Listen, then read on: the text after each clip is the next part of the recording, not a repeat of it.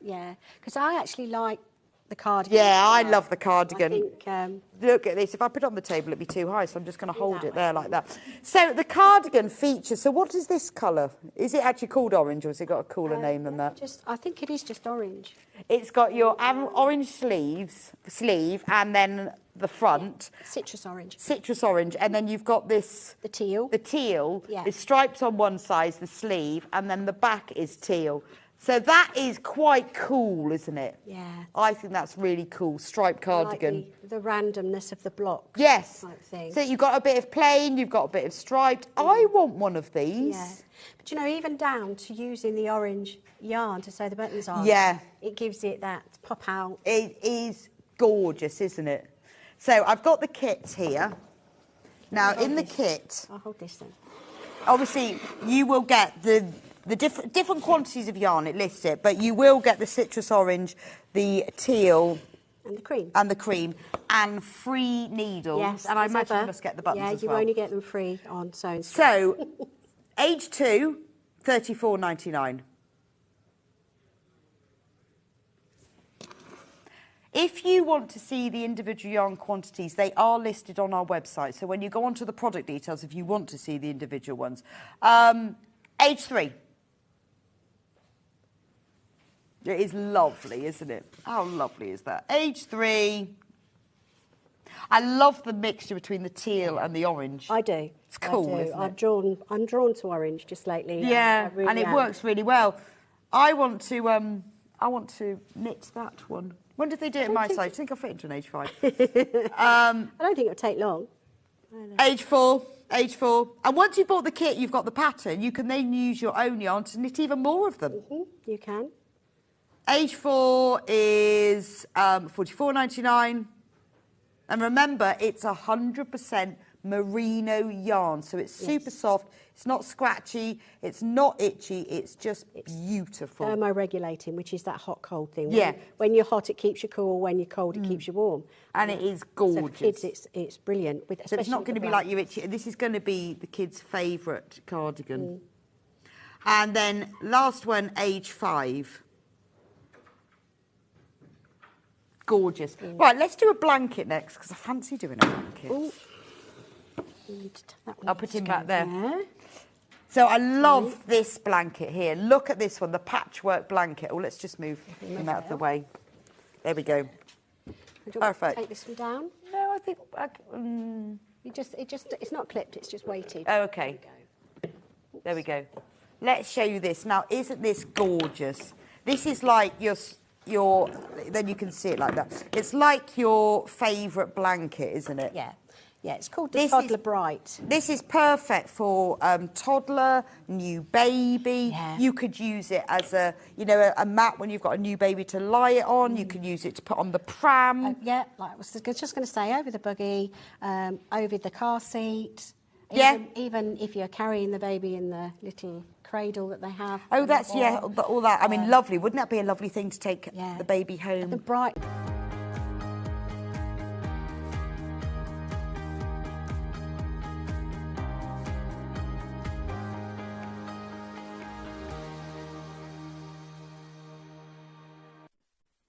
Good morning, good morning, good morning. How's everyone today? Well, I hope I've got a lovely day lined up for you today. So shall we get started and do a early bird? The sky was so red this morning. Now, doesn't that normally mean red sky in the morning, shepherd's warning? Is that going to be a horrible... Mind you, somebody said to me, oh, it's going to be hot by the end of the week.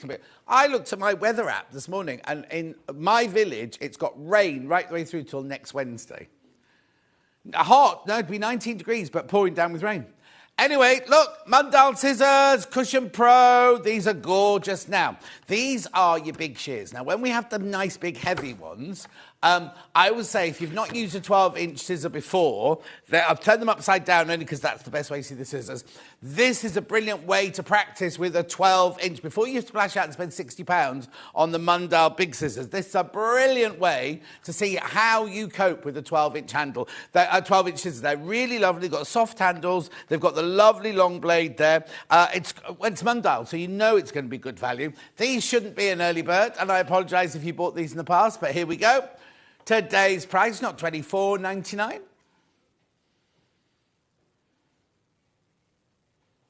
19.99. Who am I? Who am I to question the authority of upstairs? This table is filthy again, hobby maker. It's got glue all over it. Right. Loads of you there. June says, good morning. Pam Minihani, Yvonne, Pauline, fun day of dressmaking and Toft. Pam says, what a gorgeous shirt. Thank you. Claire says, morning, John Noel. Patricia says, love you from Blackpool. Sue says, good morning. Loads of you there. Right. Make sure you check out these. Now, I've not got as many of these as I'd like. So please, please, please, if you want these, do check out. Now, they're 12-inch scissor. They're really good. Do you know what? I said I wasn't going to open them, but I am going to open them. Is that all right? We can't find our studio sample, so they're a really, really... Oh, do you know what? There was some fabric under here, and I've just cleared it away because I wasn't going to open the things. They cut beautifully, right? They've got no weight to them at all. They're beautifully balanced, which is what you want from a scissor. You want this streamlining along here so you don't have to lift the fabric up to slice through it or anything. I'll show you in a second. At £19.99, it's a really, really, really good buy for this Tuesday morning. Thank you. A little lovely bit of Osnaburg here. Oh, is that in the scraps box? Oh, that might have to find its way into my scraps box, that one. Anyway, you ready? Look at this, right? Ready? Oh, that's a beautiful sound, isn't it? Now, the reason you want a nice big 12-inch pair of scissors like this is if you're dressmaking, if you've got little scissors and you go snip, snip, snip, snip, snip, each time you snip, you have a variation. It moves around everything. Whereas when you've got a long... Look how the length of the cut with that. Really smooth and fabulous. And then, of course, the tips, they're sharp through to the tips. So if you're doing your snipping as well, snipping into your seams, then it's really, really easy to do. How gorgeous is that? $19.99. Check out, check out, check out. That's the most important thing. No, I don't know how or why they've done that Mundal scissors being reduced like that, but who knows? But remember, at midnight, it goes back up again. Does go back up at midnight. June says good morning. How are you? Donna says good morning. Delia says good morning. Look forward to a great day. Message on my bottom. Morning, John and crew. Lovely and sunny here in Bridlington. Love your shirt from Sue. Thank you. Now, it's got, I think they're called centaurs, aren't they? You know, like the half horse, half man.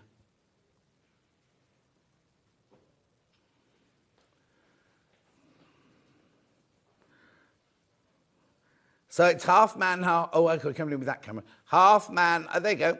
Half man, horn, half horse with a lady riding on the back. And cherubs as well. £19.99. £19.99. Good morning, gorgeous, says Jan. Good morning. Keep going through for these. Keep going through. Obviously, you only get one pair. I don't know why they put two pairs on a picture like that. You're only getting one pair.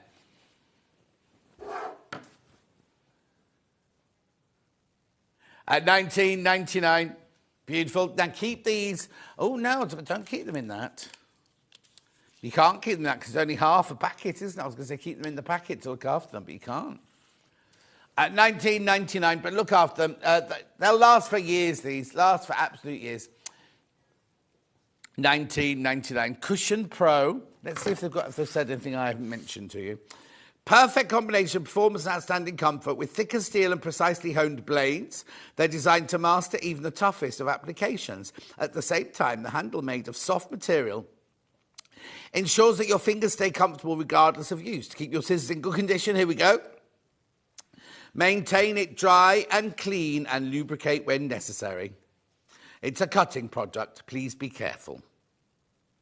Thermoplastic resin is the handle. And stainless steel are the blades. No, don't use them if you're left-handed. Do not use them if you're left-handed. They're right-handed scissors. We've got Mundal left-handed scissors, but they're much, much shorter. They're only 8-inch, I think, and they're not shears. Oh, now June's off to the COVID clinic. Now, June, you're not over 75, are you?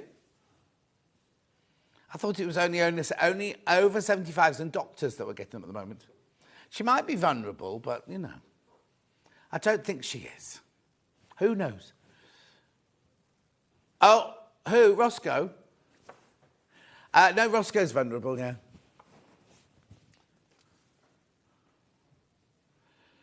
Hannah's on the vulnerable list as well, I think.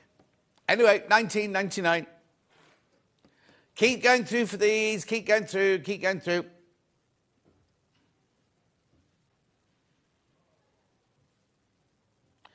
Auntie Sally says, good morning, John and team. Good morning, Auntie.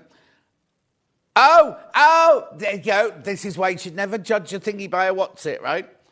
No, I'm not going for the jab. I'm running it. Thank you, June. 1999. When I had my, was it the last one, the one before? I had to have it with the flu jab at the same time, and they just came at you, both angles like that. Had it done in the same place that Delphine does her classes in.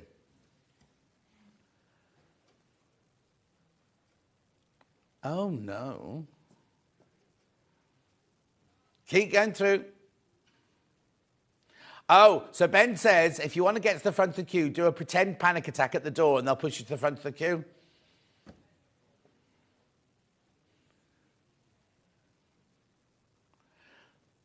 Well, yeah, you look emaciated, that's why. Crazy Lorraine said, morning, John. Tough day yesterday. Oh, I'm sure it was, Crazy Lorraine. I'm sure it was. Beautiful, 19.99. Okay, let's have a look at today's menu. Coming up on today's show, we've got Henry Glass Fabrics. Now, please look, it's all a bit chaotic today. So, we've got the Henry Glass Fabrics just for half an hour until 8:30. Then we've got, now, is it Marie or Mari? We forgot to ask this. I think it's Marie top with Jules Fallon from Sew Me Something. That's a brand new top. Oh, Kat did try and press it as best as she could. Oh, they took the picture before she pressed it, apparently. So, Ollie, that's Ollie's fault. That's Ollie's fault. At 9:30, dressmaking tools. Then 10:30, the Winnie Culottes with Jules Fallon. They've been on before, completely sold out, back in stock again now. And then at 11:30, we have got Toft with Kerry Lord. What's that? Diplopodopodopodus. Pterodactyl. Ah. Triceratops. Woolly mammoth. Where's the sheep? The sheep is adorable. Look at the sheep. Oh, it's a T-Rex as well. Oh, no. Is that what, oh, I can see it now. I couldn't see it. No. I thought his head was on the wrong way round. That was all. And we got cats as well. Oh, look. Black and white cat. There's there's only one ginger cat, isn't it? And then the rest of... Oh, no, there's the bundles and everything. There's all sorts. You've got to come in at 11:30. 11:30 to see all of those. Right, so the 3 ways you can get in touch. First way is by email. Oh, this is all going to change soon, by the way. First way is by email.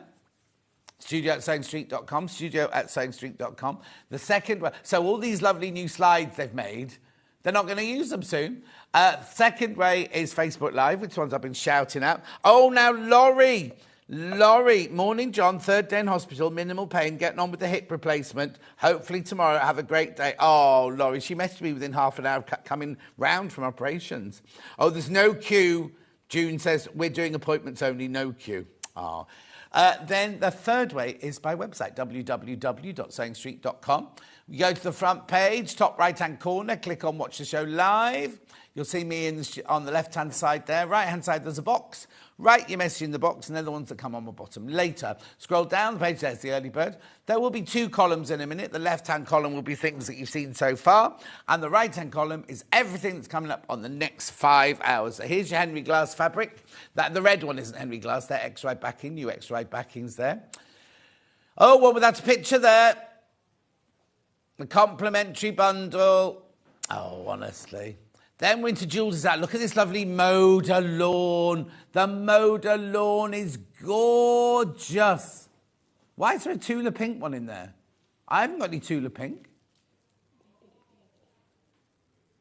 But that's in Jules' out. That's her pattern, by the way, her brand new pattern. We've just gone past there. There's the Overlocker. There's the brand new pattern. We haven't got Tula pink today. We have not got Tula pink today. Don't buy those buttons for the trousers. Oh, they're for the trousers. Why are they up there? It's gone all chaotic, look. We haven't got raw, ignore that. Then these are all the tools here. I mean, you can buy it if it's there, and we got it in stock, please buy it, but we haven't got Tula today. There's one, the new, it's all over the place. Look, there's the Moda Chelsea lawn there.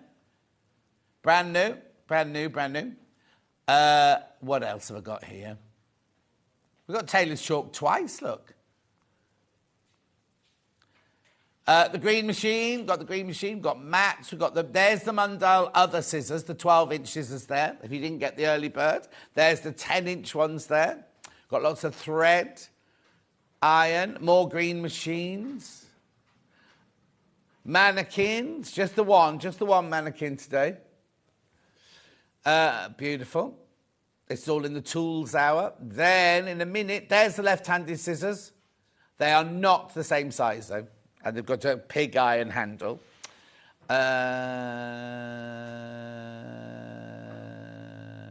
Jules' second hour then. The fabrics for Jules' second hour. The Winnie culottes.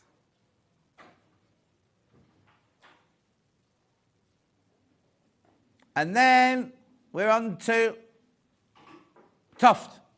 Toft is there, look. There's your Toft. Coming up at 11:30. Your blouse, Jules, Marie or Mari? Mary. Mary. And who's it after? Marie Curie. Marie Curie. There you go, Marie Curie. There's the ginger cat. Or the red tabby, And some of those, oh, we have a cat. Oh, cat got a leg caught in a cable then. Right. Right, let's start then. Let's start. So I've only got 15 minutes left to do this Henry Glass fabric. It's in a bundle. Got a bundle here. Right, Kat, when you take over, I've got the first rule that you've got to do, right? When Hobby Maker finish, they've got to clean their tables. They've got to wipe their tables.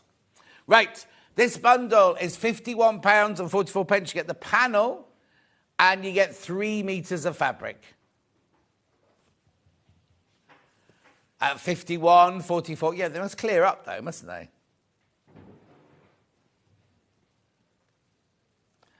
At 51.44, panel and 6 fabrics there. I'll show you the panel. Look at that gorgeous panel there, home sweet home.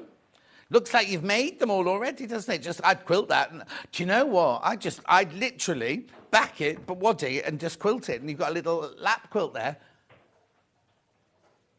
The other Jan says, good morning, John. All a bit breezy here today. A butterfly Anne says, morning, catch up later. I'm off to have a shingles vaccination. Ooh, blimey. I didn't know you get vaccinations for shingles. Beautiful. I thought it was brought on by stress, shingles. My next-door neighbour had shingles in the eye when I lived in Twickenham. Ken had shingles of the eye. Anyway, look, that's your panel. And then all these gorgeous fabrics. You've got the Home Sweet Home. Looks like quilting, right? All these fabrics, by the way, are available by the half metre. But if you buy the bundle, you only get half a metre of each of them. They're lovely. Very, very popular, these today. Cross stitch. It's a bit like that. Remember that book we had called Felt Houses on the Hill, or whatever it was called? It's very like that, isn't it? Very Sally Ann Harrison, isn't it? Then you've got your alphabeties there. They're not cross-stitch. And then your alphabeties with your dark background as well. 3 meters of fabric plus your panel.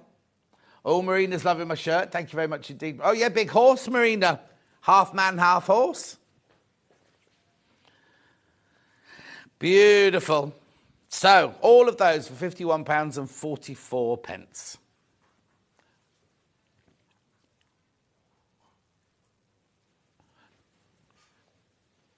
Okay, beautiful. Lovely. That's your price. Don't be waiting for a crash. That's your price.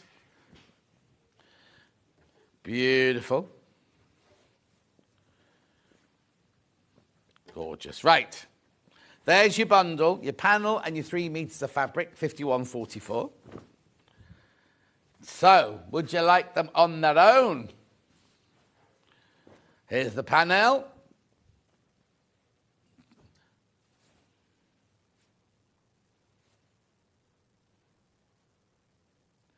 £13.99. That's a good. It's really good quality. Oh, cotton as well. Beautiful cotton. Designed by Debbie Busby of Wooden Spool Designs for Henry Glass. Now, you know that Mandy Shaw, she designs for Henry Glass as well, doesn't she? So you know the quality of the fabric. Morning, John. Catch you at the vet's in 20 minutes. He's gone into hiding. They're so big. How can they be hiding anywhere? $13.99. The Norwegian, whatever they're called. Forest cats. Yeah, Norwegian. $13.99. There was lots of, I think it's because it was light this morning, lots of wildlife out on the roads this morning. $13.99. And when I say wildlife, I don't mean pigeons, Ben. Beautiful. You don't want them nesting around your house. Right, then we've got this one. Beautiful. It's like a patchwork with Home Sweet Home. £7.49.5 metre, this. Look. Oh, I like that. So you got your little patchwork, you got your flying geese there, you got your borders, and you got your Home Sweet Home in cross stitch. It's not real cross stitch, obviously it's a picture.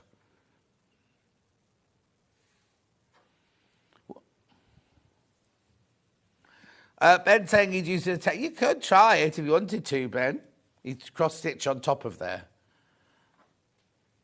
No, you need to use a sharp needle, not a cross stitch needle. There it is. By the half metre, £7.49. Patchwork in natural. Now, I've only got this in this colourway. Well, that's like a plique, that bit there, isn't it?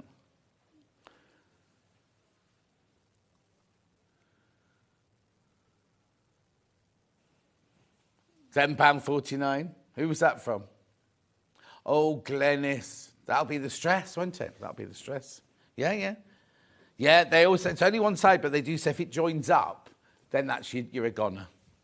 I'm not a doctor. Oh, that'll be an old wives' tale, won't it? But it'll have come from somewhere, won't it? Right, now I've got stripes. Now, what would you use this for? Beautiful.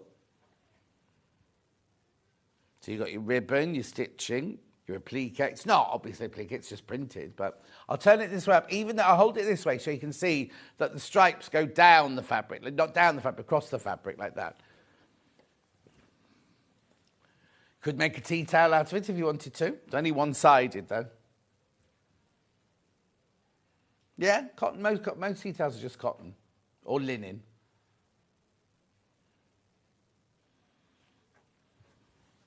I don't understand what that means. Yeah, I've never seen it. What's that? A TV show?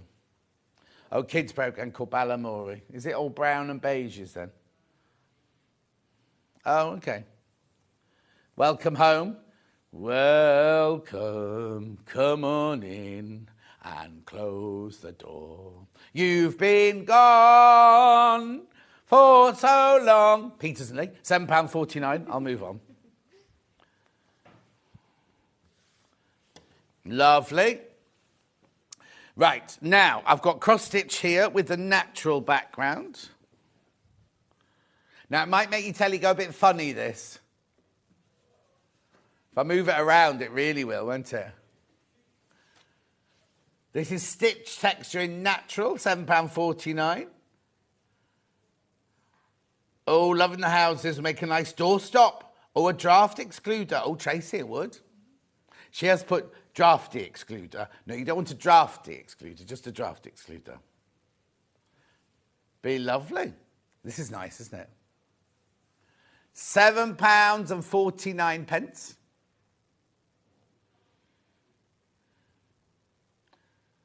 It looks like a computer printout, doesn't it?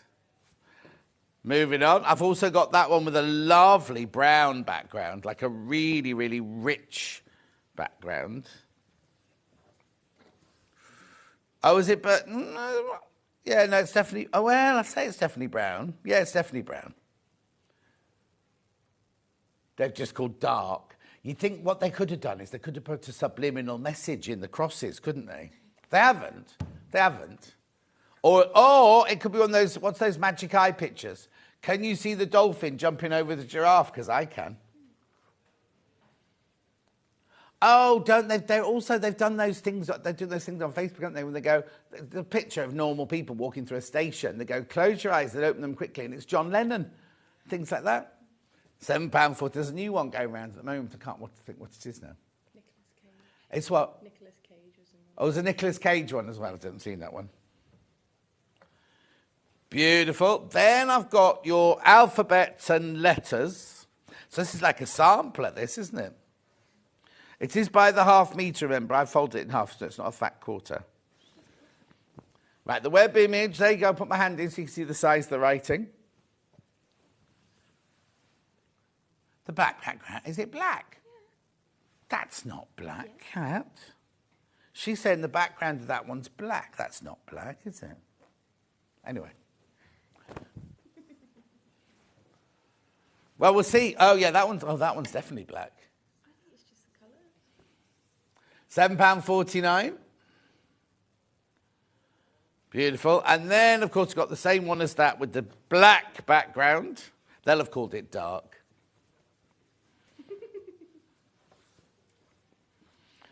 There you go. We've got somebody new to introduce you to soon, haven't we? When is it? Is it this Wednesday she starts? Oh, no, we had official email. Didn't you get the email? You haven't read it. Fine. That's what the management do here, you see. As a senior member of the team now, and you haven't read your emails, and it's to do with her. It's not yet. No, she hasn't signed on the dotted line yet. Beautiful. Right, do you want to see the bundle again very quickly? Thank you. Beautiful. Panel. You get the panel and you get the 6 fabrics there.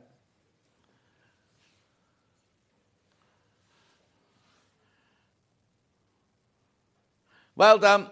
Well done, well done, well done. I'm only rushing because I've only got a couple of minutes because Jules is on in a minute, you see. Right, I've got a I'll keep this one there. Complimentary, no, I won't put that one there. Complimentary fabric bundle there. Yeah, now you see, what I don't understand is I was asking Ben quietly. That's why I went, this your price, that's your price, because there's nothing off it. Someone's taken £2 off this one. Did Hayley make this bundle? I think she needs to get a new colour card. Here we go, £13.16. She won't be watching. It's Tuesdays. They don't work Tuesdays. Good morning, John. All at Sang Street. I'm having a naughty watch before going to work. That's Cat. £13.16, saving £2 for some reason. What colour's that one there? Oh, is it biscuit? Is that it's new. That's not nude. That's definitely not nude. Well, anyway, if it is, it's well. Hang on. No. Terracotta and moss. £13.16. You're saving £2 on that one. Now I've got 3 extra wide backings now. These are gorgeous, can I just say? I'll just show you all 3. Look. Beautiful. So I've got red, gold, and evergreen. Start with gold. Now remember, this is extra wide backing, 108 inches wide. Oh, it's beautiful, isn't it? No.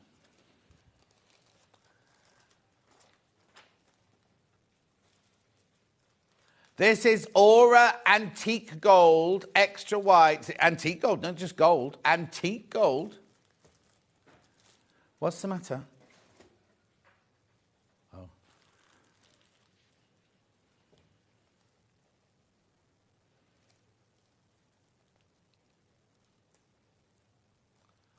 On which picture? Yeah, but it shouldn't be by. Anyway, I don't know. I don't know what you're talking about. $11.99. No, the panel was 90 centimetres.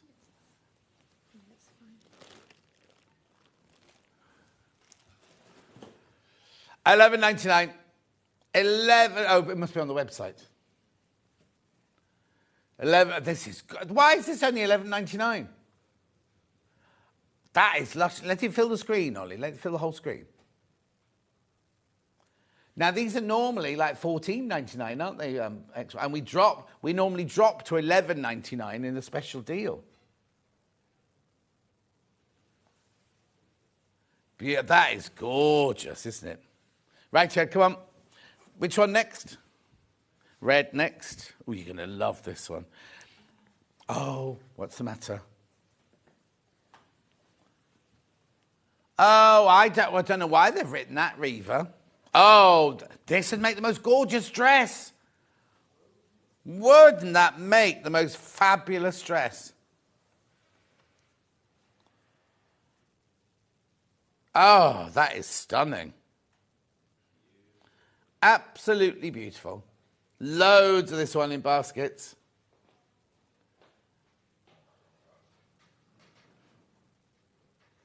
Beautiful. And then the green one. Oh, now, this reminds me of a dress my nan had. And I think Dulcie got it after my nan went. Dulcie got most of her clothes. Who's the giggler, John? So funny. That was Cat Floor. Look at that. That's stunning, isn't it? $11.99. So this is called Oh, look how they've done the spelling on there. Ori, that's why you were saying earlier, weren't you? It's called Ori. Evergreen. Beautiful. Oh, I love that one. Right, now, am I just going to walk now then? Are we going for a break? I don't mind. Well, no. Well, there's no point to having a break, is there? Because I won't be able to go to the, comfort room. So... Oh, OK, then. Right, we're going for a quick break. But it'll only be back a minute. And we'll see you straight back here. And Jules will be here to do a brand new top.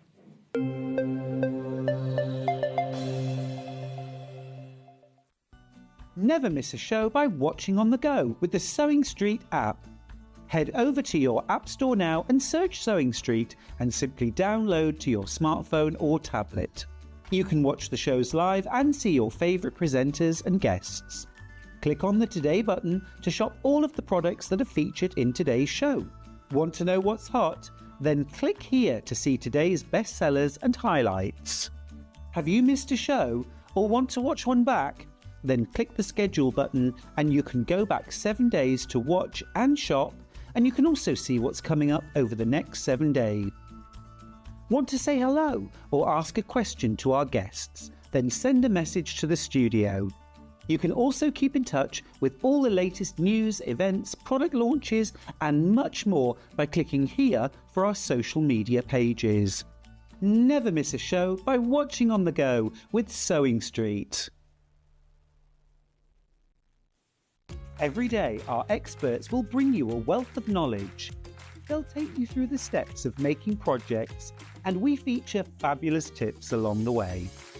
Whether you're new to sewing or a seasoned pro, you're sure to learn something new.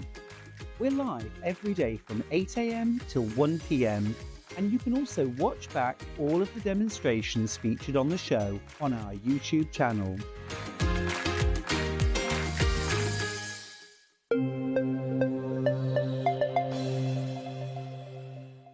So Jules is here. Good morning, Jules. Looking very floral. Thank you. Right, let's get straight on. Okay. Brand new top. It's named after Marie Curie. Marie Curie, because We've run out of female Shakespearean heroines. Basically. Okay, so we're now doing. We're doing women who inspire us. So will there be a Jules? No. Oh. No. Well, we've got a Julia. Yeah. As part of the Are old... you born Julia? I am a Julia. Oh, are you? Yes. But my mum is the only person who calls me Julia. Yes. You're not, well, I can't say you don't look like a Julia because we know you as Jules and everything. Anyway, tell me about this blouse. Who's it for? It's for anybody, and actually, it's a really good stash buster. Right. Because we've used it. Now, you can make it up out of all one fabric if you want to. Yeah. But we've chosen to use 2 different fabrics there. Right. And you can make it up. Oh, and you've got 2 different Yes. Types of fabric. 2 different types of fabric, yes. So it's up to you how you want to do it, basically. You kind of want to have a firmer fabric on the top half. Right. Because the bottom half is gathered. Right. So you want something that's going to cope with the gathers across that yoke seam. But otherwise, we've used it with a viscose and a t-shirt fabric. You could have it with a linen and a viscose, or a Ramie and a t-shirt fabric, or something like that. Whatever you want, really. Yeah. Or, like you say, you can do it all, if you want Or you to, can do it all in one. Yeah. Now, can I lengthen it if I want to lengthen it? Absolutely. There are length and shorten lines on everything so that you can drop it down and make it into more of a tunic shape if you want to. Lovely. Now, you're not wearing one. You normally wear what we're doing. No, I know. Yeah, I've got this. This was actually the top that I was making last time I was on. Oh. So I've got it finished. Lovely. I'm wearing it. There you go. Nothing goes to waste here, does it? Right, so here we go. Sew me something. Misses, so this is your 6 to your 20. Now, it's only got one pair of scissors, so it must be simple. It is very easy. £24. So in there you get all your instructions, how much fabric you need. Now, these are on the back here. You've got your body measurements. You've got your fabric requirements now of different widths and everything. So now what Jules has done is she's done, if you want to do main fabric in total, so is that to make the whole... The whole thing in one fabric. Right. Yeah. Depending on the width of fabric. But then also, if you want to do it in the 2 different fabrics, then she's done how much you need for each of the 2 fabrics, basically. So she's broken it all down for you. Morning, John. Sun is finally shining. I've just bought 3 meters of gorgeous Moda lawn. All is right with the world. From Julia. All the best people are called Julia. Really. Yes, exactly. Interfacing, and then it's got the actual finish measurements on here as well. So you've got all of that. Then inside here, have you got your little booklet with you? Don't worry. I have. Yes. Do you want to show it on your side? So Okay. look at the booklet. Very thorough booklet. So we go all your through instructions. everything, all the different layout options that you've got, and then we do all of the instructions from start to finish. Beautiful. Very well produced. And also, everything is printed in Warwickshire. It's all UK based, isn't it? The pattern's printed, everything's printed here in Warwickshire. Right, so that's that. So that's that size. That's your 6 to 20. And then loads in baskets. You'll be waiting to see it being made. That's fine. Jules is going to make it from start to finish, right? Then we've got curvy, 20 to 34. Same price. Beautiful, £24.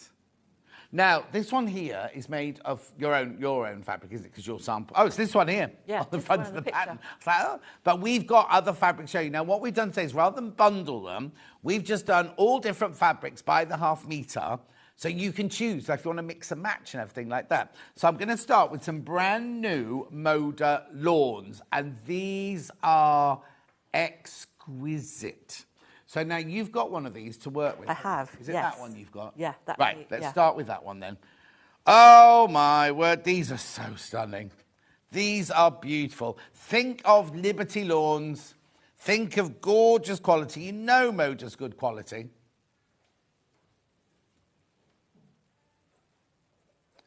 Beautiful, isn't it? That's £9.99 for ½ metre. It's Moda Chelsea Garden Lawn Collection. It's called Flower Field with Navy Multi, this one. At £9.99. Beautiful, isn't it? Now, a lovely thread count, higher thread count. Really good, not just for this, but also for raw edge applique, because it doesn't fray. Oh, and it drapes beautifully as well. Oh, look. £9.99. Well, it'll be Chelsea Flower Show, won't it? Because and I know Liberty have done print. Yeah, Liberty have made shirts for Chelsea Flower Show using floral prints, because I've got some of them to wear. Beautiful. So that's that one. Are you going to Chelsea then? Are you going to Chelsea? No. I bought. Oh. No. I'll get really bad hay fever. I'd be really bad advert for it. Now, look at this one. This is gorgeous, isn't it? That's so pretty. This is assorted flowers on porcelain rose.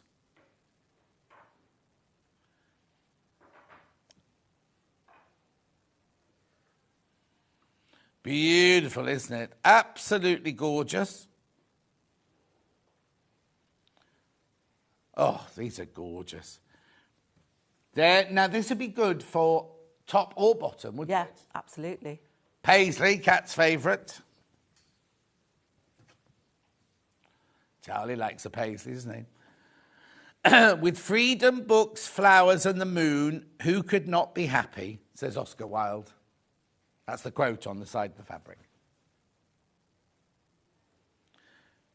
Freedom, book, flowers and the moon. I'd rather have the sun. Beautiful. Oh, now look, we got that one from earlier, but oh, this is nice with the navy background. That's gorgeous. Oh, and I've got this one with the bright pink background as well. Size 12. Size 12 is this one. So in total, for a size 12, you need 1.5 meters, 3 units. 1.5 meters. You need 60 centimetres for the top and 90 centimetres for the bottom. Beautiful. Then I've got that one in a bright pink, or not a bright pink, like a few. This, you see, I'd call that fuchsia, but magenta pink. Nice. Mulberry, they've called that one. Oh, go that far. Yeah. It's exquisite, though, isn't it? Absolutely exquisite. Oh, right, hang on. There's 2 different widths, aren't there? Right, sorry, I read the wrong one out. Oh, no, how wide's this? That's only 45 wide, isn't it? It's how many centimetres is that? 114. Right, 114. Sorry, I made a mistake. You need 1 3/4. 1 3/4 you need. Sorry, because I read the wider one. I suddenly thought then. No, it wouldn't.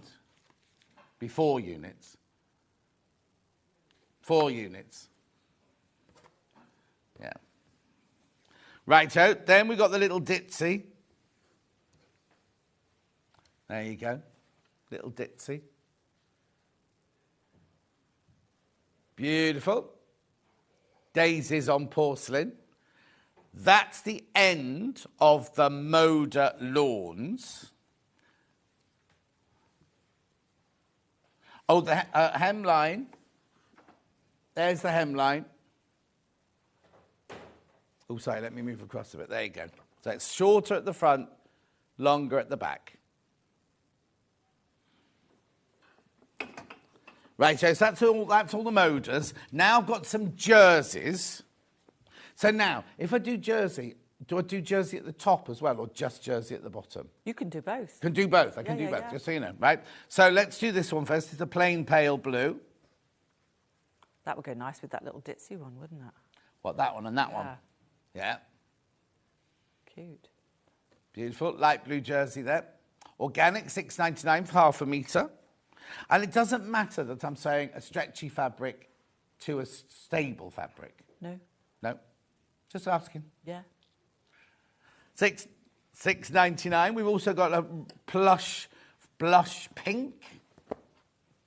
These are the jerseys, remember, I'm doing now. This one's stonewash jersey. Oh, now that one's got a fluffy underneath, that one. Oh, that's probably better for the top. That'd be better for the top, not the bottom. Soft touch jersey there, $6.99. Then we've got the black one with the roses on it. Going back to the lovely lightweight. Oh, that's nice. Oh, that'd be lovely for the bottom, that one. It's that really lovely, I don't want to say thin, because that makes it sound negative, but you know what I mean. $8.49 this one. Black, red, floral jersey. And then we've got the white with the magenta and teal flowers, or some kingfisher flowers.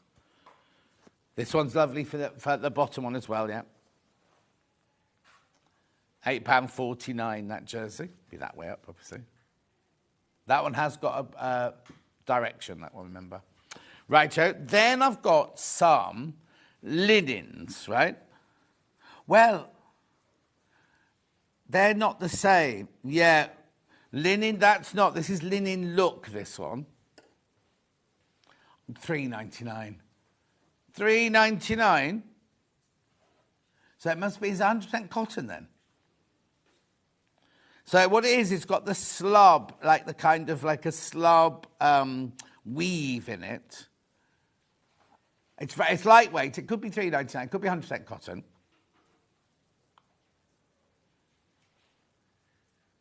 Yep, cotton. There you go.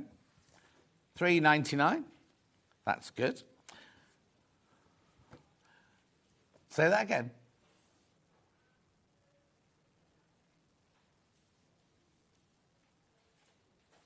No. Rightio. Who's written that? Yeah. Right, this one's linen. Now, this one's slightly heavier. I'm not sure I'd do the bottom in this bit. No, this maybe it's better enzyme for the washed. top. I'd keep that one for the top. Maybe not. It'd give you a different look. It would still work. It would still work, wouldn't it? But it'd be just a heavier bottom. Yes, it would be a bit more structured. Yes. Yeah. But it'd still work, but it just won't be as... that, will it? Floaty. Yeah, it won't be as floaty. Soft and diaphanous. That's a good word, diaphanous. Yes. Yeah. Right, now these are heavier linens. These can only be used for the top bit here. The pink. This is the one with the texture within it. Stonewash linen blend, $5.99. So that's a blend, remember that one.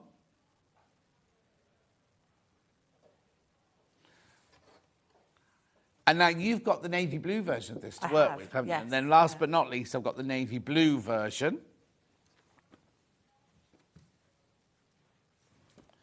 There you go. Right, if you need to know the yardaging or anything, any of the sizes, just let me know. I'll get it right next time. Just let me know.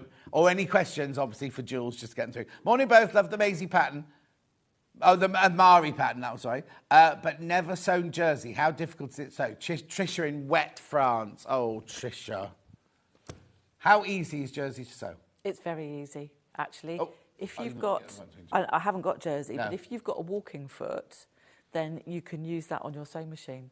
But otherwise, you can just overlock it altogether. Now, I know Trisha's got an Elna air threader overlocker. Ah, well, in that case, you'll be absolutely fine. Yes, you'll be absolutely fine with it then. Right, just make sure I haven't got a question. Oh, no, Margaret says, morning, John and team, morning. Fran says that red fabric, I think she means the extra wide backing, would make a lovely padded waistcoat. Anita says, morning, John and Jules, watching from hospital, recovering from pneumonia. Oh, no. Love the Mari top. Oh, Mari top. Right, so where do we start then? What do we do? So, I've done a little bit of prep. Lovely. Just to kind of show you first.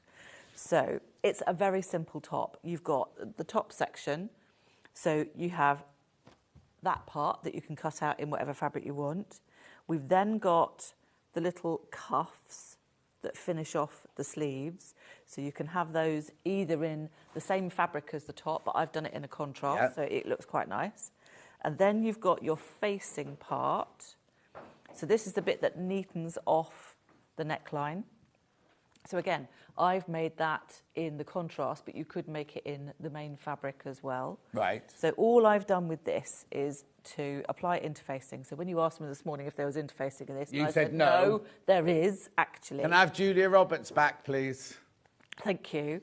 So this is just really lightweight interfacing. So it's not going to change the nature of the fabric. It's still quite nice and soft. Is there a pattern piece for the facing? Yes, there is. Because I hate it when they go, take a pattern off the pattern. No. So it's there. Yeah, there's pattern pieces for everything. So including the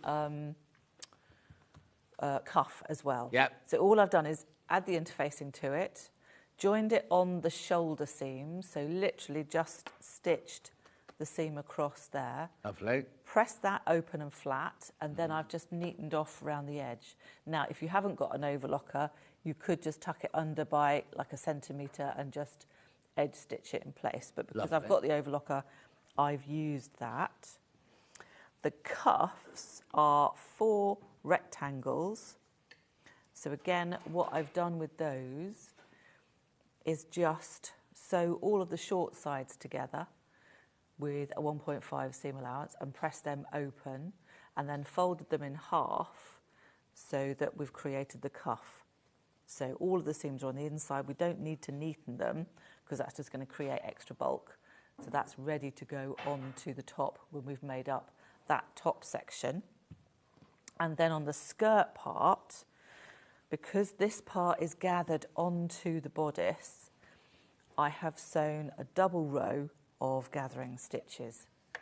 So just across that top curved edge. So the front part has a sad curve or a concave curve. Cave is what you live in. That's it. Yep.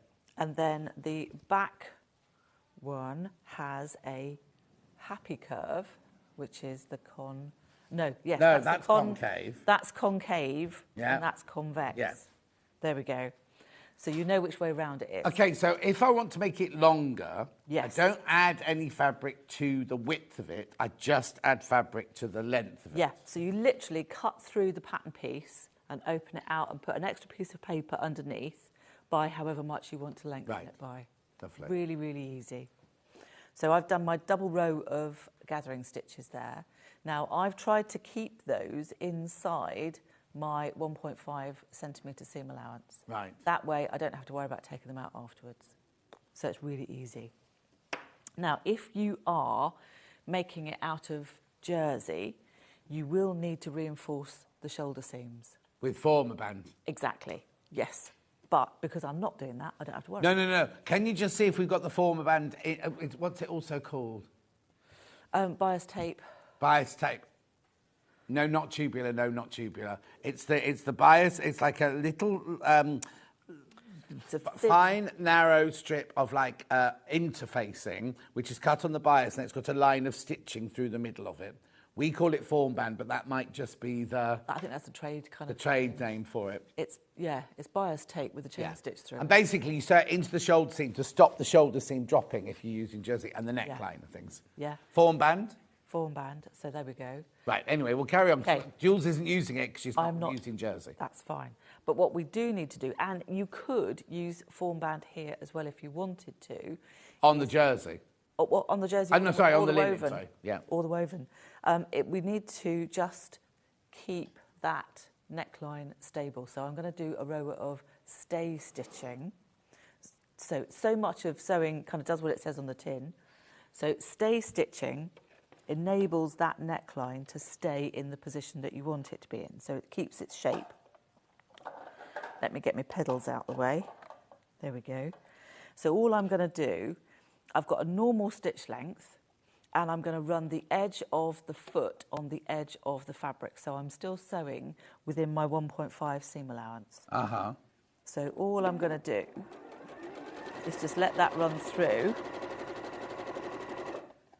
And I'm not stretching the fabric or anything like that. I'm just letting it. Okay, I found it. The item number is. It's called. Where's the item number on here, Kat? It's called Visaline Iron-On White Bias Tape, and it's got form band written on the packet. That's all. Ah, there we go.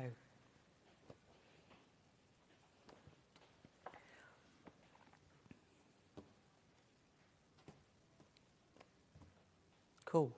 So another thing that you can do, depending on the fabric that you're working with, this is quite, I wouldn't say thick, but it's a little bit more substantial. Yeah.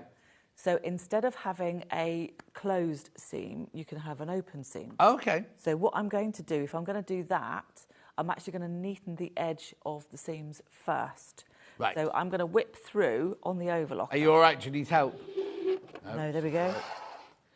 So I've just got a little bit of space there. So again, all I'm going to do is find my pedal. Yeah, another pedal. Another pedal. So again, I just want to whip down the... Oh, we can just see that. Well done, Ollie. There we go. Yeah. So I'm trying very hard not to trim off too much fabric.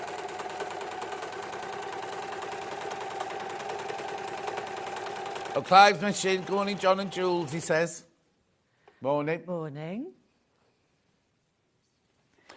There we are. We'll do it when I do the jerseys. I'll do the form band when we do the jerseys.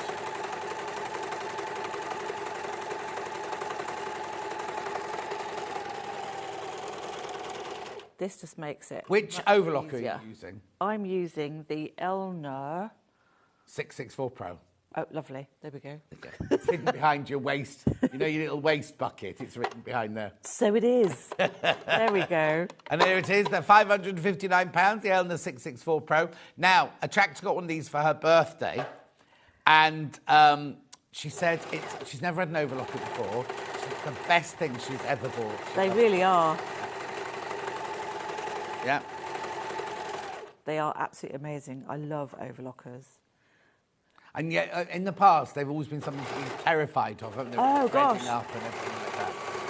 It's, do you know what? We run, as you know, we do lots and lots of workshops. Yeah.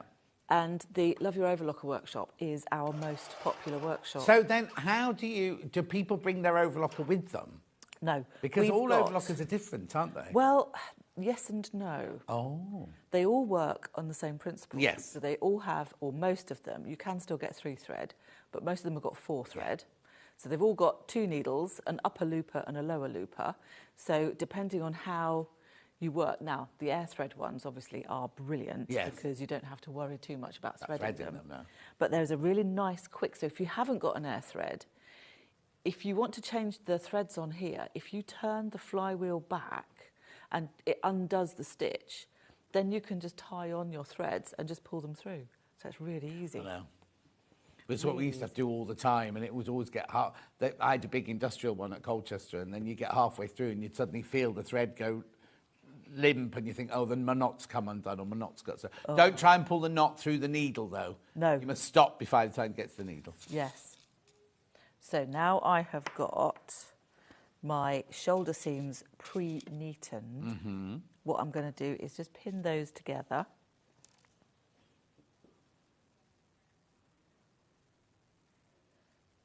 Chuck, you've done your roots, look. My roots. I wish. No. Look, you just to see the top of your head there, just you bobbed your head in. Oh dear, you see my ball patch? No. Do you know what? It was really funny. When I used to have really, really long hair, and I went to the hairdresser, I got back from Ethiopia, so I just wanted a bit of a trim, and he was just brushing through my hair like that, and I'd obviously been very stressed or tired or something. I had a little patch of alopecia. Oh no. And I had one of those awful, I think I'm going to faint moments. And it's a friend of mine, they're in the hairdressers, instead of saying, oh, John, just come in the back room, by the way. Don't you faint in my shop. It won't do me any good if you faint in my shop. And I'm like, I'm having a real moment here. Don't shout at me. Oh, there we go. So all I've done now is just pin those together so we can sew them, those little shoulder seams, with a 1.5 seam allowance. Did I just hear you say that an overlocker could be used to assemble the Marie top? And does this apply to all garments and fabrics, from Jackie in Carmarthenshire? It works best if you are working with jersey fabrics. Yeah. Because you don't necessarily need a sewing machine to do the seam first. Because you've got a 4-thread overlock, that left-hand needle thread is actually giving you the safety stitch that you need to create the seam.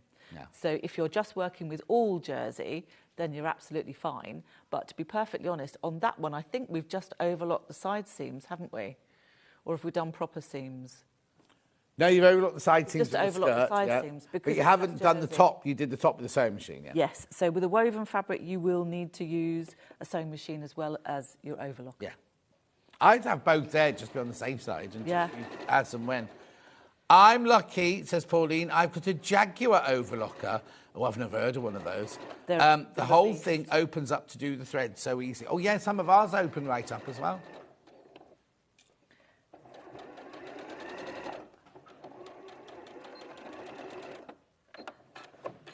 I wonder if it's made by the same people as the cars, then. Jaguar. Have you ever heard of a Jaguar? We used to have, years and years ago when I was lecturing, we had industrial Jaguar overlockers. Oh. And we had Jaguar cover stitch as well. Oh, okay. Yeah. Well, they're obviously not around much now, are they? Where'd you get you? Oh, a tractor. Morning, John and Jules. Oh, here we go. I got the story slightly wrong. I did have a cheapy supermarket-made overlocker before, which really tried my patience. My life is so much calmer now that I've got my 664 Pro. Well, there you go. There you go. See, buy cheap, buy twice. Exactly. Get what you pay for, don't you? So now, there we go. We've got... Oh, it's Kat. There was a great big piece of gaffer tape on the wall. And I said, oh, that looks a bit nasty up there. Anyway, she just ripped it off like a plaster. She put it there. Oh, now, is it steaming all right? 'Cause we had a bit of trouble earlier. Oh, no, it's all right. We had a bit of trouble with the steam earlier. It won't do it vertically. I think someone's dropped that one. Kat. Oh, there we go. It's fine. Yeah. There we are. So all I'm doing now is just pressing the seams open and flat like a book. Oh, she got an X-display model years and years ago, Pauline says. Ah. Karen says, morning, John and Jules from a beautiful sunny Camden Town. Love this pattern. How did they do? Did the Arsenal win? Oh, 3-2. That's good then. Oh, you're talking football now? Karen's an Arsenal fan, but she only goes to home games. She doesn't go to... Ollie, can I ask a favour? You know the screen that's on the wall... Only because I've got what we can see at home, and it's kind of every time I look at Jules, I've got a movement behind her. Do you mind? Right. All I'm doing now is just trimming off the ends of the overlocking because they get in the way otherwise. Yeah. So we're just being tidy. So now we've got the whole of the top. So what we need to do now, whilst it's nice and flat, is actually finish off that neckline. So I've got my facing that I've done. Now, if I'm making the top out of jersey... Yes. Do I still have to make my facing out of the jersey as well? No, because it doesn't need to stretch to get your head over. Oh, OK. So you could just make it out of... You could have a contrast like we've Yeah, because I was going to say, if I had jersey top and then a cotton lawn bottom, yeah. I could still put the cotton lawn like you're doing around the neck, even if I use jersey. Absolutely, yes. So you'll still need to use a woven interfacing for it if you're using a woven fabric for the facing. See, Clive enjoys threading his overlocker. But Mark's got an air threader because he won't thread that. He doesn't like changing the thread. Oh, I don't mind threading overlockers either. No, you have to get a bit zen to thread an overlocker, don't you? You have to get what? Get a bit zen. Yeah. Chill. There's no point in getting frustrated with it. No, exactly. If you do, go in, have a cup of tea, come back. Morning all, says Caroline. Karen says, yes, we won 3-2. It was fantastic. Yes, so she's only got home ticket. She's not got an away ticket. So she was stressing that she wasn't, because it was only in Tottenham. And I said, it's only across the other side of London. Yeah, that's not far. I've only got this. So she was stressing about it at home. Oh. It's the vertical one. Normally, there's not a film in there. Normally, it's just a slide of, like, Hobby Maker or something like that. It's directly behind Jules, and I just keep seeing... I'm talking about that screen behind. Oh, that one, yes. Oh, is it a bit distracting? Yeah. Oh, dear.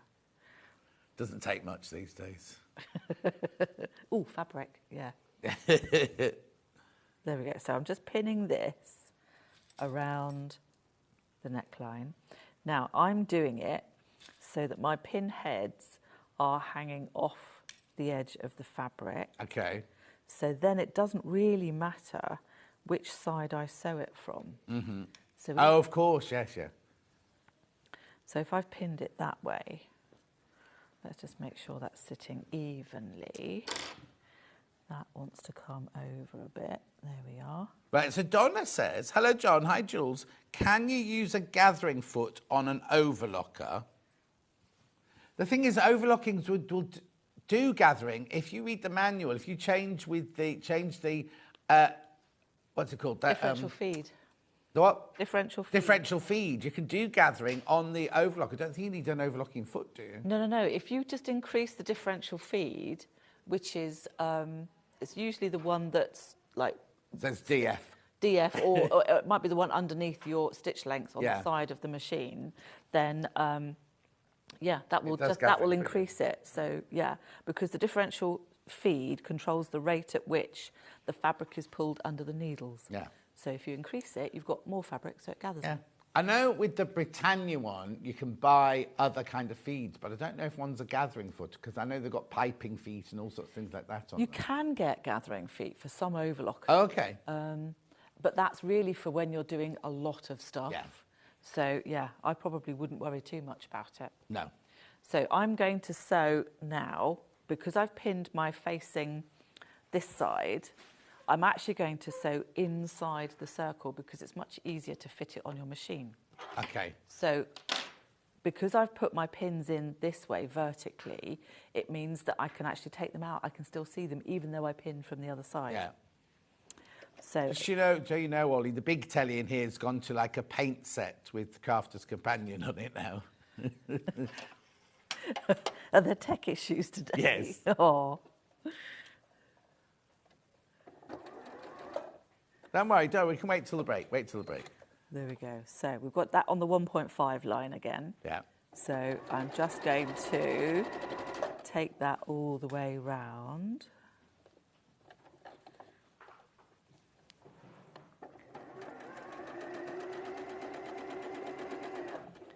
So all I'm doing is trying to keep the raw edge on my 1.5 line. And I just want to make sure that my seams are staying open. Uh-huh.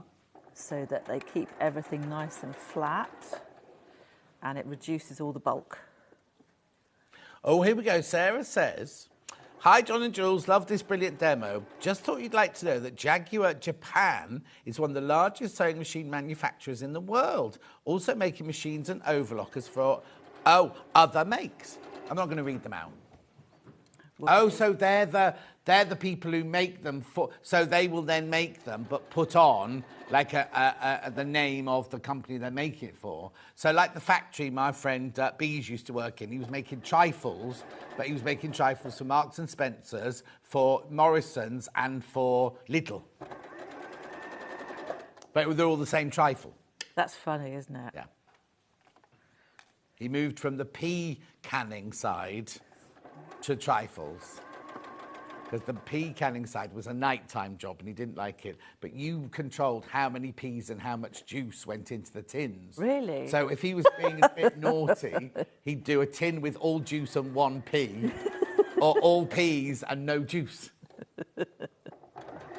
Yeah. I haven't said that. I buy these gluten-free like Madeleines, and you're supposed to get 6 in a bag, right? And I opened one yesterday. The Madeleines I'm on now, and I got 4 Madeleines and 2 empty bags, but the empty bags were full of air, like they've got Madeleines in them. How bizarre. So I feel an email coming on later. I think you should, yes. Now, I've What are you doing now? stitched, so what I'm doing is going round and releasing the tension in the seam. Now, if you've got a thicker fabric, you might want to layer the seam. Right. But I'm not going to bother with this because it's all quite lightweight.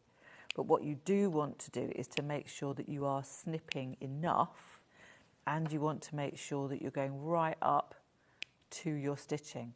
A lot of people don't snip close enough into the stitching line, and that's where you get a stepped curve rather than a nice smooth one. So I'm just going to work my way round.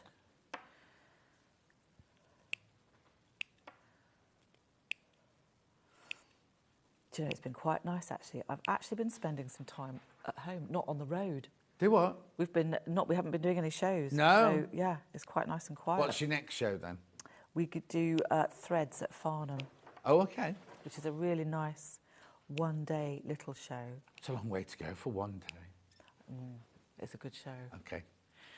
But we've got something very exciting happening in August. And are we allowed to know, or is it a surprise? Not yet, but just watch this space. Oh, okay. So yeah. August, Festival of Quilts, August. Oh, it's about 2 weeks after that. Oh, Yeah. glutton. So you're going to exhaust yourself at 4 days at Festival of Quilts. Oh, that's good fun, that is. So You can always tell where Jules' stand is because there's always a massive crowd and you can't get to the stand. there we go. So we've snipped all the way Sorry, round. did I tell you? Jules also has a craft fair Is it the last weekend of each month? Yeah, we had it just Sunday just gone. Oh, blimey, it's a month already. I know. Because me and Dulcie went to see the other one. Yes, She yeah. spent a fortune on the silver stand. I know, they're amazing, In the room on the left-hand side when you first got there, the Yeah. stand there, the lady was I mean, they're all lovely anyway, Yeah. the people you have, but she went, because Dulcie only wears, so she bought a bracelet, she bought a ring, she did a special commission and everything. Oh, nice. I know. We told the lady she wasn't charging enough, she needed to charge more. I know. Anyway, I know. that's by the by. But there we go, yes. Yeah. So we've got another one at the end of May, Okay. which is themed for Father's Day. Oh. So, yes. Lovely. There we go. So we've got to watch this space for some news then. That's what we're doing. Right. So we snipped all round there. Okay, so now what we want to do is to understitch. So understitch, again, does what it says on the tin. It allows the facing to stay underneath. So what we're going to do is turn it inside out again. And what I want to do now is to sew through the facing and the seam allowance. So we want to sew really closely to that seam, literally about 1 millimetre or 2 away from that. Yeah. And I'm going to keep the facing nice and flat and pull the fabric away. So I'm doing this before I press. Yeah. Because I don't want to accidentally press it in the wrong place. And that's going to make it harder to then do the understitching. Yeah. So I just want to make sure I've got all my seam allowance going towards the facing and just keeping that flat as we go around. There we go.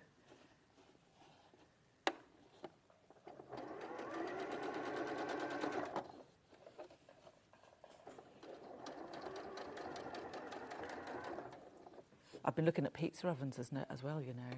What's that got to do with sewing? So, well, just, you know, when people come and have a look around the haberdashery, they're going to be able to get pizza as well. Oh. I know. So, Pizza Fridays. It's what? It's going to be Pizza Friday. Only on a Friday then? Well, no, we've just got to call it Pizza Friday. That's for the team. Yeah. Oh, okay. Well, that Hannah will be first in the queue, won't she? Oh, I love a pizza. Will you be doing gluten-free pizza bases? Absolutely. Yes, we've got a couple of the team at GF as well, so that's okay.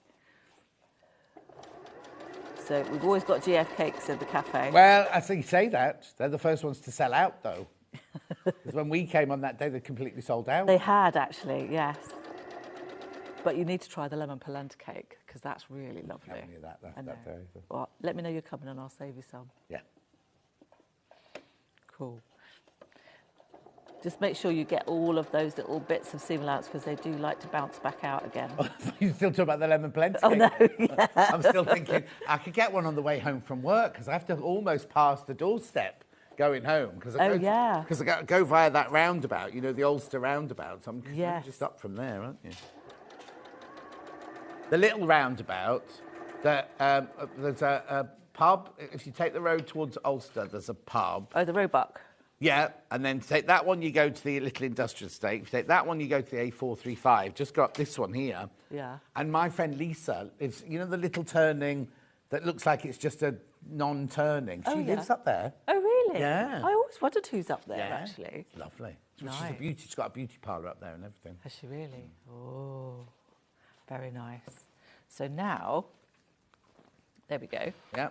So you can see that the facing now wants to stay underneath your main part of the top. Brilliant. So we can press that in place now.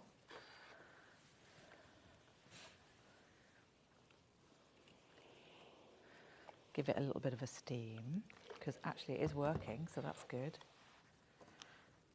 And you should see a little part of the main fabric kind of poking out from underneath.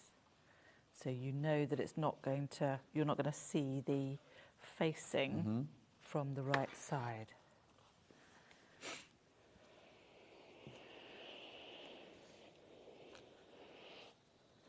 Are you going to be at festival then? Yeah, I'm there on the Thursday, and I'm making a special appearance on the Amber Make stall on one of the other afternoons. Oh, nice. Do you guys go to the Malvern Quilt Show? No, everyone says that I'm away. It's quite soon.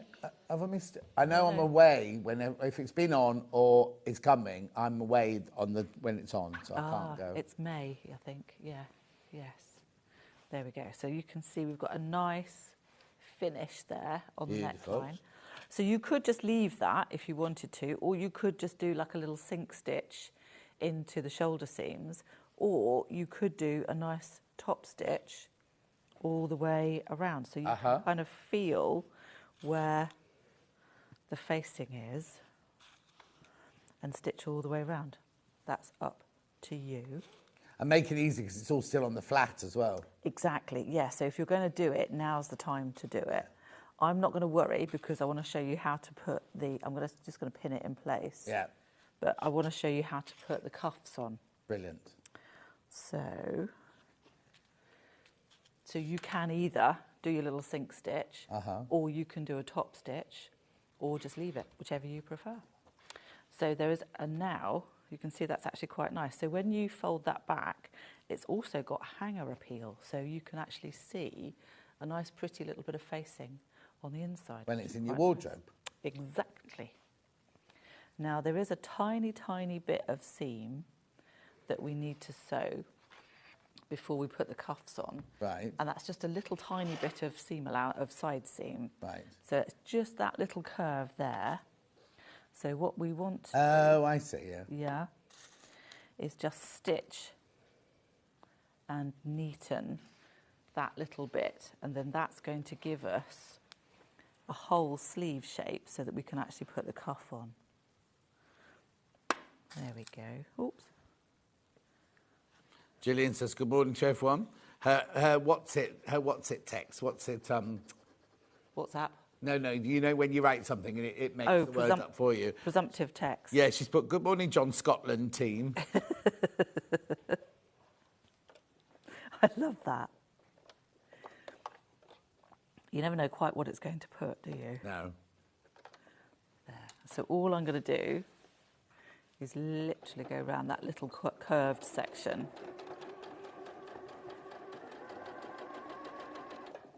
And what I want to do is to kind of match up. So I've got 2 points. I've got the point on the front. Yeah. And I want to sew to that point so that the waist, that kind of yoke seam, doesn't have a step in it. Right. So because I've stitched to the point, we get a nice smooth... Oh, hang on. We can see that. We go back to the there we go. Don't worry. No, don't worry. Okay. Yeah. So on here, I'm actually going to start on the point.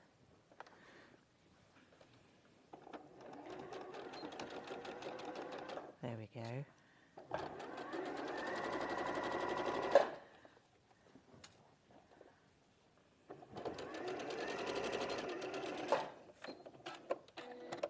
There we go. Oops, that's getting caught there. So I'm going to neaten that very, very quickly, just because it's not going to get covered up by anything. Right. Oh, wrong one. That one. There we go.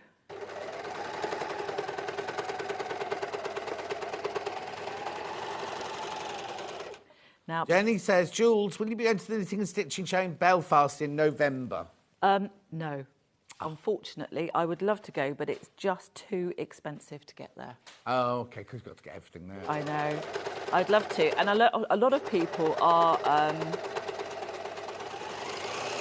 getting stuff freighted over and flying. Right. But we've got so much stuff. There's so much fabric. Yeah. It just doesn't make it... we just can't that's a afford shame. to, which is a real shame, actually. If ferry prices put it come in down... the boot of your car and make Charlie drive it. What are we going to do with Olive, then? The dog. Go with you, can't it? Well, Still UK, isn't it? I suppose it is, actually. Can you imagine having Olive on the stand there? That would be absolute That'd be a carnage. nightmare, Yeah. I can always pop round and walk her. Oh, she's getting better. Oh, is she? actually. Yeah, she is getting better. You've been to obedience classes or anything? Yes. And We're trying to deal with impulse control at the moment. What's that? Well, she gets so excited when she sees people. All she wants to do is jump up. Oh. Which is fine if you're a doggy person. Yeah, you kind of get it. And if you're not on the greenway full of mud and you're coming Exactly. And what sort of dog is she? Black Labrador. You see, I mean, Julie's got. Has she got the gene that she just wants to eat everything? Black Labradors are renowned for wanting to eat everything. No, she's actually quite fussy. Oh. I know. I don't think she's a proper Labrador, Oh, actually. okay. No. But she's, you put her supper down for her. She gets supper at the same time every evening. And she's like, oh, yeah, sometimes I'll eat it. Sometimes I'll just leave it and come back to it. Oh. But I think that might be because she's an only dog. So she hasn't got anybody to compete with. Oh, of course I know. So, yeah. Oh, no, Julie's dog Darcy will just eat cat food, dog food, your food, any food. Oh, she would eat that, given half the option. Yeah, she loves cat food. Oh, just... Oh, that's Bizarre. weird. I know. Right, so you've done the little seam. Oh, I see I've now. done the Yeah, little you can seam, see so it we've there, just, yeah. So Lovely. all I've done, again, because I've overlocked it, it's kind of okay. Yeah. You could, if you wanted to, you could do a flat felled seam or something like that there just to hold it in place. All I'm going to do now is just fold it in half. So the seam is on the edge. And then just give that a quick press. So that we can then put the cuff in. So if we've got, that's our nice finished sleeve section. And then we've got the cuff. Right. So what we want to do now is, with both of them the right way round, we're going to tuck the cuff inside. So I'm going to match up. Are they the same size? Yeah, well they should be. If you send your accurate seams, then they should be seam okay. now, won't we? The proof is in the pinning. Yeah. So what we're doing is lining up the seams on the cuff with the seams on the sleeve. Just making sure everything lines up. So it should fit nice and neatly inside there, Lovely. which is good. Phew, it works.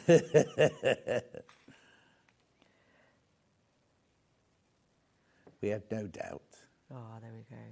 So we're doing it this way round because the cuff is going to fold back and hide all of the seams. So once I've stitched round here, there we go, that will kind of fold back out and over. Oh, I see. itself. That's why you don't have to worry about that raw edge. Exactly, yes. Well, you can, I mean, you can neaten it because it will kind of fold back. You can kind of see. Oh, yeah, it underneath. doesn't, yeah. So Don't all I'm, stitch it down. that's it. All I'm going to do now, and again, I'm doing it inside the circle rather than trying to fit it over the arm of the sewing machine because you've got a lot more control this way. Where's my foot gone? Okay, Judith said, understitching has got me flummoxed. Which part of the fabric did Jules sew to make it lie flat? No question is a silly question, Judith. Don't you worry about it. So when you do understitching, you've got your main garment. I'll let you explain. Yeah. So you've got the main garment, like we've got here, and then we've got the facing. So it's the bit that you want to stay under. So we want the facing to stay underneath. So that's the bit that we understitch. And the way that we do that, and the way that we get it to stay under, is to attach it to the seam allowance. So if I fold that back out again, so I've got my seam allowance now is stitched towards and onto the facing. So when we roll that back, it's just going to tuck under and it won't bounce out. And you can just see the line of understitching there along the edge, right? It doesn't go through, it's not top stitching. You don't go through to the other side. You literally just stitch round on the facing through the seam allowance and then it folds back. So you only see the line of stitching on the inside. You don't see it on the outside. Exactly, yes. There we go. Don't you find, though, so much of what sewing, it literally does what it says on the tin. So top stitching's on the top, edge stitching's on the edge, understitching holds it under. But then sometimes when you go understitch this and you look at it and you think, oh, which bit is it I'm meant to stitch again? You know what I mean? We all get it. So again, I'll just go around running it on a 1.5 seam allowance. And making sure that everything's nice and flat, so you can feel with your fingers if anything gets bunched up.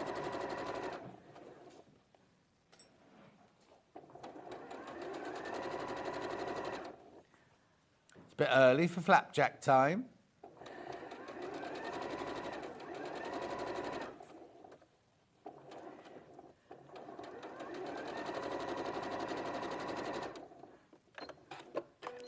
There we go.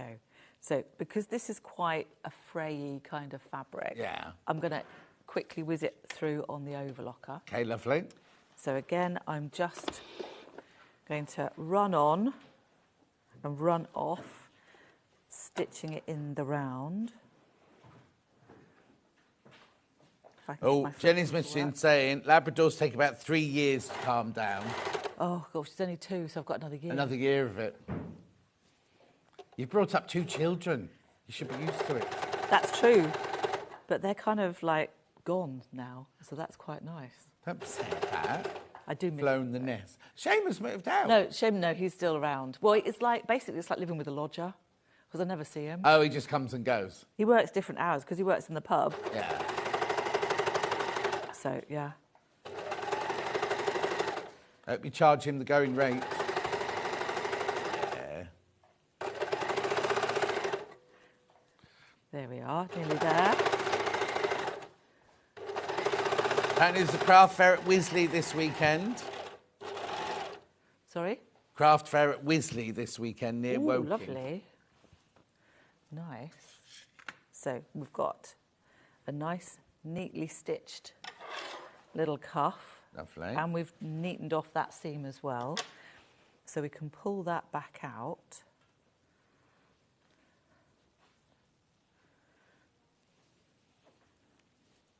And give that a press. So what we want to do now is to pull the sleeve. Now, if you've got a sleeve board or something like that, you can just tuck that into Oh, yes. the sleeve, and that makes it a lot easier. But I'm pulling the cuff away from the body of the top and just pressing. Yeah, these pressing mats are brilliant for quilting, but not so brilliant for dressmaking when you've got to round curves and things, aren't they?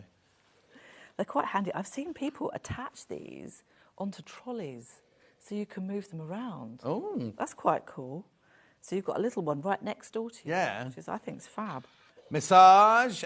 This blouse yoke would look lovely with hand or decorative stitch embroidery on it. Oh, it would? Yes. 11, yeah?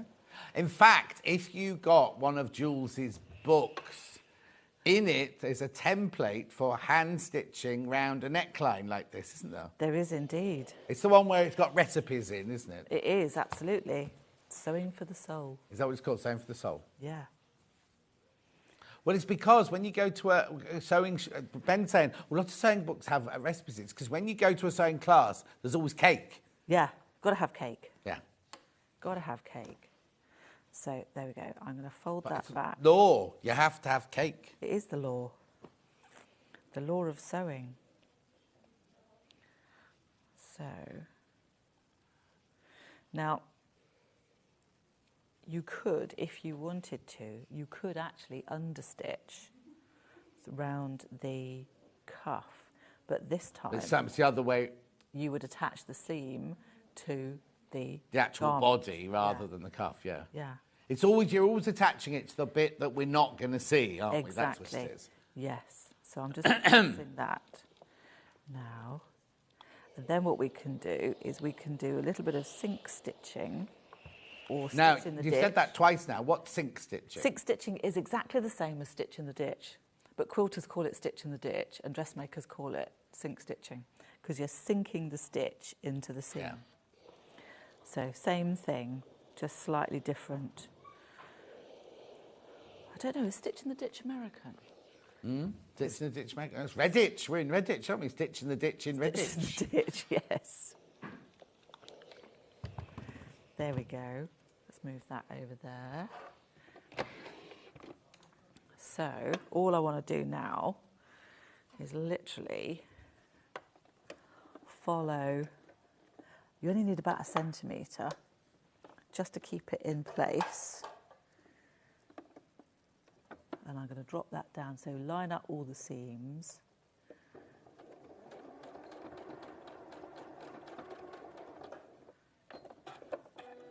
There we go. So we can do that on the top and the bottom. We don't have sleeve boards, Sue. We have that tiny little one like that, but we don't have a great big. We don't have a normal sleeve board, no. They're really handy, though, aren't they? There we are.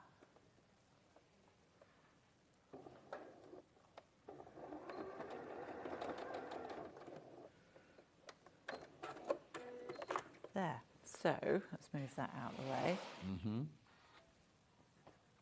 So we've now got a really nice finished little cuff. So cute, isn't it? In the yeah, I think contrast it's really fabric. sweet. It just looks rather lovely. Yeah. Now I don't know how much time we've got left. You've got about a minute. About a minute. Yeah. Okay. So that's the most complicated bit, to be perfectly honest. Not that it's complicated. It's not. It really, really isn't. And so for the skirt part, all you're doing literally is sewing up your side seams and then gathering it to fit the top half. Are there notches, or is it just you match your side seams? Match the side seams, find the centre front, centre back, Yeah. and then you just spread your gathers quite evenly over the quarter section. So it's a really nice, simple one to do. Yeah. God, that's going to look fabulous, that I one. know, yeah. Have you made that one in your size as well? No. Oh, you could have been wearing that next time you I come. know, I know. Right, now, named after Marie Curie, the Marie top, Mrs. size 6 to 20, is what's in the graphics right now. That's that one there. So in there, you get your paper pattern. In fact, I didn't show you. Let me just show you very quickly. So the brilliant thing about this is you get the washer and string, or whatever it's called, fastening, so you never have to rip the envelope. There's your, these are all of your pattern pieces here. And each size has a different marking on the pattern, all printed by Jules in her warehouse, in her workshop. And then you get a little booklet with all of your instructions in there as well. Thorough instructions. Also, if people get stuck, what's the best way to contact you? You can either email us or give us a call. So, yeah, if people do get stuck with anything. And again, there's no such thing as a daft question. Yeah, and there is. It's because it's like you can ring them because there's always somebody there. There's the shop, and there's always people. It's all in one. If you've not been to visit yet, if you're ever in Warwickshire or around Ulster area, you must because you can just drop in, can't you? Oh gosh, There's yeah, a shop we're and open everything 7 there. days a week. Yeah. Cafe's open 7 days a And week. the cafe's there as well. There's a Yeah. lovely cafe there as well. Yeah. So if you're going to the Malvern show, pop in because we're not that far away. Exactly. There you go. So that's the misses, and then we've got the curvy.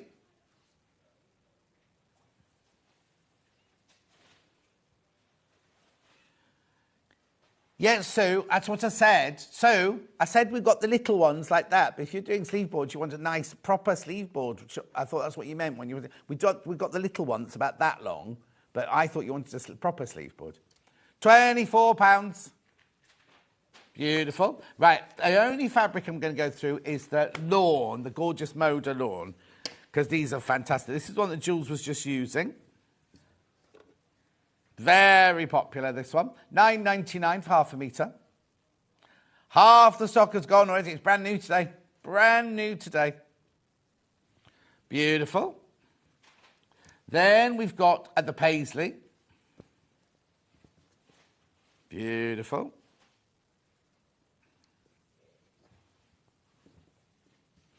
There you go.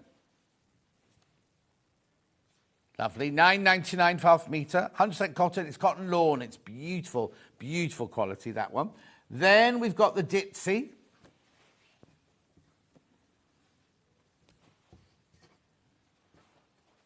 Look lovely with the blue, look. Then we had the three big floral. We had it on the magenta. We didn't call it magenta, I don't think, did we? Oh, mulberry, that's right. Not mulberry whatsoever, but there you go. Then we had on the porcelain.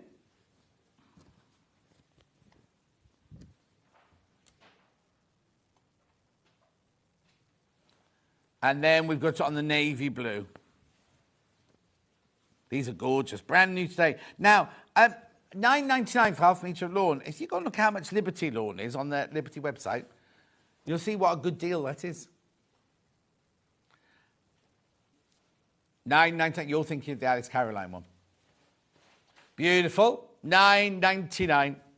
Beautiful. Right, Jules is back in an hour. So, I mean, sorry about all these times being funny. So you'll be back at 10:30 Yes. to do the culottes. Yes. And who are these named after? Winnie. Now, if you are into pattern cutting, there is a standard text that everybody has access to. Yeah. At Winifred Aldrich, Yeah. Electric Pattern Cutting for Women's Wear. So this is our homage to Winnie. Yeah. Oh, I didn't know she's called Winnie. Yeah, Winifred Aldrich. Winifred. Yeah. Because it's like the book we all learn from, isn't it? Yeah, we Totally. use it all the time when we're teaching. So, yeah. Brilliant. Right, so Jules is back in an hour. I'll be back in 4 minutes where I'm going to be having my John Scott Sewing Room Tools Emporium. I'll see you then.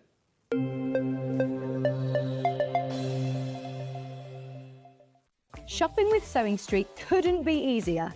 You can shop via our website at www.sewingstreet.com, where you can watch our live shows and see all the products from that day.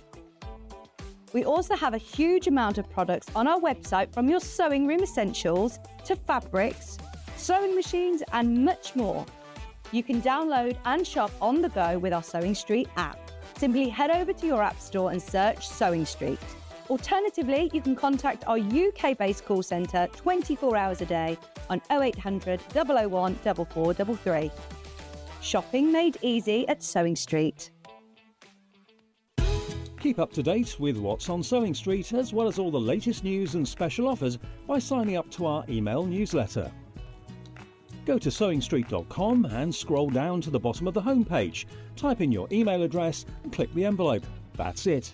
You'll never miss out on the latest news and special offers ever again.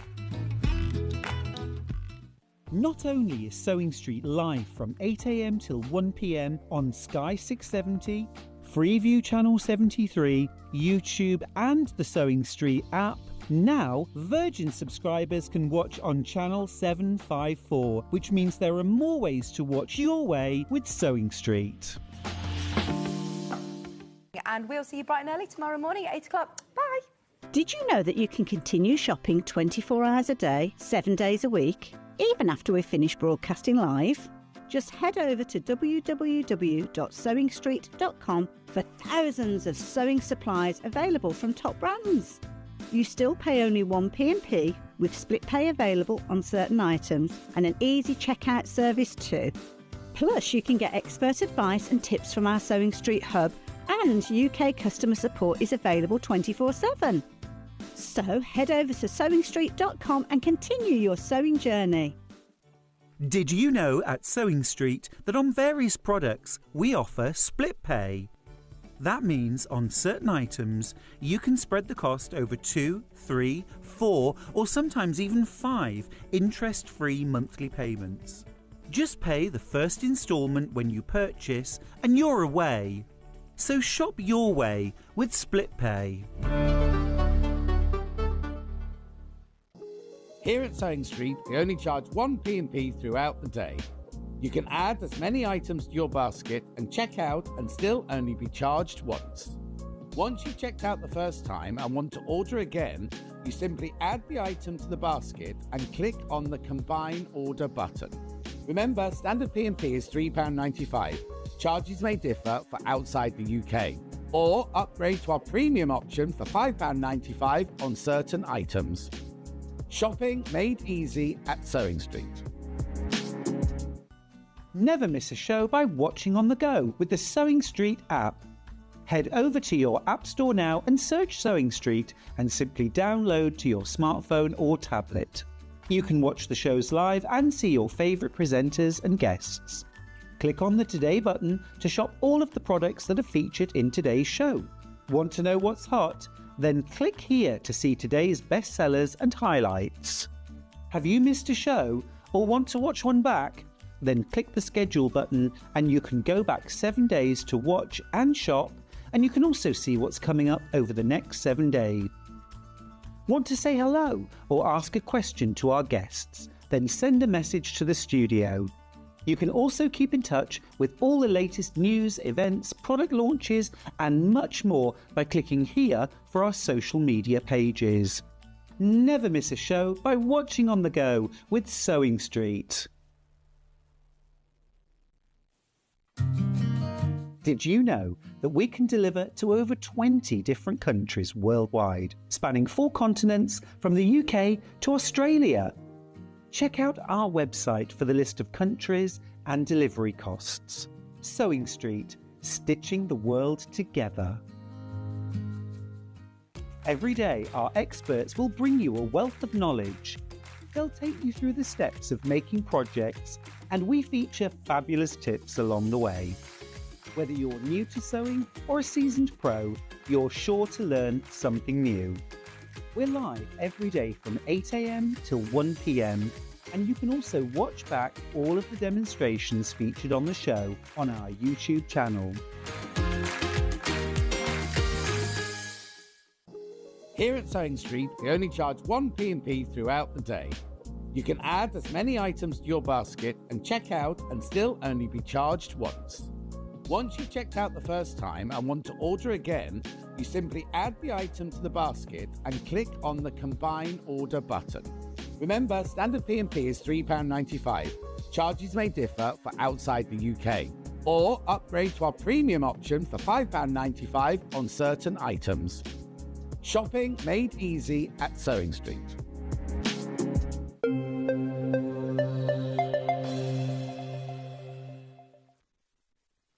Well, welcome to John Scott's Emporium of Sewing Gorgeousness.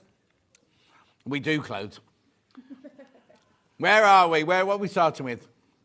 Calico. There it is. It may. Here we go. Calico by the ½ metre. Here we go, 60 inches wide. At £2.99 for ½ metre. Yeah. There you go, perfect, thank you.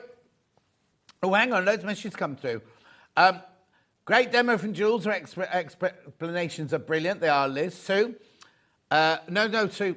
Elaine says good morning. Good morning. Right.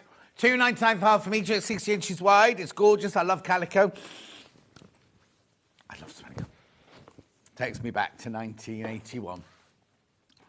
When I started at Wimbledon School of Art, because we used to make everything in calico to start with.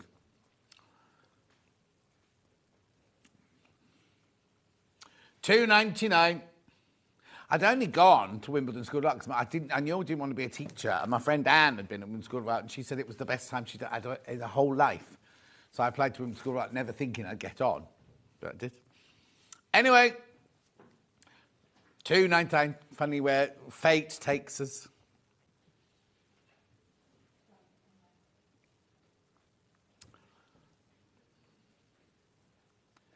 At £2.99.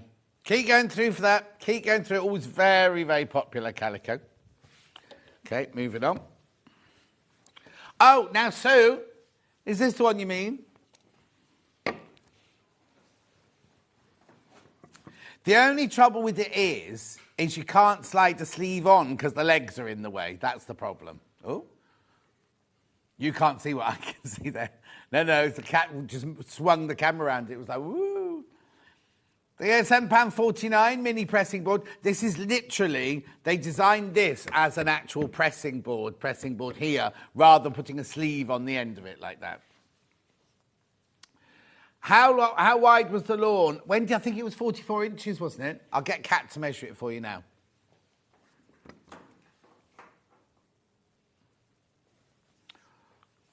Oh, where are you going, Kat? She's going underneath the camera now. We're in a huge studio. Oh, it's because she hasn't tidied the other ones up yet. So she's just measuring it for you now.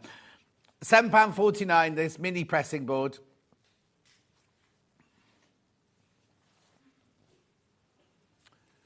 In your own time, Kat. No pressure. 44 inches the lawn is, 44 inches. No, she's going to take measure and everything out. Right, Joe, put that there.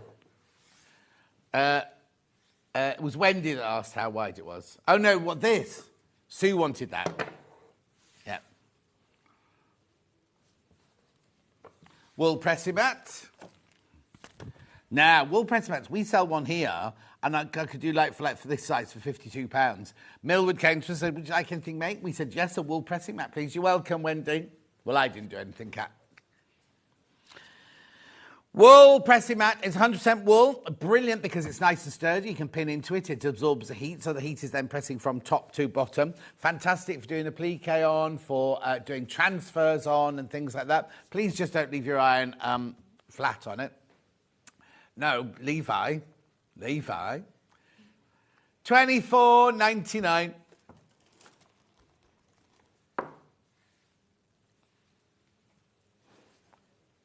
Anyway, it's the 42, oh, well, it's 11.5 by 16.5 inches. 24.99. It's a really, really, really good value for a wool pressing mat, that.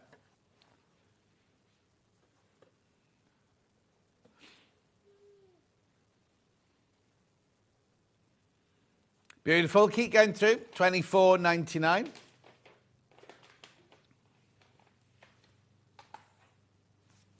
Lovely.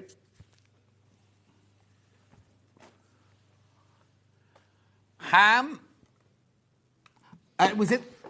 It was in the last. Have you taken this from the last hour?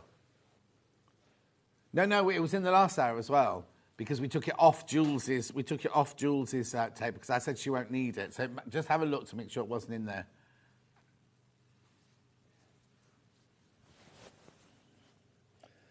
Here you go. Tailors ham wouldn't be without this. Brilliant for doing darts and side seams and things like that, and busts and things.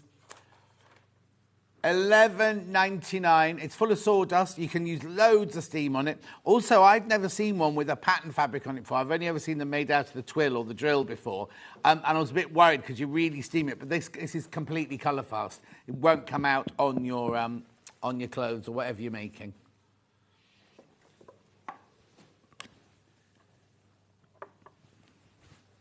Right, then we've also got, I've just got to stretch across, sorry, sausage roll. Now, I never tried one of those. Greg's had, oh no, they're vegan. Oh, sausage rolls did they have? What's they made of, though? Oof. Well, hang on, soy and corn are two complete different things. Corn is mushroom. No, it's made from mushroom. There's pea protein, which is the one I do eat, because in my vegan, what do I have to have after workout? Protein shakes after my workout, and that's made of pea protein and kale. $8.99. Yeah, you see, that's mushroom. I couldn't have that. Are you all right, Ollie? Somebody get him a drink of water.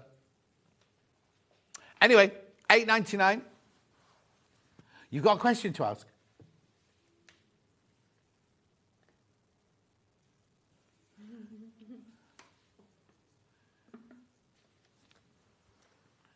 $8.99. Beautiful. So it must be vegan pastry as well then, mustn't it? Mm.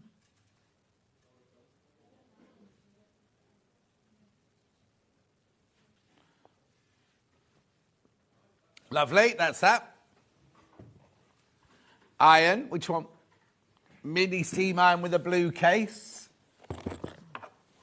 Right, so here's your mini iron with your blue case. Same iron that you used to, right? So, oh, who's been at this one? Levi doesn't work here anymore. It wasn't Levi. Anyway, so you get your little iron. You get your case and you get your water jug. You also get a little pack of instructions as well. On the iron, you get a 1.9 metre cable. It's a steam iron, so you've got somewhere to put your water in. You've got your little windows there to show you how full the water is. This is steam on, steam off. You've got your old-fashioned dial here to say what... Oh, I'm a bit worried about Ollie. Is he all right? Have you got water, Ollie? Little red light here that comes on when you first plug it in, goes off when it's ready. There's your steam holes there. Lovely. It's called a travel iron, but most people I know have these next to their sewing machines. And then it's also got this ergonomic handle. Have you put the old one from the shelf on the side, this inside here? Oh, what's it? She's talking back to me now. Now she can. Now she's senior. $29.99. $29.99.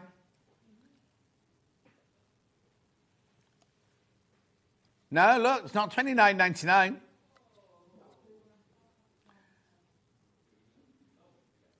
$26.99.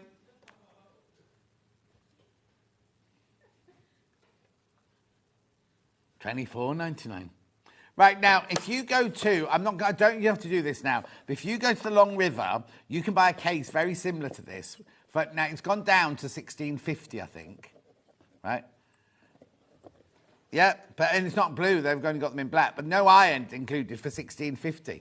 Right? This one you get in the iron, and you get in the water jug, and you get in the instructions. For $24.99. Message on my bottom. Hi everyone, I have this iron. It's ideal for using with my wool ironing mat. Also, it's very comfortable to hold. Thank you, Donna. In West Midlands, she must be around the corner. Well, I'm presuming West Midlands is quite a big area.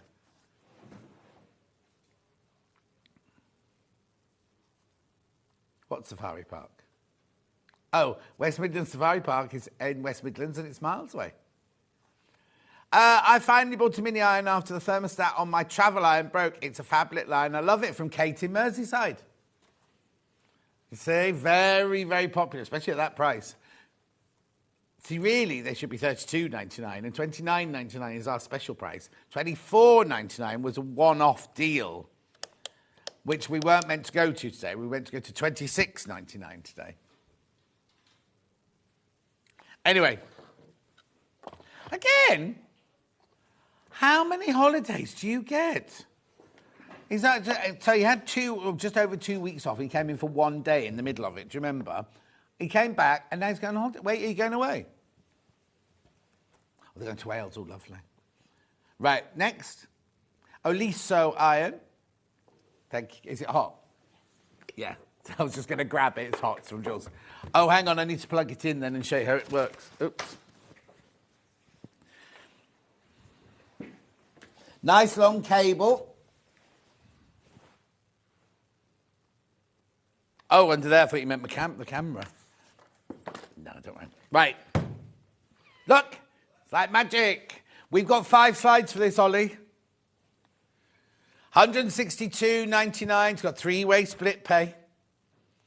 The Alisso Pro Plus Smart Iron. Beautiful. Now you can have it steam or you can have it dry. The water tank is filled at the side here. Right, but look at how when you use it, right, you just touch the iron, you do your ironing. As soon as you finish it, look, it lifts up. So it will switch off after half an hour on its own. You've got your temperature control here. Now, on the slides, it says it's a digital one. It's not digital at all. It's a turn handled. Steam, you can have no steam, little steam, big steam, and huge steam. Extra squirty bit there. The water tank on the side there. You've got the wire on a like a hip joint, so it can go either left or right there, and it does lift up. The heat goes all the way from top to bottom on there. You've got lots and lots of steam holes there. Auto lift, there you go. Touch handle. 30 minutes shut off it is. And the iron, swapped right. And then we've got the 2-inch detailing clip there. There's gliding ceramic surface, easy clean even when using fusible. Large flat pressing mat with even edge-to-edge heat. It is brilliant. $162.99. There it is. Now, it's not, see, that's not a digital, is it? When you have to turn it with your hand, it's not digital. Steam control, I told you about that. Then you got a powerful steam burst there. Now, yours will be able to steam vertically and horizontally. Don't drop it on the floor and break it like someone in this off room did. Cat, blaming Cat for that. You dropped it, didn't you? No, she dropped the sewing machine. That was a very shocking day, that one. That was, everybody just went, it wasn't her fault. She put it on a table and the table collapsed, right? It wasn't her fault at all. Then someone had to explain to Jane from Elna that it had fallen off a table. $162.99. It wasn't funny at all, was it? Everybody felt really sick when they saw it just topple over. Anyway, I'm going to unplug it so I can move on. Oh. There we go. Iron cleaner stick. So here we go. It's only taken you 2 years, Ben. Here we go. Iron cleaning stick. $4.99. The way it works is in here. Oh, well, it doesn't do that. In here, that sits in there. This one's been well used. Look. You melt this onto your hot iron. Please do it in a ventilated space. And then you wipe it off and you get all the brown gunge coming off and it takes everything off. Makes your iron nice and clean.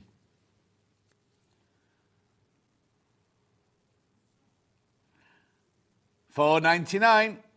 $4.99. It's really weird, isn't it, that it's always been like this ever since I first started. It's like a knee lift. 40 odd years and it's the same thing. So, you know, if it ain't broke, don't fix it, that kind of thing. It's a Kek de Capfa, or a Polisco Ferro, or Olimpiado de Plancha, or a Strucusa Reniga. I'm not going to carry on with the rest. $4.99. Well, Cat could do that one. Huh? $4.99. And they last for ages. I've still got mine from Sewing Quarter days. Yeah? Well, I suppose it depends how often. If you're Delphine, you'll get through a lot more than someone else. Do you know what I mean? $4.99. She just wiped on her ironing board cover. Well done. $4.99. Check out. Right, so now we've gone to a clapper. Beechwood steam clapper. Brilliant. Now, what you do with these is when you're steaming, they mainly come from Tailors in Savile Row. I'll show you from upstairs. So what you do is you steam away, if you want to do a hem on denims or something like that, and then you literally press this down. What it does is this absorbs the steam out of the fabric, but leaves the heat there, which gives you really, really, really brilliant press seams. You can also do little seams on here, and you can do the edges of collars and lapels and everything using that bit there. Now, the one I've got was over £50. So to get one for $19.99 is a brilliant price. You have to use a wood with a closed grain or a very close grain, because if you use one with a wide grain, what happens is as the steam goes in, the whole thing cracks and breaks. But this one won't do. $19.99. Oh no, I bought some furniture from this very shishi designer shop in Chiswick. I'm going back years now. And they said, oh, it's wood that's been washed up on the shores of the Philippines. And all. Anyway, within weeks, it got great big cracks to it and they hadn't let it dry. So that moisture from the air got into it and the whole thing cracked. No, couldn't send it back. No. $19.99. Just put it in my wood burner.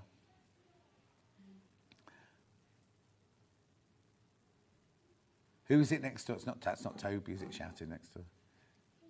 Oh, is it that side? Oh, is it Wayne? Has Wayne gone on today?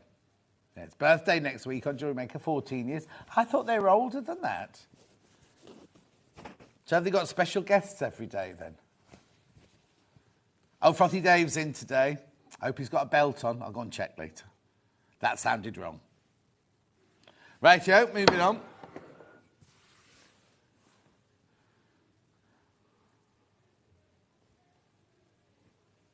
Oh, so well hidden on the table, I couldn't see it. Meter stick. Now, when we first started at Wimbledon School of Art, we were all given a sewing machine, a Bernina sewing machine, and one of these. And that's all we used to use when we first started. That was our only tool when we first started. When we were learning about drafting and hemming and things like that. Now, ours didn't have centimetres on it, only had inches on it. But it's a meter stick, so you've got the yardstick on there, but obviously the stick's a bit longer for the meter. This is Producer Cat's favourite ever item. And we sell loads and loads of these. $4.99. So you've got centimetres on there, you've got conversion charts from in millimetres and centimetres, and then you've got on here, you've got quarter metre, yard. Quarter a yard, 3/8 of a yard, half a yard. You've got your centimetres and your inches on that side, and you've just got your centimetres on that side. Beautiful. $4.99. Well, we all need one of those in our workroom, definitely, especially doing hems, measuring hem up from the floor. You usually do like this, and then pin your hem.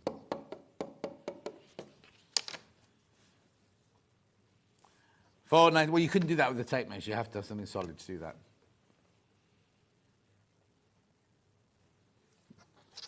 Curved ruler. Can you just pass it over, Kat? It's just under there. Thank you. Now, when you get yours will be in a packet, and on the back of the packet, it will show you all the different things you can use this for. $9.99. Oh, hang on, here we go. Going to get the one in the packet. Thank you.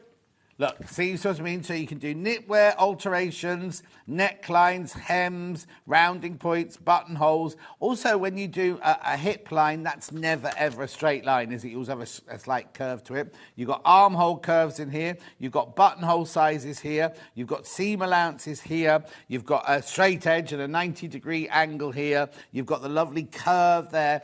You can do so many things with it. It's brilliant if you're a pattern cutter. Oh, no, Angie's back from her vaccination, right? She had a vaccination for shingles earlier. Didn't get a good girl sticker, so I went and bought myself a cake instead. Good for you. Good for you. What's that now? I've never had a sticker. I think we're too old for them now, aren't we? $9.99. Armhole curves, hip curves, front neckline, back neckline. Buttonholes. I'm not quite sure what that's for. I think it's just to hold it, isn't it?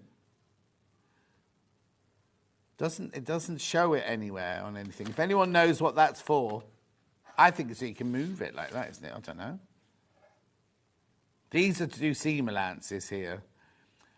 Jean.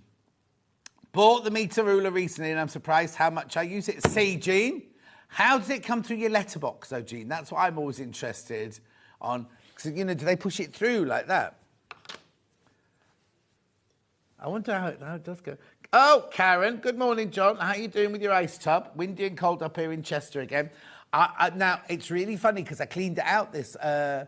what day was it? Because you have to clean it out every 3 weeks. So I cleaned it out with warm soapy water, refilmed it, put my bromine bobber back in, and then thought it was too cold to get in. So I'll get in it. I've got to go home now, and then I'm driving to Warrington. Not now, when I finish the show.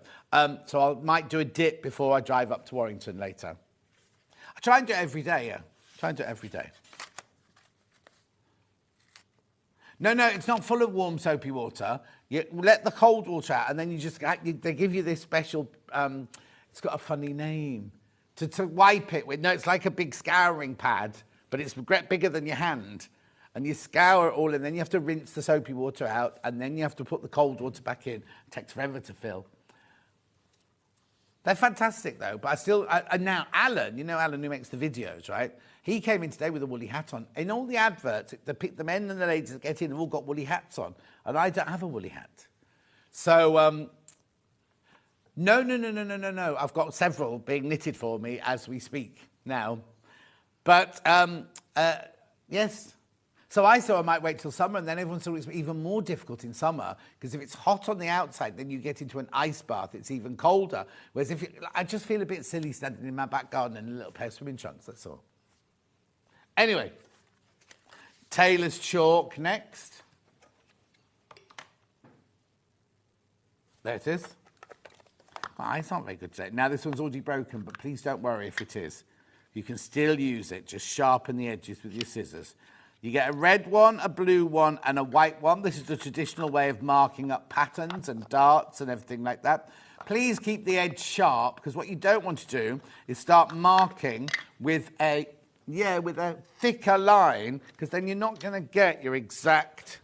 See, keep it nice and sharp like that. If you use a thicker line... oh, no, that was bad. But you know what I mean? It's, you don't know exactly where you're going to have to sew and everything, do you? French chalk's always used because... Kat, there's the camera there.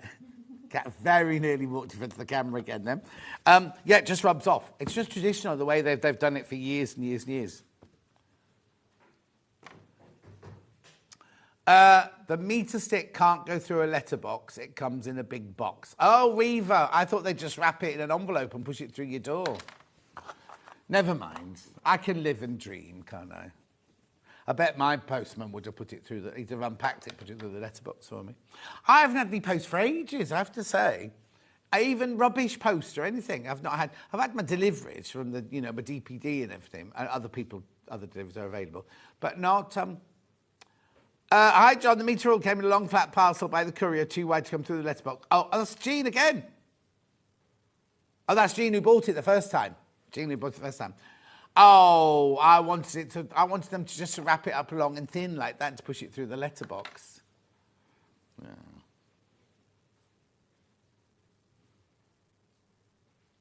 Doesn't go in a post box, Ben. Don't be ridiculous. No. Anyway, moving on. I know what he's going to next. Well, no, you're guessing. I've just got to make sure you get the right one. No, it's going to be the tracing wheel. Tracing wheel here. This is brilliant for transferring your marks through from one side to the other side of your pattern. This is Rebecca Harrison uses this all the time.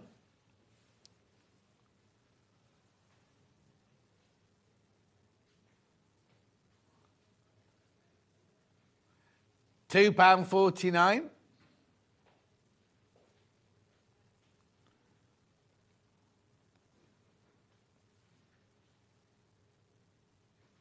Very confused.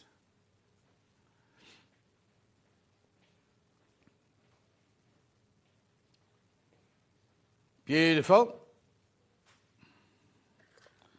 Then we've got tracing paper. Now, there's two versions. There's the old-fashioned dressmaker's carbon paper, which is blue, red, and yellow, and blue, one red, one yellow, two white.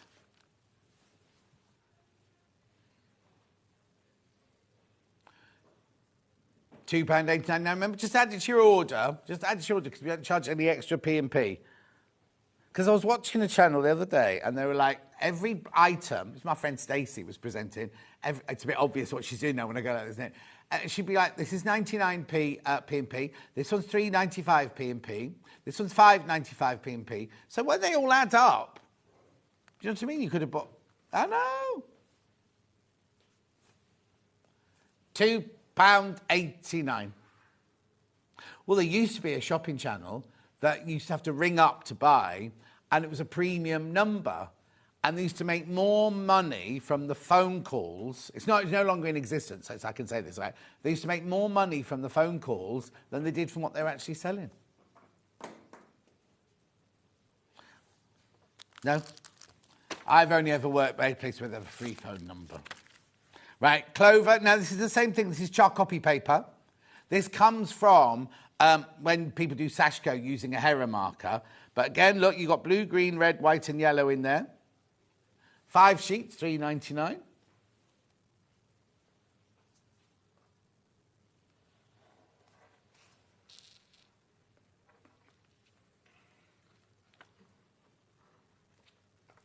And you laughed about yesterday.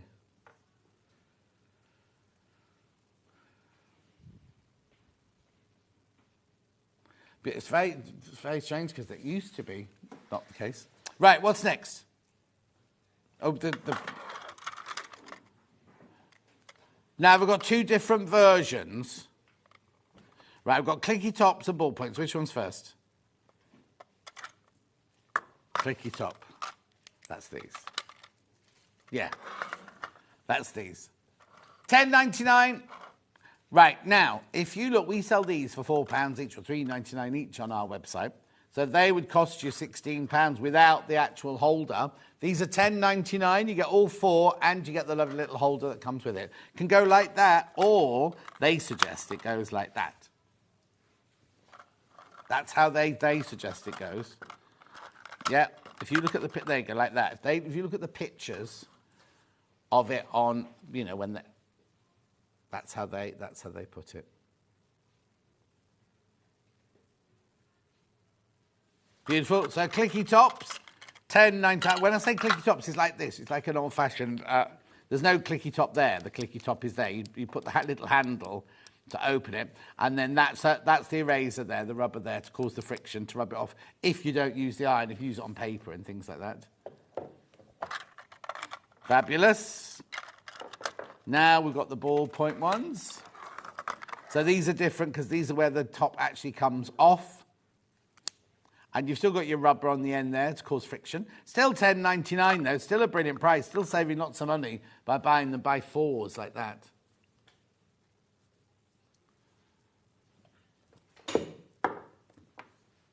$10.99.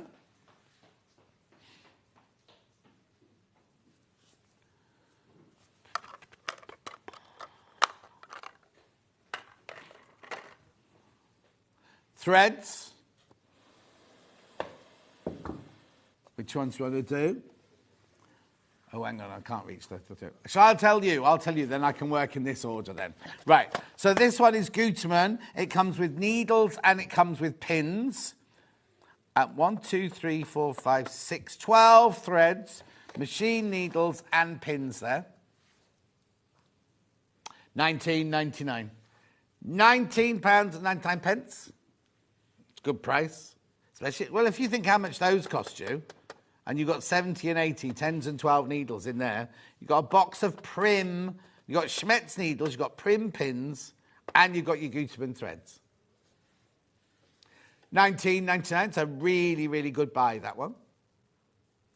Fabulous. Then I've got variegated. Now these are only for decorative stitches, right? Because they're thicker. They're 70 weight. But they are variegated.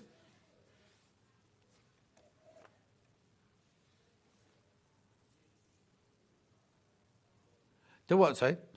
See here, they're the embroidery. They've done embroidery round the bottles. See there you go, look, that's all like your embroidery stitches. Decorative stitches from your machine. $22.99. God, there's a lot of noise coming from one of them next door. Well, I don't know, it is because it's a lady. It's a lady. Righto, then I've got the black and white ones.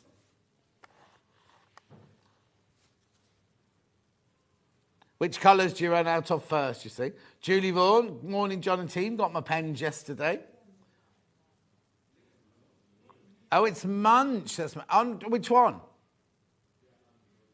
Why is Munch on Jewellery Maker?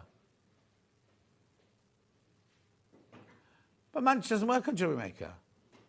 I know it used to, but it doesn't anymore, does it? Christine's finished her block. She's going to be posting it later on today. $12.99, this one.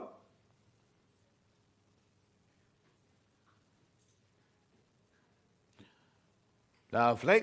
Then I've got cotton. This is pure cotton, this from Gutermann. 100 metres on each spool. These are your blues and your greens. $14.99. That's good for 10 reels. Makes it... That's not right. £1.49 for cotton. 100 metres on each one.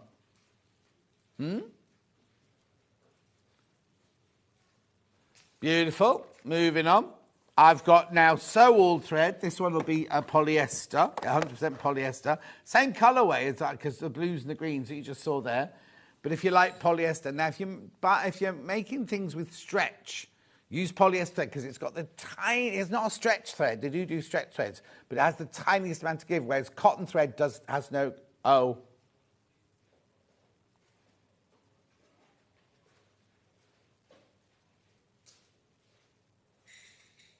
Right, okay. If you bought the last ones, you'll get these because the wrong graphics were in.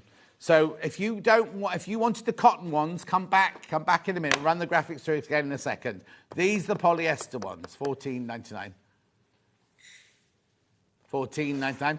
These are cotton ones again, which should be more expensive. $14.99.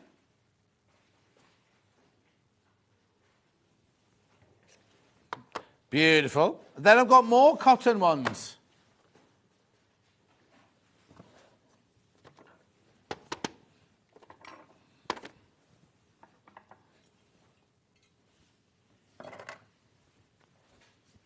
Beautiful autumnal colours, those. So we've done the I'm going to call those seaside.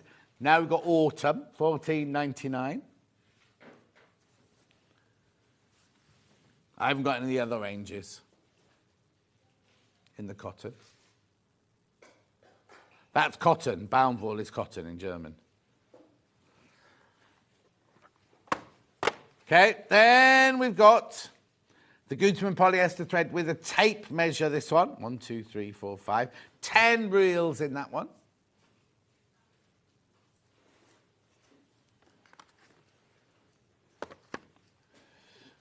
$17.99 that one. $17.99. So if you take away that, they're like £1.79 each, right? But then you got your free tape measure.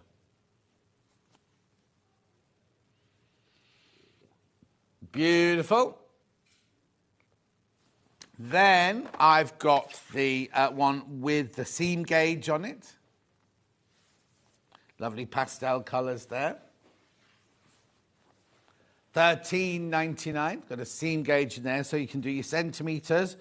2.5 centimetres, 2 centimetres, 4 centimetres, 3.5 centimetres, 1.5 centimetre, 1 centimetre, 90-degree angle, 45-degree angle.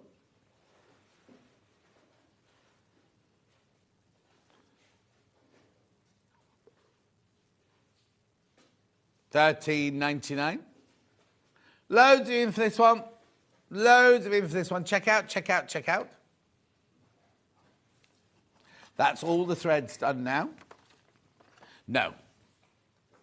Oh, wait. No, not yet. Do pins first. So I've got Patchwork pins 50. Don't buy these.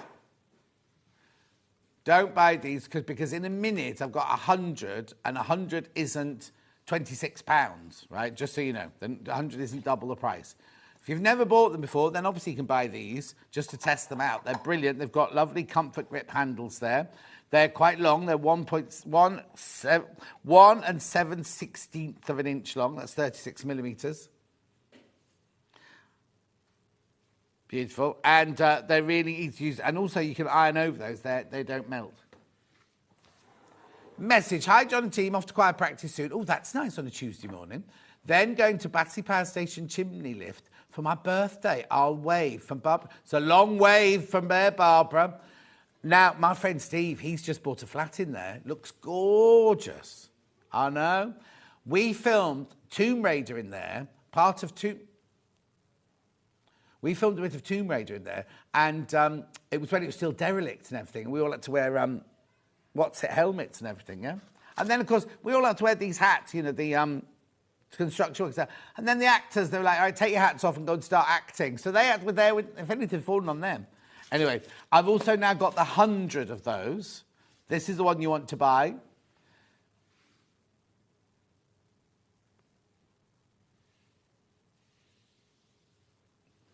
Beautiful, $19.99. Oh, it's beautiful. The only trouble is there are flats really, really close to it. Some friends of mine bought a flat that was on this side of Battersea Power Station and had amazing views. And then they built another block here. So you go out onto his balcony, you can almost touch the balcony of the block of flats across there. And they weren't cheap. Anyway, $19.99. Right, now I've got the green machine. Right, so first of all, this is the green machine. The machine will arrive, the handle won't be on it. You need to slide that on using a little bit of lubricant. Then what you get in the bundle is you get the dies. I'll just explain this. You get the dies to cut the holes, and then you get the dies to put in the 3 different... I'm doing silver first. Oh, no, I'm not. Hang on, I don't know. Are we not ready to do this yet, Kat?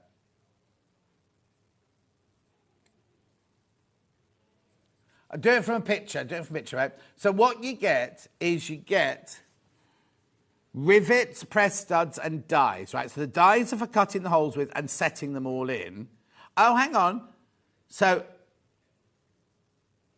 where's the S-springs then? Hang on. Oh, silver fin. Oh, hang on. Clasped rivets and press studs. That's it. Clasped rivets and press studs you get. How many of each do I get, please?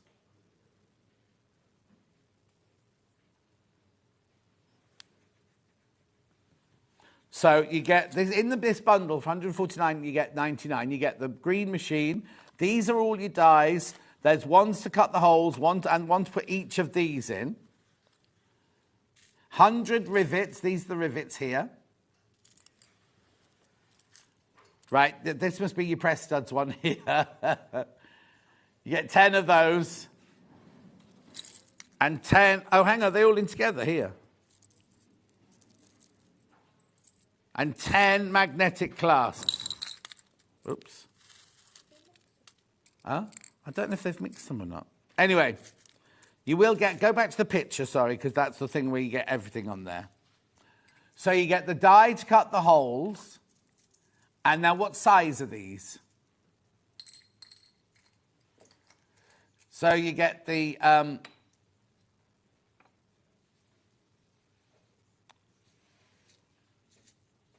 there you go. They're 15 millimetres. They're 15 millimetres, they're 14 millimetres, and they're 8 millimetres.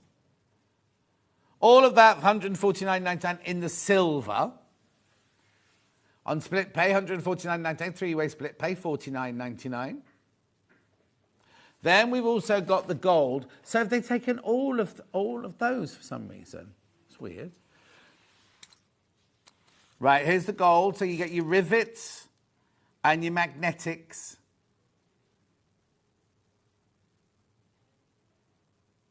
And you also get the other ones as well.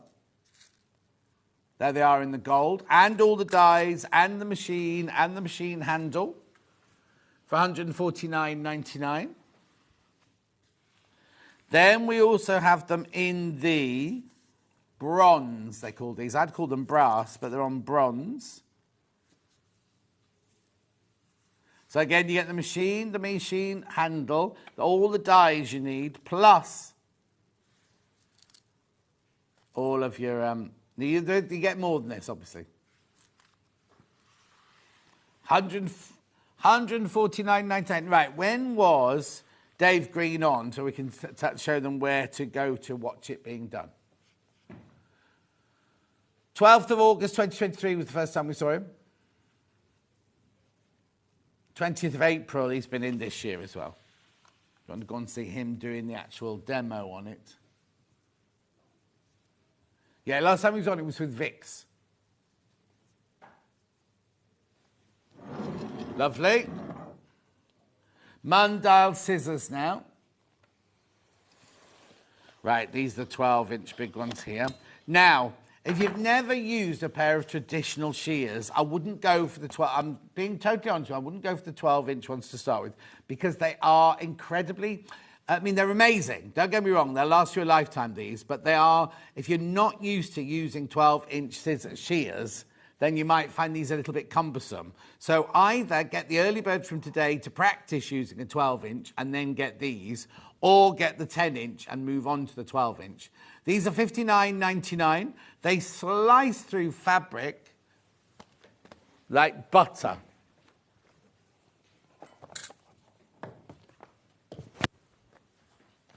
Sorry, Kat, I'm going to chop your piece of calico. These are incredible. Absolutely incredible. Look. Now, the balance on them is amazing. You've got to look after them. Don't throw the box away. Keep the box. So you keep them in the box. Keep them after each usage. Give them a wipe down. Maybe lubricate them every now and then if they get a little bit kind of... But do not let anybody else use your scissors. At all. At all, even if they're another pattern cutter, like Dulcie and I, because we obviously went to college together and then shared the house together and worked together for years and years and years, we wouldn't use each other's scissors. $59.99 these. Really, really lovely. Now, as a gift or to treat yourself, because I always say, if someone's getting them as a gift, if you go to a supermarket, especially round like Mother's Day, Christmas, or times when people are buying gifts and everything, a big bunch of flowers is going to cost you £30, £35, isn't it, for a supermarket? I'm not talking about a florist bunch of flowers. Those chocolates, like the pink box with the champagne in them, they're over £20 now, aren't they? So we're up to the £55 already, £57 already. They're going to be gone by the end of the week, aren't they? These are going to last a lifetime. Beautiful. That's Jules arriving. That's not Kat, that was Jules. Beautiful. So they're your 10-inch, right? I bought mine in 1981, and they're still going strong now. Still going strong. Right, then with these are so popular. We sold hundreds and hundreds of these. Same thing, but for the 8-inch. No, 10-inch, 10-inch. They were 12-inch, these are 10-inch, yeah, 10, yeah. $54.99 these are. Morning, John. I bought the 10-inch Mundal scissors a few weeks ago, and they're really amazing from Norma in Swansea. I know, Norma, they're worth their weight in gold. They cut beautifully. They're lovely and balanced. And what a lot of you won't be used to is a lot of you will be used to plastic handles or soft touch handles. These are your traditional metal. Now, it's really funny because they don't hurt. And then they've got a lovely space to put your fingers in here and your thumb. So you can do lots and lots of cutting with this. And they're all designed to work beautifully like that. $54.99. Oh, yeah, I've got these. I say I bought them in 1981. Mine are Wilkinson swords. We didn't have Mundal. Well, the Mundal must have been around, but we didn't have them. And I still use them to this day. The little man on his bike comes round and sharpens them. I bet actually the same little man comes round to my house, goes round to Jules's house. He comes round on his bike and then he turns the bike upside down and pedals and does like that. $54.99. Will you get... Oh, Julie, I've asked about the blue machine, and because that's for buttons, isn't it? And I don't know. Oh, no, it has been. Right. Hi, John. Can I ask a silly question? No such thing as a silly question. Are the deco stitch threads okay to use in my embroidery machine? No. No, that's not a silly question, but don't put them in your embroidery machine. It's for your decorative stitch on your sewing machine. Thank you from Tracy in West Yorkshire. Yeah, no, don't put them in. Don't put them in your embroidery machine. $54.99. And as Jay, I did some of my embroidery machine using my Orifil thread, which is absolutely fine to use it. And Jane was really like, "You don't ever use that." And I was like, "Why? What's wrong with it?" Because it's not shiny. You want it to be shiny. And I went, no, I wanted mine to be matte on purpose. No, you have to use embroidery thread because it's shiny. Anyway, that's that one. And then I've got a left-handed Mundal scissors here. Here's your by the way, left-handed scissors. Now, I think they look like they're serrated, but I'm not sure. It says, now, I don't know if this was the one that's called Sarah Sharp, but they weren't actually micro-serrated. They look like they are, but we'll just double-check for you. Oh, there you go. The bottom blade is serrated. The bottom blade, so do not give these to your man on a bike to sharpen. $34.99 now. So you need serrated bit. Well, not you need them, but when you're cutting like silks and fabrics that move a lot, like viscose and everything, it just keeps hold of the fabric, grips the fabric, yeah. No. $34.99. Brilliant. Right, we're going for a break now. When we come back after the break, Jules will be here. We're going to be making the Winnie culottes, sold out last time they were in. They're very, very flattering. I will see you back here with Jules in about 4 minutes from now.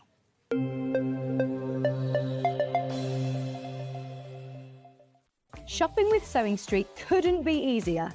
You can shop via our website at www.sewingstreet.com, where you can watch our live shows and see all the products from that day. We also have a huge amount of products on our website, from your sewing room essentials to fabrics, sewing machines and much more. You can download and shop on the go with our Sewing Street app. Simply head over to your app store and search Sewing Street. Alternatively, you can contact our UK-based call centre 24 hours a day on 0800 001 4433. Shopping made easy at Sewing Street. Keep up to date with what's on Sewing Street, as well as all the latest news and special offers by signing up to our email newsletter. Go to sewingstreet.com and scroll down to the bottom of the homepage. Type in your email address and click the envelope. That's it. You'll never miss out on the latest news and special offers ever again. Not only is Sewing Street live from 8 a.m. till 1 p.m. on Sky 670, Freeview Channel 73, YouTube and the Sewing Street app, now Virgin subscribers can watch on Channel 754, which means there are more ways to watch your way with Sewing Street. And we'll see you bright and early tomorrow morning at 8 o'clock. Bye. Did you know that you can continue shopping 24 hours a day, 7 days a week, even after we've finished broadcasting live? Just head over to www.sewingstreet.com for thousands of sewing supplies available from top brands. You still pay only 1p&p with split pay available on certain items and an easy checkout service too. Plus, you can get expert advice and tips from our Sewing Street hub, and UK customer support is available 24/7. So head over to sewingstreet.com and continue your sewing journey. Did you know at Sewing Street that on various products we offer split pay? That means on certain items you can spread the cost over 2, 3, 4 or sometimes even 5 interest-free monthly payments. Just pay the first instalment when you purchase and you're away.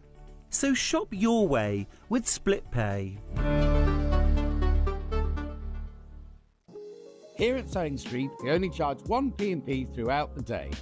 You can add as many items to your basket and check out and still only be charged once. Once you've checked out the first time and want to order again, you simply add the item to the basket and click on the Combine Order button. Remember, standard P&P is £3.95. Charges may differ for outside the UK. Or upgrade to our premium option for £5.95 on certain items. Shopping made easy at Sewing Street. Never miss a show by watching on the go with the Sewing Street app. Head over to your App Store now and search Sewing Street and simply download to your smartphone or tablet. You can watch the shows live and see your favourite presenters and guests. Click on the Today button to shop all of the products that are featured in today's show. Want to know what's hot? Then click here to see today's bestsellers and highlights. Have you missed a show or want to watch one back? Then click the schedule button and you can go back 7 days to watch and shop, and you can also see what's coming up over the next 7 days. Want to say hello or ask a question to our guests? Then send a message to the studio. You can also keep in touch with all the latest news, events, product launches and much more by clicking here for our social media pages. Never miss a show by watching on the go with Sewing Street. Did you know that we can deliver to over 20 different countries worldwide, spanning 4 continents from the UK to Australia? Check out our website for the list of countries and delivery costs. Sewing Street, stitching the world together. Every day, our experts will bring you a wealth of knowledge. They'll take you through the steps of making projects, and we feature fabulous tips along the way. Whether you're new to sewing or a seasoned pro, you're sure to learn something new. We're live every day from 8 AM till 1 PM, and you can also watch back all of the demonstrations featured on the show on our YouTube channel.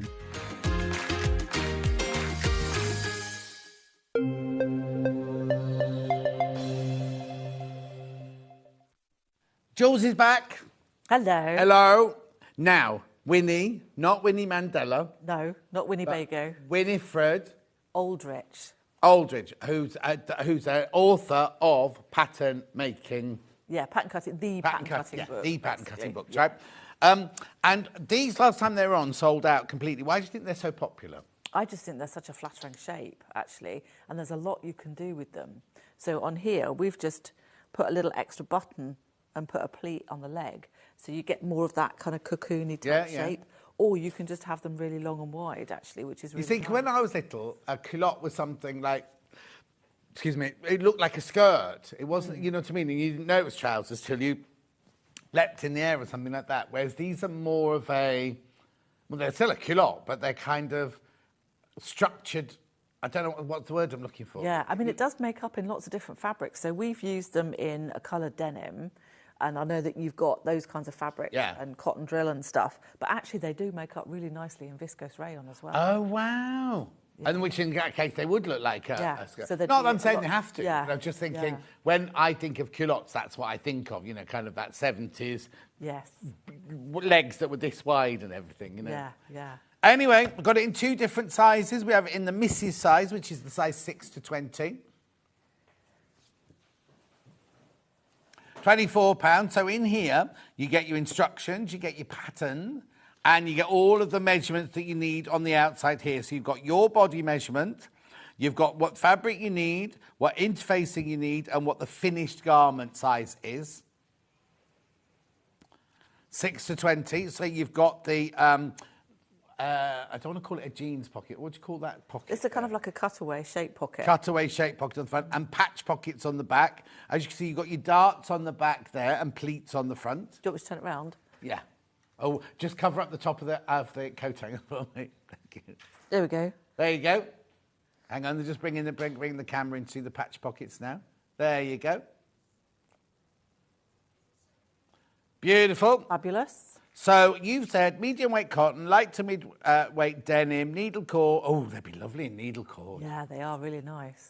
Linen, tencel, lightweight wool suiting. And always you said, like a viscose or a cotton. Yeah. Cotton or anything like that. Beautiful. So that's your Mrs. sizes 6 to 20. We also have it in a size, the curvy size, 20 to 34.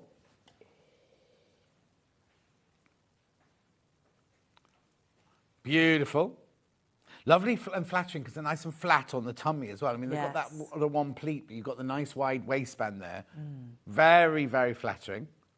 We've also got, there is a blog on the website that shows you how to take out that pleat. Oh, okay, if you want it completely flat. Yeah. Ooh. So another little variation. Yeah, no, lovely little hack there. So that's 20 to 34. Right, now we've got lots of different fabrics to get through before Jules starts her demo. So I'm going to start with these, because these are new today. Yes. So these are cotton drills. Ooh, I don't know why that takes me back. I think I must have used a lot of it when I first started making costumes and things like that. Beautiful quality. $26.99, you get 3.5 meters in there. So you get 7 units in there.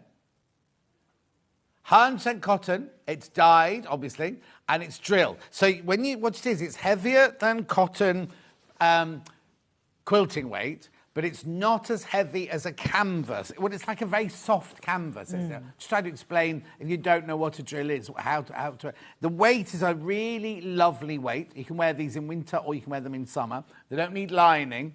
And it's a really, really lovely, comfortable fabric because it's cotton. Wash it first before you start cutting out or anything, just in case there is any shrinkage. It's almost like chino kind of weight. Yes, that's it. That's it, like a pair of chinos, yeah. There you go. So that... Now, hang on, is that really wide? Come on, John. Oh, yeah, it's really wide. Hang 60 on. wide, isn't it? No, hang on, I'm a bit confused now. Yeah, no, it's not the length. I'm looking at the width. There you go. 60 inches wide. 60 inches wide. Oh, hello. There, I'm back now. 60 inches wide. Beautiful. So, I mean, your 3 meters is a huge... You'll have some of this left over, surely, Peter. Yes. Let me have a look. Just checking the fabric requirements. You've got plenty. You've got plenty in there. Oh, you know, you could have a little kind of waistcoaty top, sleeveless top or something to go with it. It would be quite nice. I'm just going to give that to Kat to fold because I can't. Sorry, Kat. Thank you. I've also got that in bottle green. I won't do it with the rest. I've also got it in the bottle green. Beautiful. I love that rich green there. Now, I'd call that more emerald than I would bottle, to be honest. It's not dark enough, really, is it? No, no. Lovely, beautiful. That's the bag for yours there, Kat, just so you know. Gorgeous. Then I've also got it in navy. The dark, I'd call that midnight. I wouldn't call it navy. It's like a midnight, very, very dark navy, that one. Beautiful.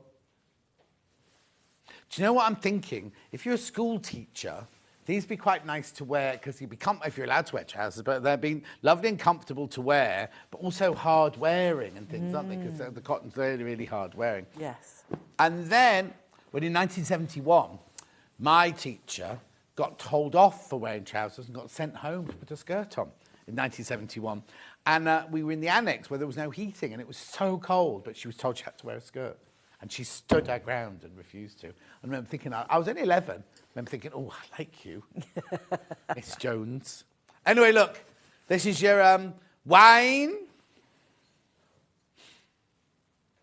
Oh, Julie Vaughan says, morning, Jules, another gorgeous pattern.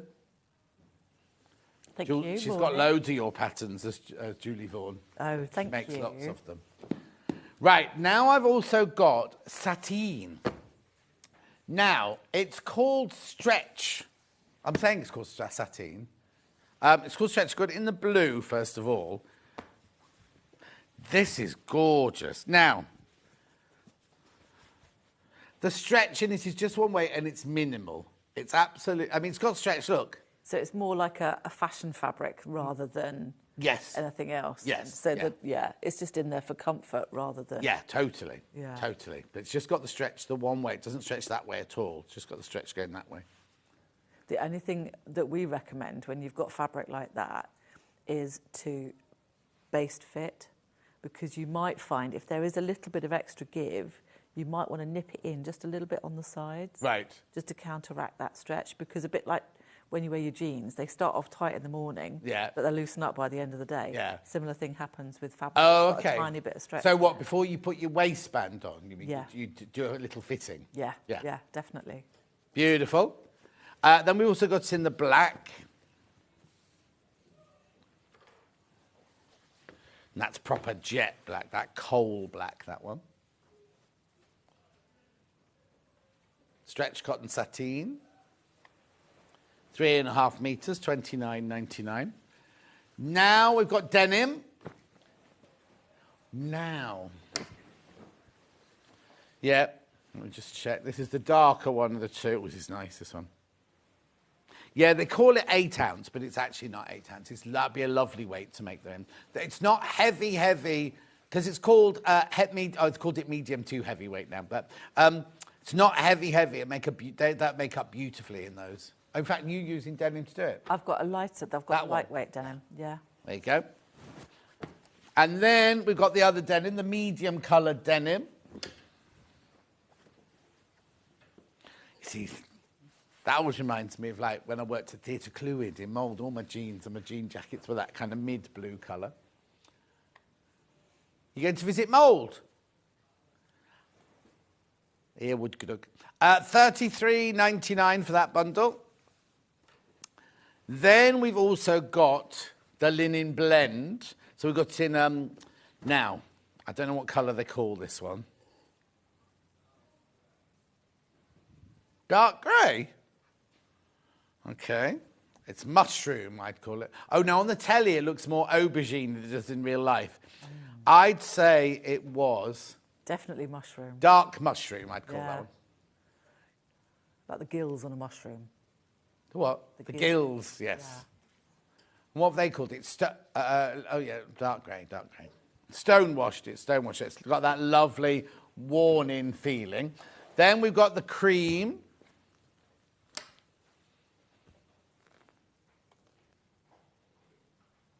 I don't know if you can see from there, you've got a lovely texture in it. It's like a slab plus a kind of herringbone almost in it. $39.99.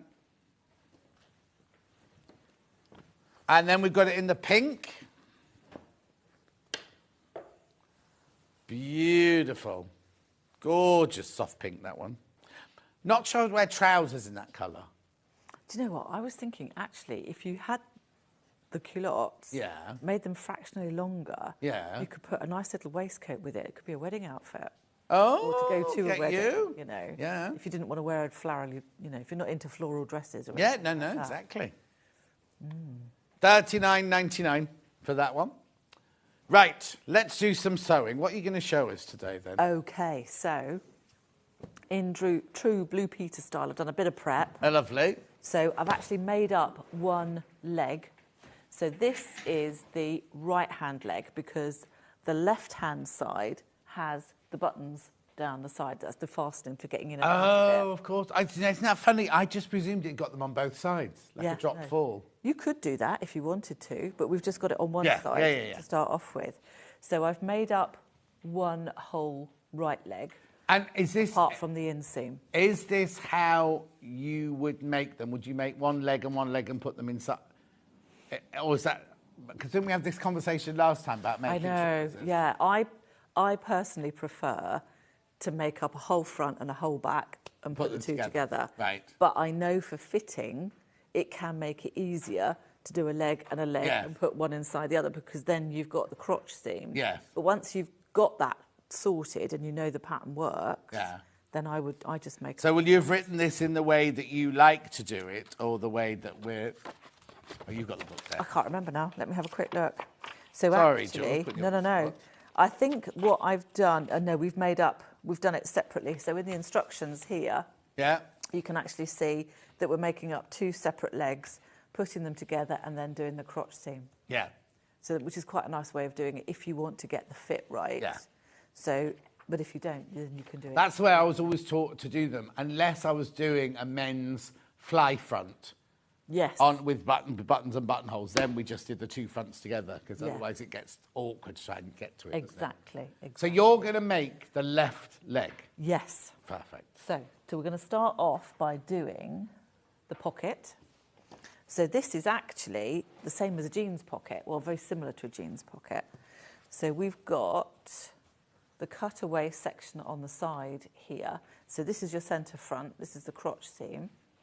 And what I want to do is to first take the pocket facing. Now you could, if you wanted to, you could make some of this in a contrast fabric or a print or something like that if you want to see it on the inside.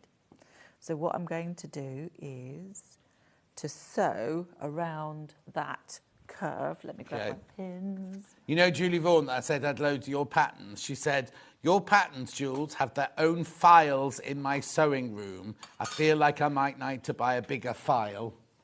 That's wonderful. Please send us some photos, Julie, because we love a bit of show and tell. And we have our sewing stars that go in our emails. I'm surprised she hasn't been to one of your classes. She travels she doesn't live anywhere near us, but she travels all over the country doing different classes and everything. She might like to come to a retreat. Yeah, oh, yes. Which are very She'd have to have the room with the hot tub in it, though, or outside. Where they do the retreat, there's a hot tub, and it's heated by burning wood burning. Yeah, it's a wood-fired hot tub. That's it, wood-fired. It's very lovely, yeah. We had our first pattern cutting retreat a few weeks ago, actually. Did you? It was just pattern cutting, yeah, which was great. And the ladies absolutely loved it. Did you teach them to draft their own patterns? Yes, so we had, they were doing all kinds of different things, actually, which was great. So we had people there that wanted to copy clothes and make a pattern from something that they'd already got. We had people who wanted to learn how to make their own blocks to fit them. And then once they'd got that, we showed them how to, basically, there's two techniques with flat pattern cutting, dart manipulation and cut and spread. Yeah. So once you get your head around those two, you can virtually do anything, which is brilliant. So it was But the basic really block good. that I used to draw up for actors and actresses was like a really complicated, kind of take half of this, add 2 inches. I had a formula that we had to follow and everything like that. Have you got a simpler version of that? Well, we kind of, there are loads of different ways of doing it. The easiest way that we've found that most people can kind of get their head around is using the Winifred book. Right. But what we do is we have a way of doing it where you're actually following it, everything step by step.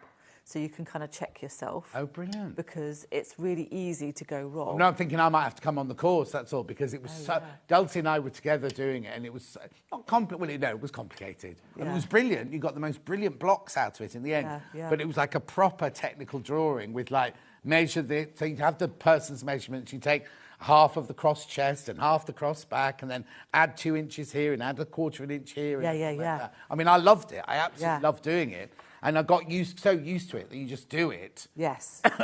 Once you do it for lots of different people, you kind of work out what the formula. Yes, and how actors and actresses would walk in and I'd see their basic block flat on the I'd be able to see, just from seeing them walk in the room, what their basic block was going to look like. And actually, it's far easier, I think, if you understand why you're taking that particular measurement and how the measurement from your body, how that relates to the plot. Basically, it's all dot to dot, isn't it? No, totally. So, yeah. Don't demean it. Anyway, so you've sewn that seam, and what are you doing now? So I'm clipping. So again, going back to what we did before around the neckline. So we want to release the tension in the seam there, so that we can fold that back and it'll tuck inside. So again, I'm going to do an understitch first, and then do my top stitch. So you do an understitch even though you're going to do a top stitch as well? Well, I think sometimes it actually helps to kind of, I mean, with jeans, you wouldn't worry about it because you're using a much lighter weight fabric inside the pocket. But because we're using the same weight of fabric here, it actually makes it easier to do the understitching. So again, all I'm going to do is push the seam allowance underneath there towards the pocket lining, and then just sew a couple of millimetres away from the edge. So all I'm doing is just separating the fabrics.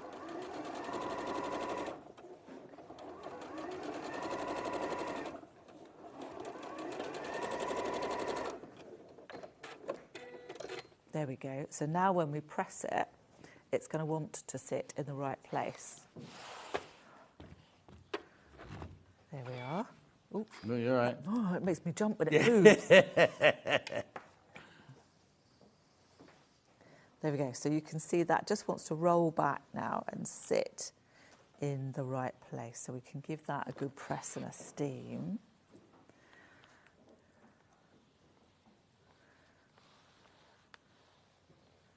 There we are. So from the right side now, we can do a top stitch. Okay. To kind of make that look a bit nicer and to hold it all in place. So again, I'm just going to eyeball it, but what you can do, and what works quite nicely sometimes, is to run the edge of your foot on the edge of the fabric, and then just click your needle into position with wherever you want it to sit. So and also, because we're doing a top stitch, I'm going to lengthen my... Do you use the same thread when you're doing top stitch? It depends on what you're making, really. I mean, it does look... I mean, I have made these as jeans, and it does look really nice, actually, when you're using a proper thicker, heavier weight top stitch. So you could do that. And actually, what looks really nice sometimes is if you're using...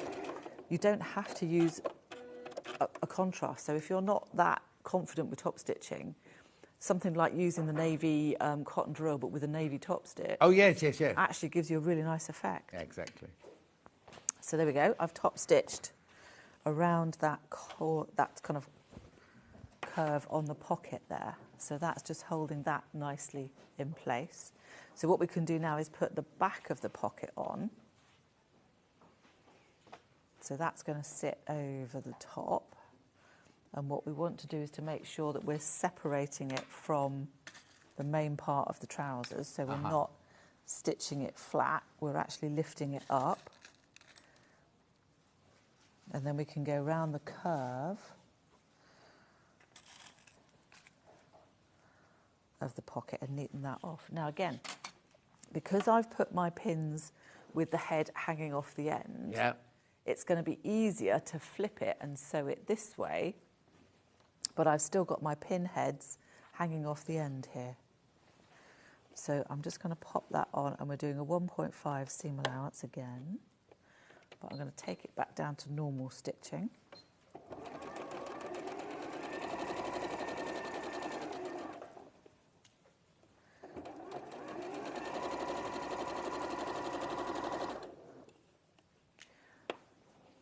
And in order to get the curve, I'm just holding my hand flat and pivoting the fabric.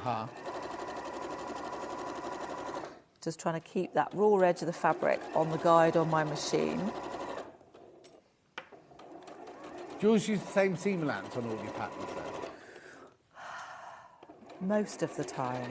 If you're working with jersey, then we use a centimetre. We tend to keep it easier and just use the same amount everywhere. Yeah. In real life, you know, when you're actually, you know, making things on a production line, you've got much tighter seam allowances and you're using slightly different seam allowances in different things. So, for example, if you're doing a collar, you'd have a much smaller seam allowance. Exactly. So, but we keep it 1.5 just to make it easy. So now I'm just going to whip around this pocket bag. And when I'm going around the corner, I don't know if you can see on here, you've got the flat edge of the overlocker. Yeah. So this left-hand corner, I'm using that on my stitching line to make sure that I'm not trimming too much or too little off.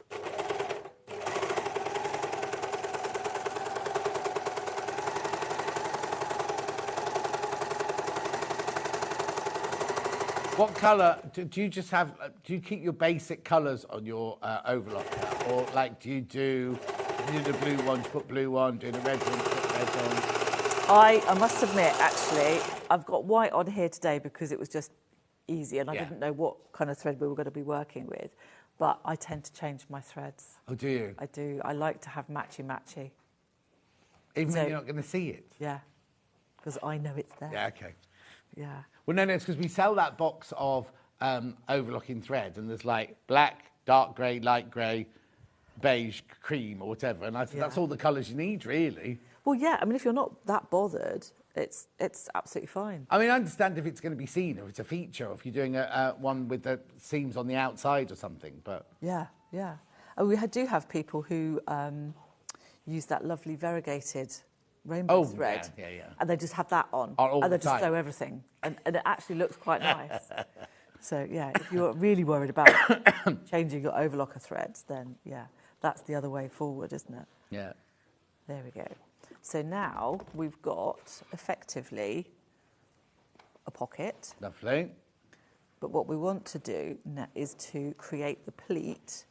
And we've got the flappy bits here, so they're not kind of staying together. Right. If we want it to behave itself whilst we're actually putting the rest of the trousers together, or the culottes together, what we need to do is to baste those two sections down so that they're not going to move. So what I'm going to do is to pleat out my little pleat. So we've got the notches there. Right. And on the pattern, we have dots going onto crosses, so you know which way round they need to go. Yeah. But I'm just going to pleat that for the minute. But if I've got a knife pleat on something, I always have it going towards the side seam. A very rare, unless it's a special design, like those like 50s trousers where you want it to make that box at the front, I would always have my knife pleats going towards the side seam. Yeah, exactly. So as you're smoothing your hand over the garment, it just runs off the pleat. Yeah. So in order to hold those nice and flat now, what I'm going to do is a basting stitch, which is basically just a really long stitch. Yeah, tacking. Yeah. You can hand sew it if you want to, but it's quicker. But I would advise doing it, not just leaving the pins in. Oh, yeah, yeah, because it's so much easier. Now, again, because we want to keep that in the seam allowance, so I'm going to make sure, try and find my foot pedal again, that I've got the edge of the foot running on the edge of the fabric. So my stitching line's only going to be a little way in, and it's going to not interfere with the stitching line. So long stitches. There we go. That's holding the top in. And then we can sew down the side, and that's going to keep everything together whilst we put the button placket on. And sew up the rest of the side seam. There we go. So I can trim my tail off. There. So we have, so that's the front part of the pocket. Yeah. What we need to do now is to put a facing on that, because this is going to flap open. So we need to neaten that off. So it looks a little bit like a fly. Oh, yeah, yeah. Yeah. So all I've done, again, is just cut this piece out. Now, I put a little bit of interfacing on the back of this just to support it, because this is where the buttonholes are going to go. Uh-huh. And then I've just neatened off the edge. You could, if you wanted to, if you didn't want to use overlocking, you could actually put a contrast binding. So if you'd got a little bit of decorative floral print or something in your pocket and some extra bias binding, you could just trim that off. Or make that lovely lawn we had earlier. Exactly, that would be lovely. So I'm going to pop that.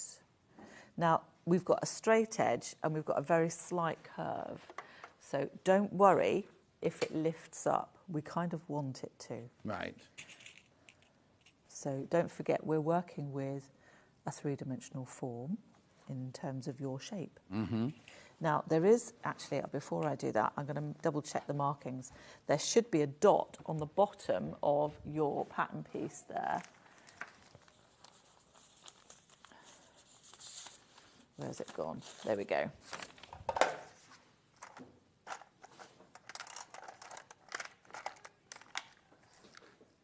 Oops.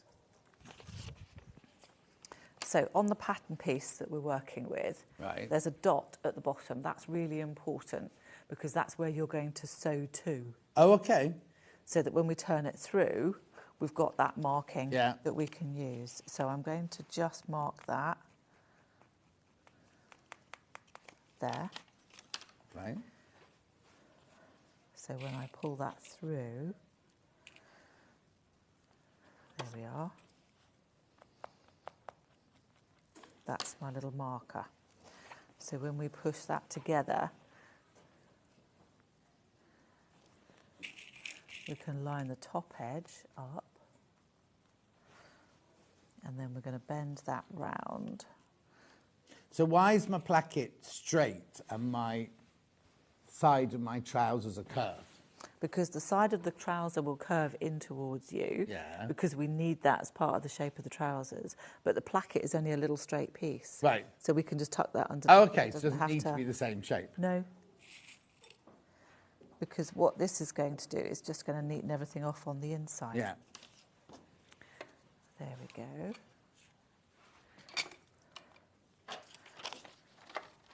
So again, I'm going to sew 1.5 back down to normal stitch length.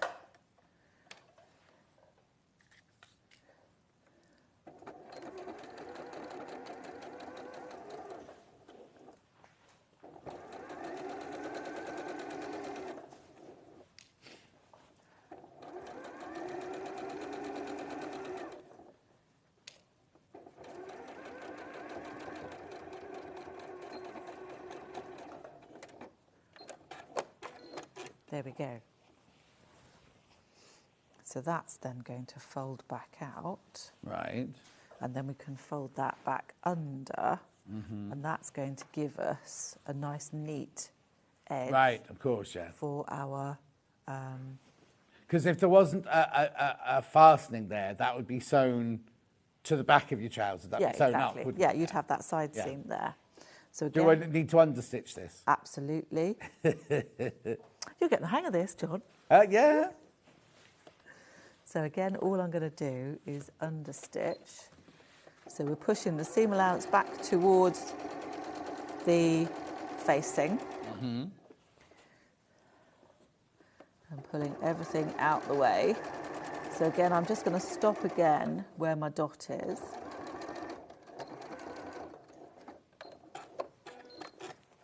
There we are, and then we can fold that back and give it a good press. So that's going to sit under there like that.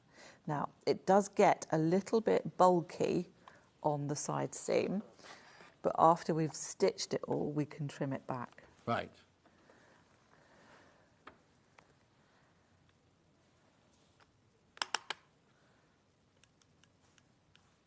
There we go. I'm trying to get it to steam, but it's not. Won't steam. It won't, no. It might be that it's just, oh, there we go. Okay. It's coming out now. That's better. There we go. Cool. So you can see how that's going to give us a nice, neat little finish on Lovely. that side. So then the back. Now the back has a dart. So I've just stitched that little dart in Right, okay. there. And I've also sewn on the back pocket because we've done quite a few of those before. Yeah. And they're very easy to do. Now you could, on these ones, I've done a double row of top stitching. So you could just go back inside if you wanted to. Lovely and then message do here. Love Jules' clear Oh. instructions on unflappable delivery. She's so calming, says Glynis. It's called the swan principle. Yes. So you'll go gliding a lot, but your legs are going like that Yeah. underneath. Not really. She's not really doing that. No, my legs are quite still actually, but that's fine. Right. So now what we want to do is to have the bit that we're actually going to sew the buttons onto. Yeah. So this bit has to So- stick out. This is the bit that's going to poke out. Yeah. So this is the bit that goes underneath the buttons. Yeah.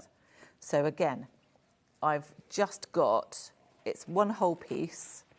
I've folded it, or I've put interfacing on here, again, because we need to support the fabric, because the buttons are going to get attached onto this bit.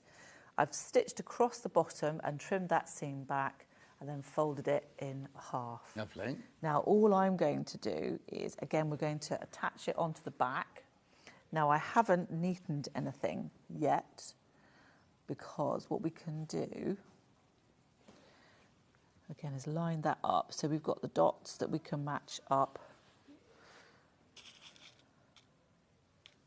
onto the side there.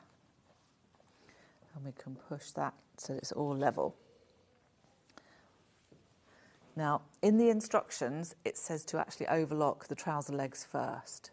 But that means then you've got 2 loads of overlocking. Yeah. So you can kind of just go a little bit off piece. Yeah. So all I'm going to do, I suppose, again, it depends what you're making it out of, isn't it? Well, yeah. It's going to be bulky with this, but some fabrics, it won't be too... no, exactly. If you were going to use a really nice floral viscose or something like that, then that would be great. So again, I'm going to do my 1.5 to attach it.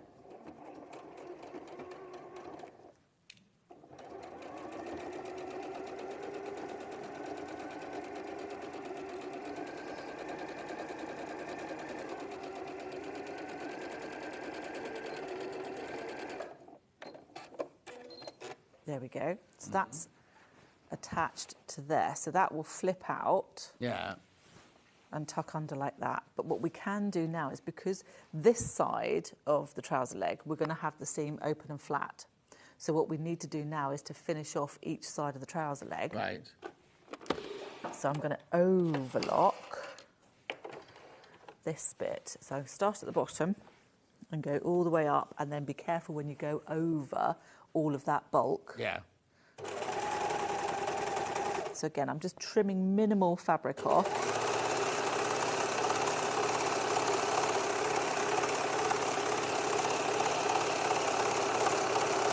All I'm doing is just neatening the kind of like the hairy bits that are hanging off the edge.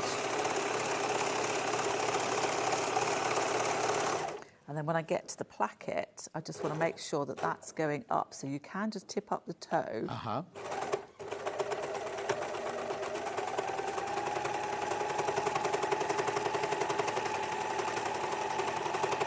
The 664 Pro, the overlocker Jules is using at the moment. There we go.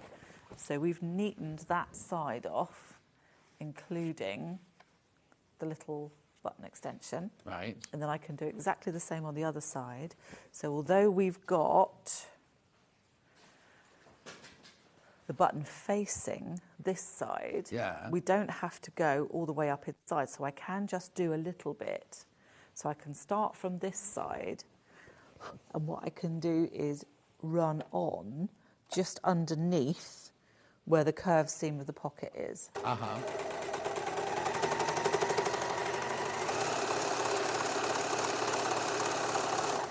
And then just run it all the way down.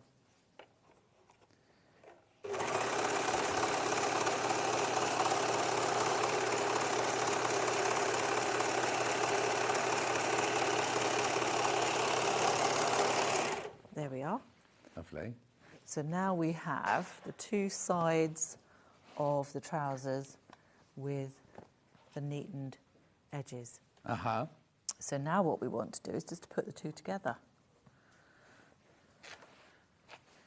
So we can push, let's get that print pressed out the way. So we want to make sure that that's going to stay out the way.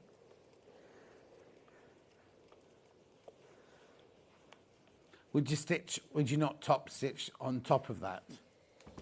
Well, the seam is actually going to be pressed that way anyway. Yeah. So all I'm doing is actually just folding that away. Right. So the other way of doing it is to push the seam away and press that flat. Right.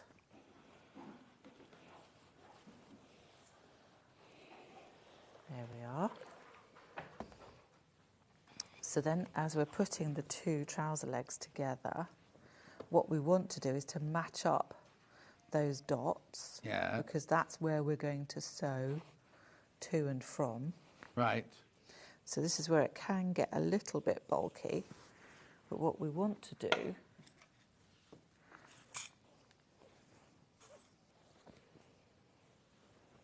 is to line up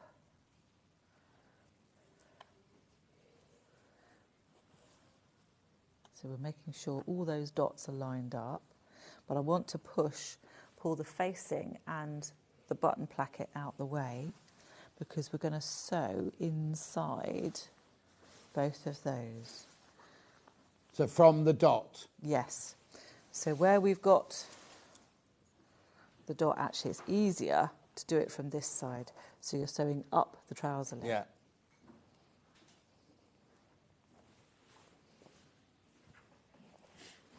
There we are.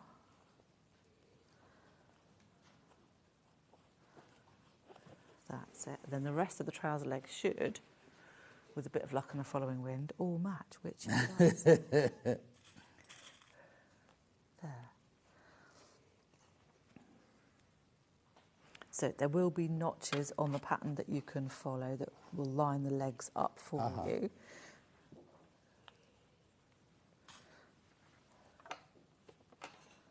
There we are. So we've got that outside leg seam that we can sew, but we're going to only go up to the dot. That's where we stopped stitching, wasn't it? So Yes. the stitches should now meet at that dot. Exactly. So, yeah, the ones for the button placket will kind of go past, will go inside, and then the one for the button facing will meet. Yeah.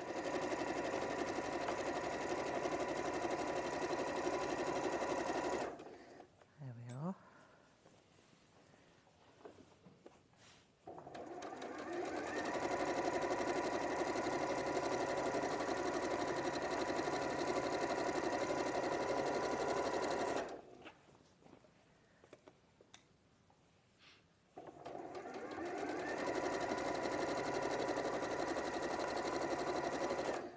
So as we're coming up to the pocket, we want to make sure that's all sitting nice and flat, and that's not going to get in the way.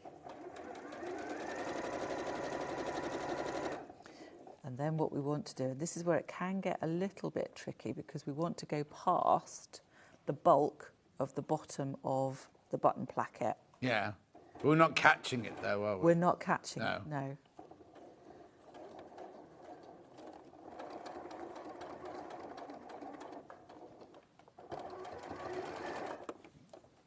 There we go. So we're just going up to that point there.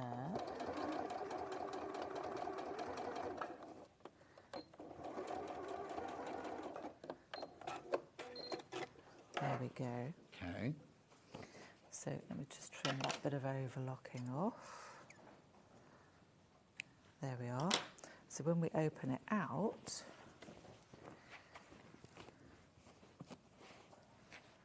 there we've got the button placket that's sitting that way, and then we've got the button facing sitting that way, and we've got a nice neat little seam that goes all the way down, which we can press. So if we press that open and flat, all the way along.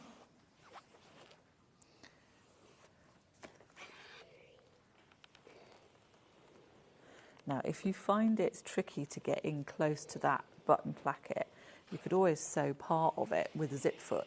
Right. So you can get in a little bit closer.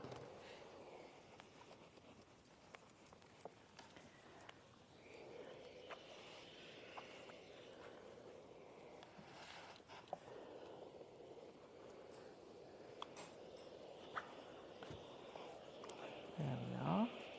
Lovely. Let's turn it around the other way. We can get in from this side.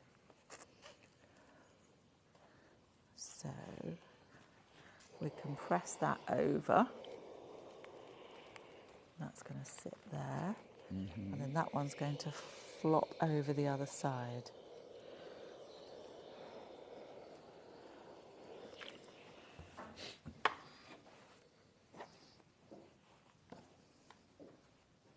So bearing in mind that we're going over a three-dimensional form, so they won't sit completely flat. Yeah. Because we've got hips to go over.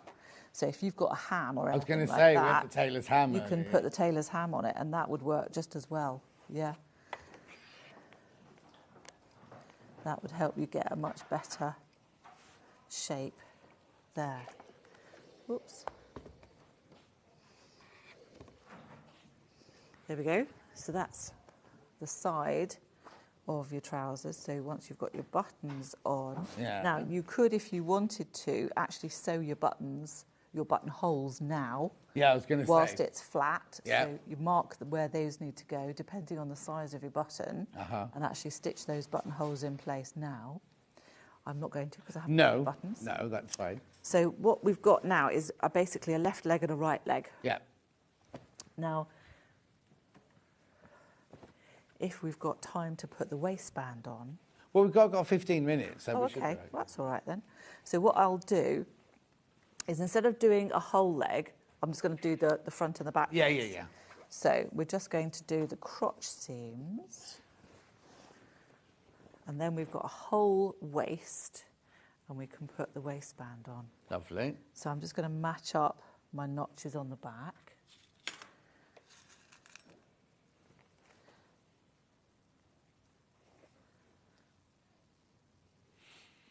There we go.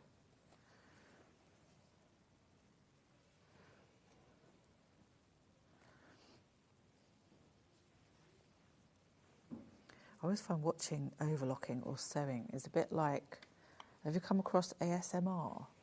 Oh, yes. No. Yeah. Just watching people. Well, no, I often forget to speak, because when the sewing machine, the overlocker's going over there, I'm like just sitting here listening to it, and then think, oh, I'm meant to be speaking now. Yeah, I should be saying something. Oh, dear.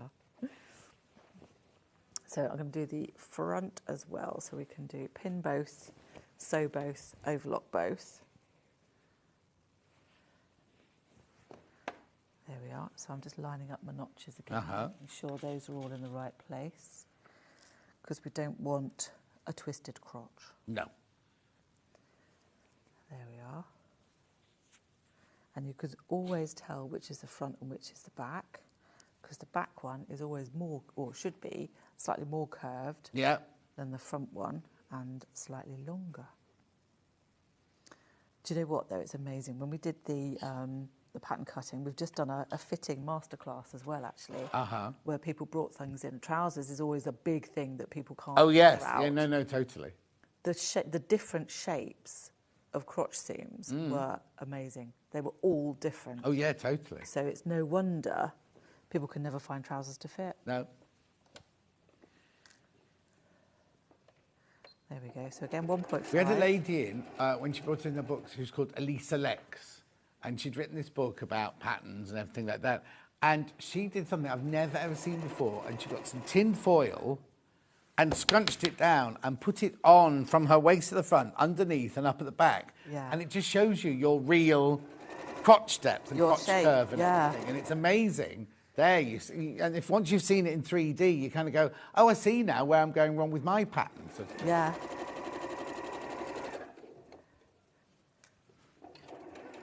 It's a bit like, well, one of the reasons that we did the curvy is because people have flesh in different places.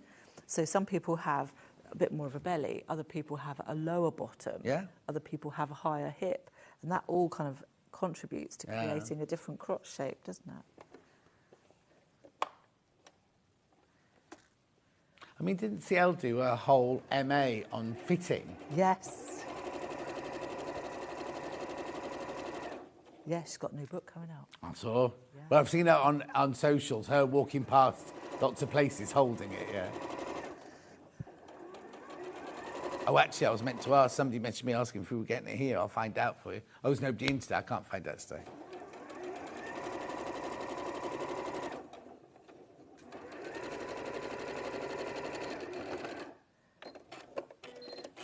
There we go. Right, let's just neaten those seams off quickly. Bit more ASMR overlocking. Go on then. I'll just see it get soporific over here. You just nod off over there. That's fine. Oh dear. Oops. Oh, just scissors. We do have people who are very tempted. We had a person the other day in the Lovely Overlocker workshop who was getting a little bit gung-ho with the overlocker. Oh, really? We had to threaten to hand out a speeding ticket. Yeah. The thing is, though, once you get used to it, you do, don't you? Kind of, it's something quite exciting. Like the speed thing, really, isn't going faster in your car once you're used to it. Not speeding. I don't mean speeding. I mean just going fast. Oh, dear.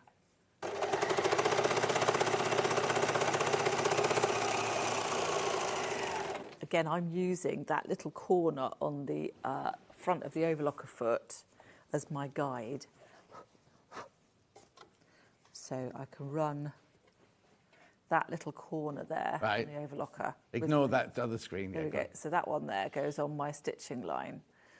Can you make the culottes without an overlocker, please? So pleased you're on Virgin now from Annette. I know it's brilliant, isn't it? You can. You just have to work out different ways of finishing your seams. Yeah, that's it. Yeah. I mean, you could do like a flat felled seam, like you do on jeans or something like that. Yeah. So that would work. That you can do around the crotch, which is a nice one actually. Makes it a bit stronger as well. Yeah. Unless you buy seconds, like the jeans that Ben's got on today. Yeah. The run and fell seam on it that hasn't caught the extra bits. It's got all the white denim coming out. You know the Oh no. Oh dear. Not custom made jeans then. No. Not cheap. I didn't say they were cheap. I said they were seconds. That's why. Yeah. Right. So we've now got a whole pair of trousers. Well, apart from the inside. We've got a whole pair of trousers. Culottes. So again, I'm going to snip off my overlocking tails because they do have a habit of getting in the way. And it's a good habit to get into, to just get rid of those. Now, we've got waistband. So again, because I'm using the same fabric both sides, you could have a contrast if you wanted to. Yeah. So you could have the inside waistband, could be a completely different colour. So on here, we have a front and a back. Now, the fronts and the backs are different shapes. Right. So we need to make sure that we have that correctly round the right way. So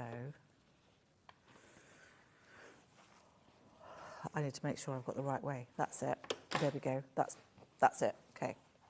So we can pin this so I can match up my side seam. Yeah.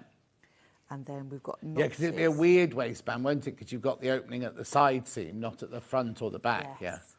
Yeah. And because we've got that button placket, lost the word there, we need to make sure that so the back waistband isn't symmetrical. Yeah. Because we've got a little bit extra one side to cover the placket, for the placket. So what we want to do is to make sure that we're leaving 1.5 centimetres. Yeah. So that we've got this little bit here to use as our seam allowance for attaching the other waistband. So that will go on there. Let me snip off that little overlocker tail. Oh, I see. You're doing your waistband in front and back, as it were. You haven't bagged one out already. No. And then we've got the front that should come all the way, and that will go there. So again, we've got a 1.5 centimetre overhang. So then, now your front waistband will be symmetrical. So let me find... Are there notches then for where the waistband needs to go to? Yes, there should be. Yeah. But I've overlocked. Overlock them off. No, I've ironed my interfacing on. Oh, and okay. haven't put them back on again. So when you iron your interfacing on, make sure that you put your notches back in again. But I know that I've got my centre front there. Now again, don't panic because you'll think, oh my gosh, that's not going to fit. It will. It's just that we need to ease it on. Right.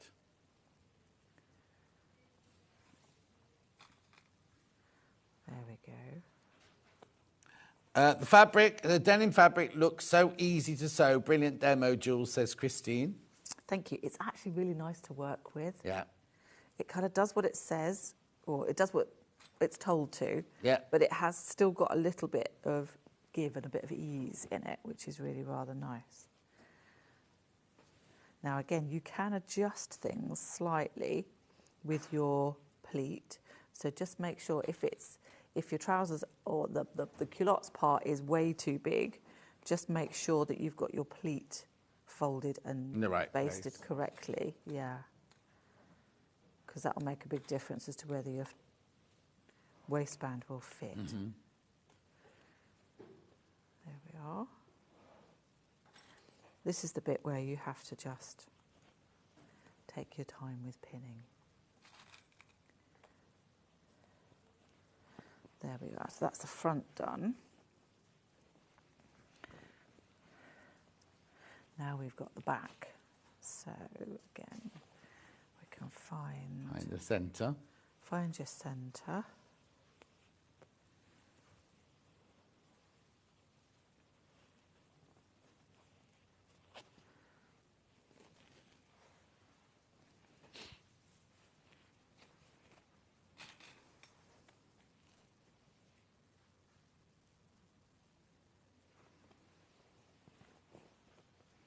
There we go. And we can find the centre. Now I'm actually going to include it's a bit like when you put a neckband on, isn't it? Your halfway points aren't your shoulder seams. No. So we're going to have to rejig that bit. There we are. So that's the centre. And then we can ease this on. Now, if you're worried that it's not going to fit, because some fabrics have a little bit more ease than others. So again, we're looking at a happy curve and a sad curve. Yeah. So what you can do is a couple of little snips, literally 1/2 centimetre into the waistband, and that's going to release enough tension in that curve to be able to ease it onto the waistband. There we go. So now that works. Lovely. While you're pinning that, I'm just going to remind you about the patterns. Which size have we got in the moment? We've got curvy in now. So, oh, no. No, you do whichever you want to do. Curvy first. Curvy first, sizes 20 to 34 there. It's got all the sizes on the back and everything of what the size you need to make for yourself. Most popular by one at the moment, that one, the curvy. Then we've got the Miss 6 to 20. Gorgeous.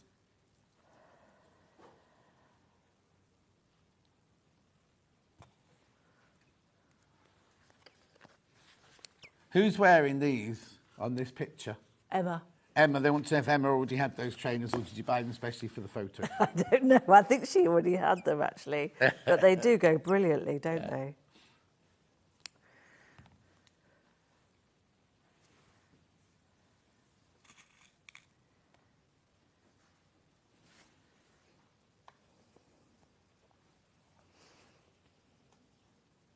I think I'm going to have to get you just to tell us the No, rest that's of it, fine. if that's So, all right. sorry, I know pinning takes ages. Yeah, no, so basically, all we're going to do is to sew around the waistband, Yeah.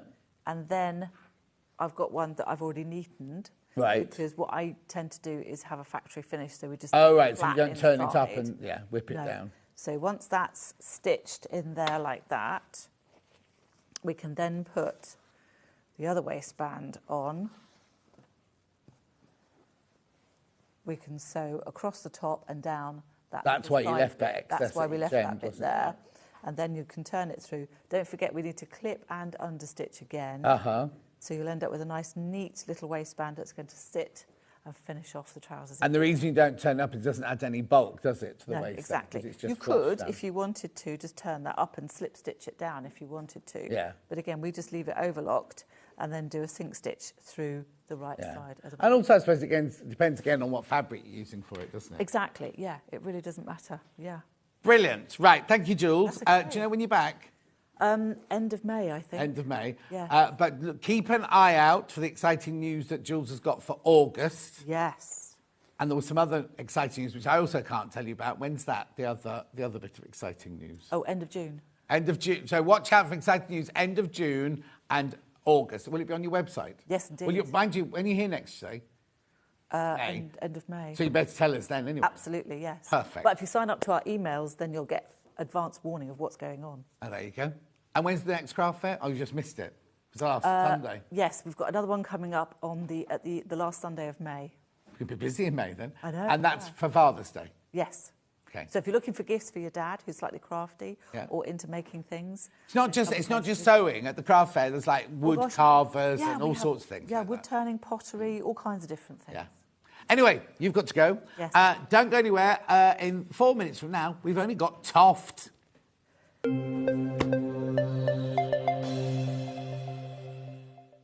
Shopping with Sewing Street couldn't be easier. You can shop via our website at www.sewingstreet.com, where you can watch our live shows and see all the products from that day. We also have a huge amount of products on our website, from your sewing room essentials to fabrics, sewing machines and much more. You can download and shop on the go with our Sewing Street app. Simply head over to your app store and search Sewing Street. Alternatively, you can contact our UK-based call centre 24 hours a day on 0800 001 4433. Shopping made easy at Sewing Street. Keep up to date with what's on Sewing Street, as well as all the latest news and special offers, by signing up to our email newsletter. Go to sewingstreet.com and scroll down to the bottom of the homepage. Type in your email address and click the envelope. That's it. You'll never miss out on the latest news and special offers ever again. Not only is Sewing Street live from 8 a.m. till 1 p.m. on Sky 670, Freeview Channel 73, YouTube and the Sewing Street app, now Virgin subscribers can watch on Channel 754, which means there are more ways to watch your way with Sewing Street. And we'll see you bright and early tomorrow morning at 8 o'clock. Bye. Did you know that you can continue shopping 24 hours a day, 7 days a week, even after we've finished broadcasting live? Just head over to www.sewingstreet.com for thousands of sewing supplies available from top brands. You still pay only 1p&p, with split pay available on certain items and an easy checkout service too.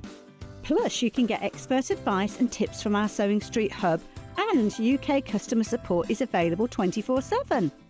So head over to sewingstreet.com and continue your sewing journey. Did you know at Sewing Street that on various products we offer split pay? That means on certain items you can spread the cost over 2, 3, 4 or sometimes even 5 interest-free monthly payments. Just pay the first instalment when you purchase and you're away. So shop your way with split pay. Here at Sewing Street, we only charge 1p&p throughout the day. You can add as many items to your basket and check out and still only be charged once. Once you've checked out the first time and want to order again, you simply add the item to the basket and click on the Combine Order button. Remember, standard P&P is £3.95. Charges may differ for outside the UK. Or upgrade to our premium option for £5.95 on certain items. Shopping made easy at Sewing Street. Never miss a show by watching on the go with the Sewing Street app. Head over to your App Store now and search Sewing Street and simply download to your smartphone or tablet. You can watch the shows live and see your favourite presenters and guests. Click on the Today button to shop all of the products that are featured in today's show. Want to know what's hot? Then click here to see today's bestsellers and highlights. Have you missed a show or want to watch one back? Then click the schedule button and you can go back 7 days to watch and shop, and you can also see what's coming up over the next 7 days. Want to say hello or ask a question to our guests? Then send a message to the studio. You can also keep in touch with all the latest news, events, product launches and much more by clicking here for our social media pages. Never miss a show by watching on the go with Sewing Street. Did you know that we can deliver to over 20 different countries worldwide, spanning 4 continents from the UK to Australia? Check out our website for the list of countries and delivery costs. Sewing Street, stitching the world together. Every day, our experts will bring you a wealth of knowledge. They'll take you through the steps of making projects, and we feature fabulous tips along the way. Whether you're new to sewing or a seasoned pro, you're sure to learn something new. We're live every day from 8 a.m. till 1 p.m, and you can also watch back all of the demonstrations featured on the show on our YouTube channel. Shopping with Sewing Street couldn't be easier. You can shop via our website at www.sewingstreet.com, where you can watch our live shows and see all the products from that day. We also have a huge amount of products on our website, from your sewing room essentials to fabrics, sewing machines and much more. You can download and shop on the go with our Sewing Street app. Simply head over to your app store and search Sewing Street. Alternatively, you can contact our UK-based call centre 24 hours a day on 0800 001 4433. Shopping made easy at Sewing Street. And we'll see you bright and early tomorrow morning at 8 o'clock. Bye. Did you know that you can continue shopping 24 hours a day, 7 days a week, even after we've finished broadcasting live? Just head over to www.sewingstreet.com for thousands of sewing supplies available from top brands. You still pay only 1 P&P, with split pay available on certain items and an easy checkout service too. Plus, you can get expert advice and tips from our Sewing Street hub, and UK customer support is available 24/7. So head over to sewingstreet.com and continue your sewing journey.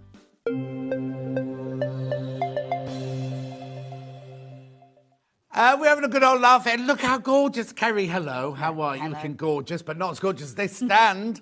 Look at everything on here today. It's just amazing, isn't it? I mean, it's just... it's all been being set up while I've been over there with Jules, and I could hear you over here, but I couldn't see what you were doing. And I've just come round now and just seen... I mean, it's incredible. It's absolutely incredible. So... today, we've got something a bit different today, haven't we? Just explain how it's going to work today, then. So what I really wanted to focus on today is the self-published titles that I do that a lot of you at Sewing Street have probably never seen or heard of. Right. So they're not available from bookshops, they're not available elsewhere.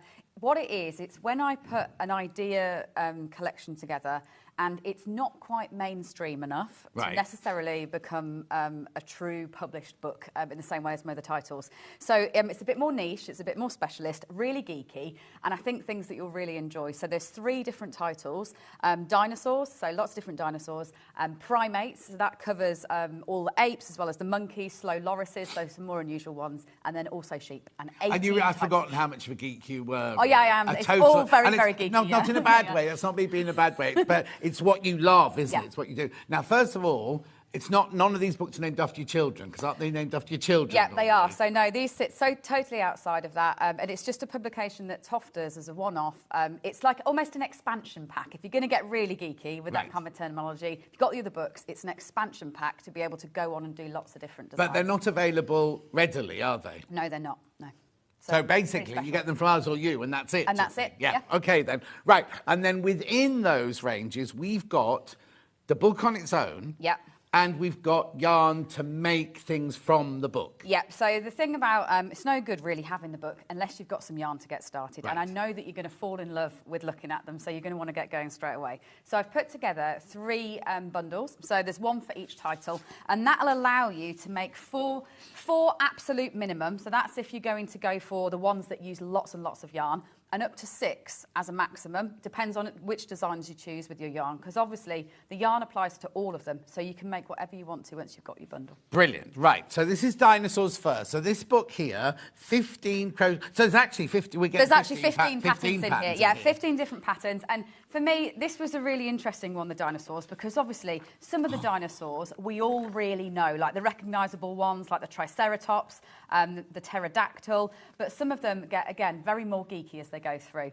And how it came about was I was actually asked by the Natural History Museum to make a diplodocus for them. And this was right the way back, well over 10 years ago. Oh, wow. And that's where it all began. So this is Dippy, the diplodocus, who was the original dinosaur. Did you love dinosaurs before that, or did it just come out of the blue? I did. It came out of the blue a little bit. So they invited me to do a workshop to celebrate the removal of Dippy from the Natural History Museum, and the skeleton's been on tour pretty much ever since. And Dippy's the name That is the name of their skeleton. Their one. Oh, yeah, okay, so that's then. why it takes that name. Yeah. The others follow my usual trend of ones that I know. So here's our first one. That's a Parasaurolophus. It doesn't roll off the tongue. No, not much. But this is the kind of one that I really had to do some research on to look up. But what I love about the dinosaurs is no one really knows what colour they were.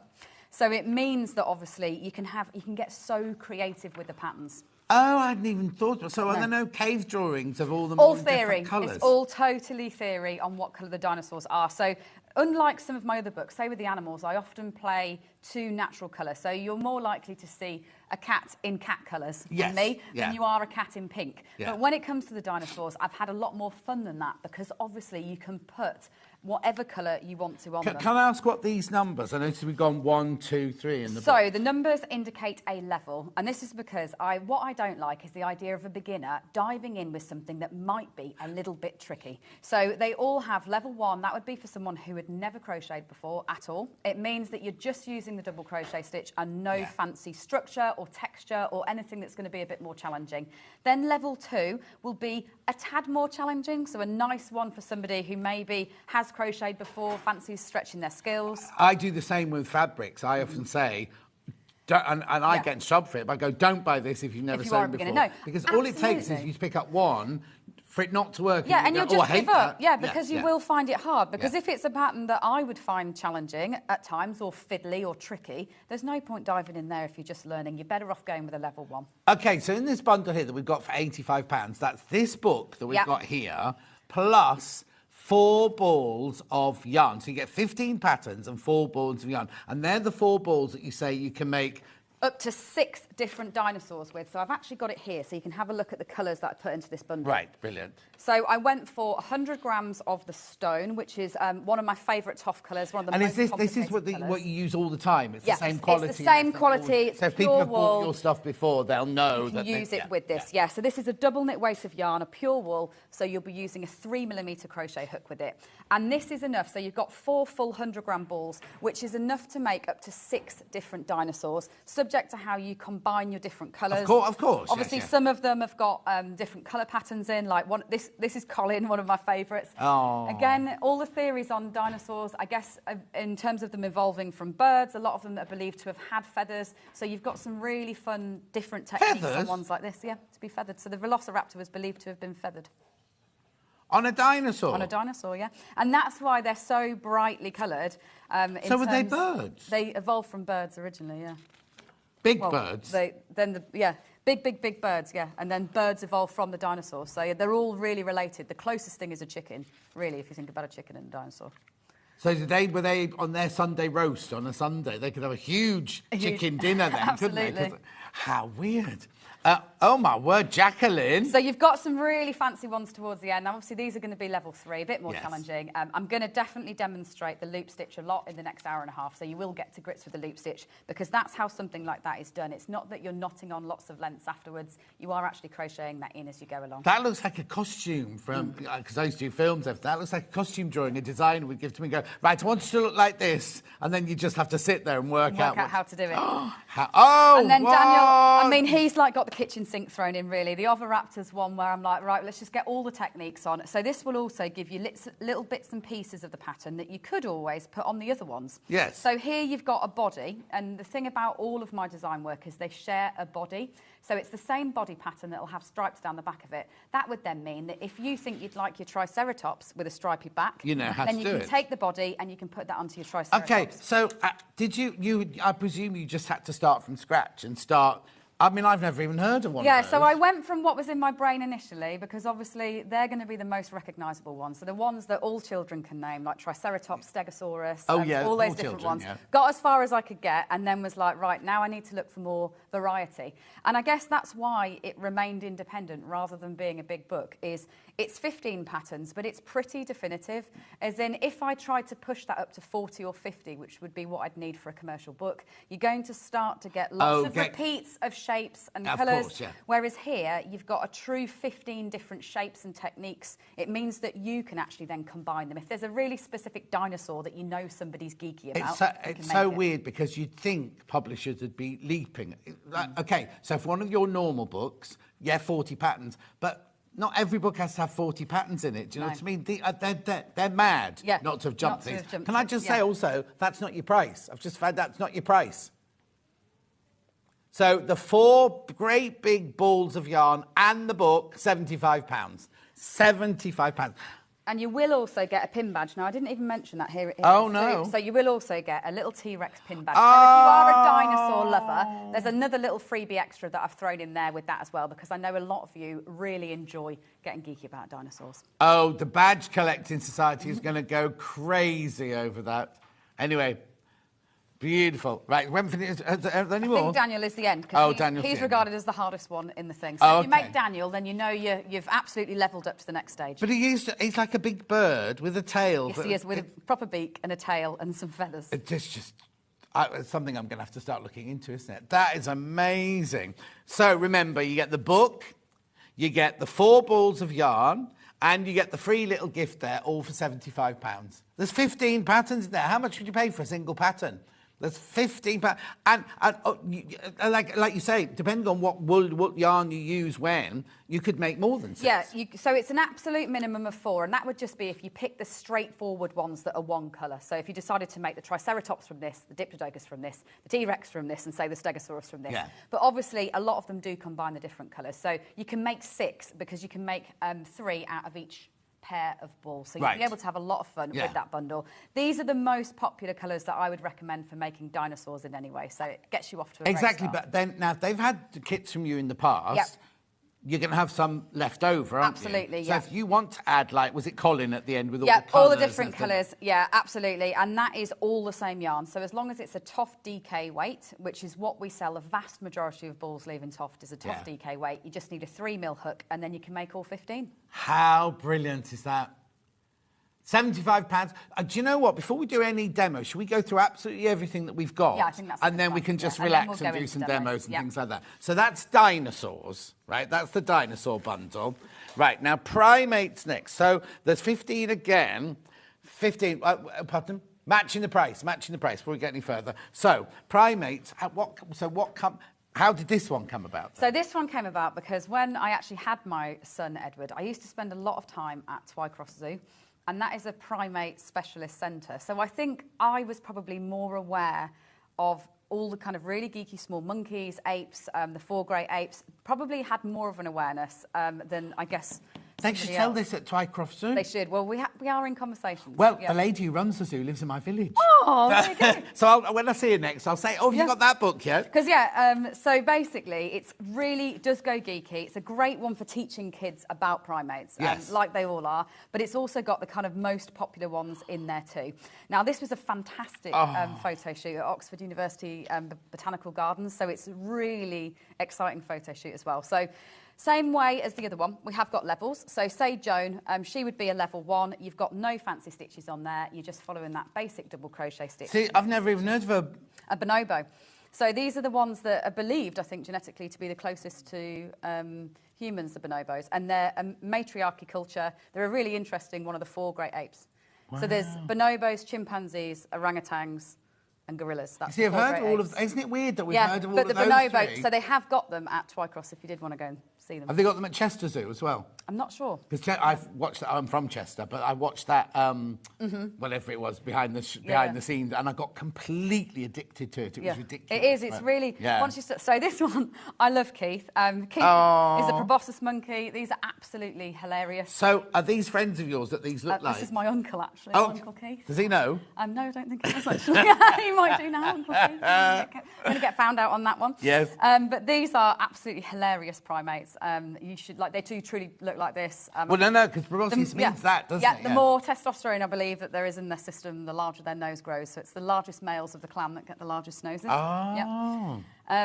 Keith the proboscis monkey. So your uncle's obviously got lots of testosterone. Let's not go there. Right, Franklin. So Franklin, these ones, again, I've seen in the zoo. They almost look like they've got opera capes on the back of them. They almost look like feathers. So they have a beautiful kind of circle of white fur that grows longer than their black fur. So a really beautiful Isn't nature, when you see something like this, isn't nature like an incredible thing? Incredible. Yeah. I mean, this isn't just me now. I think it's amazing that a baby can start off at one cell and then divides them out, and it knows that a nostril has to go here and a tear duct has to go there. And if you start losing yourself in that, but then you kind of think, how has nature even created? All these amazing you know what I mean? Yeah. You know what I mean? And where's it all come from? And from a crochet point of view, what I love about the primates is, because they are so varied, you've probably got the most varied techniques in here. Right. So if you're somebody who really enjoys a bit of a challenge, a little bit of different detail, you will love crocheting your way through this one, because they aren't as samey at all. They've all got lots of different little bits of techniques. Oh, yes, exactly. And these are, look, they're completely different. Declan.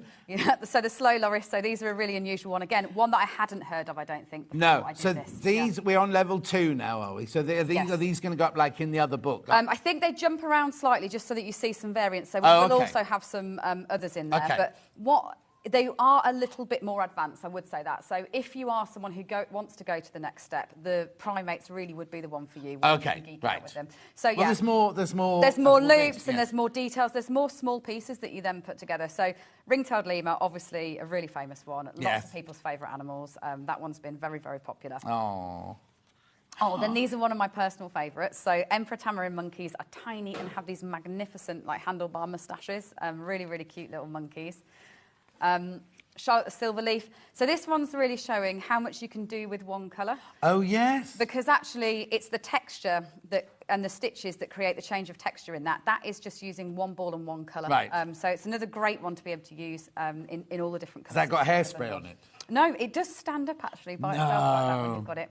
Oh, look. So Leah the Marmoset, that's obviously the cover featured one. Another really cute one with lots of loop stitches. Actually, it does look like we are sitting in level 3 here. So you've got a level 1, which would be great for a beginner. But the thing about the primates is when it says level 3, I have to make it a level 3 if it has any loop stitch, because that's the hard rule that we work to. So if it's got loop stitch, it's going in level 3. Right, okay. But some of them will have it all over their body. Some of them, say, like the ring-tailed lemur, would only have a little bit around his ears. So it's a great way to be introduced to that, because you're only going to do a little bit of it. But as you say, if you've not done anything like this before, maybe don't go for the primates to start with. Go for one of the others, then move up to this one. Yeah. The Duke Langor is an absolutely beautiful one as well. Loads of different colours in that one.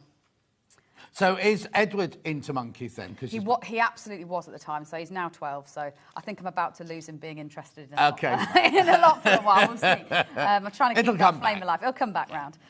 So this is another really beautiful one that I think you'll enjoy in this one, the mandrill. So this is like, I guess, a really iconic one with lots of different features that you can have a play with as you are crocheting through that one. Oh, look. And the golden lion tamarind. So one like this, you're starting to get to where you're working these loops all over. You see, that should be a 4, really, shouldn't it? Yeah, and you're working longer ones and Yeah. shorter ones. So that was the kind of one that you'll enjoy, I guess, as a challenge project if you have crocheted other animals. But what's fantastic is they're not just straightforward dolls. You've given them all a little bit of a character. I can see exactly what Balthazar's thinking and what he's about to do and everything like.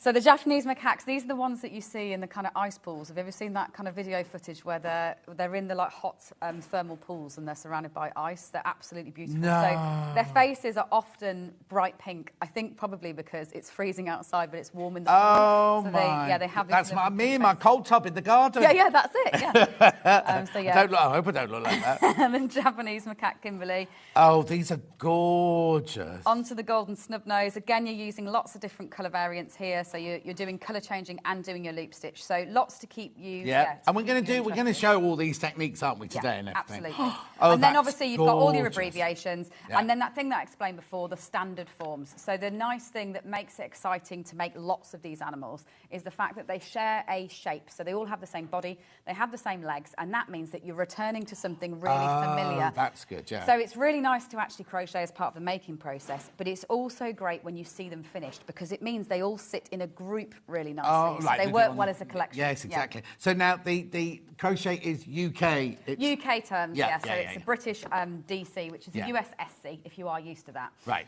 Now, what's different about this bundle of yarn? That So goes this all comes in the bundle. This all then? comes in the bundle. So because the primates use a lot more different colours, I didn't just want to lock you into 4 of the big balls. Yeah.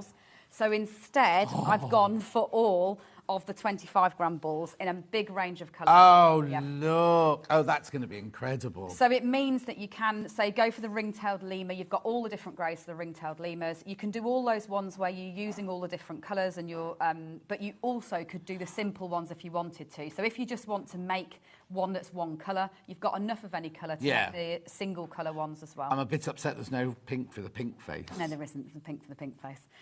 So now, if somebody wants to do this... I know we haven't got it today, but they can contact you and buy the pink, can't they? Yarn. You can get the yarn is readily available, and the big thing is in our 18-year history as a company, we don't discontinue things. We're not a yarn company that produces a yarn for one collection and then it goes away. And then our yarn works for everything. Hang on. Gold. Oh, well, that was limited edition. Yes. So, but I'd never produce I'm only a book. teasing. I'm only teasing. I'd never produce a book where you couldn't get the yarn afterwards. There's what's the nothing point? more frustrating. No, exactly. So it means that all the yarn's readily available. That said, you obviously can use other yarn as well. And as we've discussed before, the thickness of the yarn dictates how big they get. So use a double knit and they're the size we've got on the show. Use an Aran, they're twice as big. Use a 4-ply, they're half the size. So that's what dictates how big they end up. You do also get a linel patch with this bundle as well. So the little iron-on patch is also included in that one. And it is also comes in a Primate tote bag.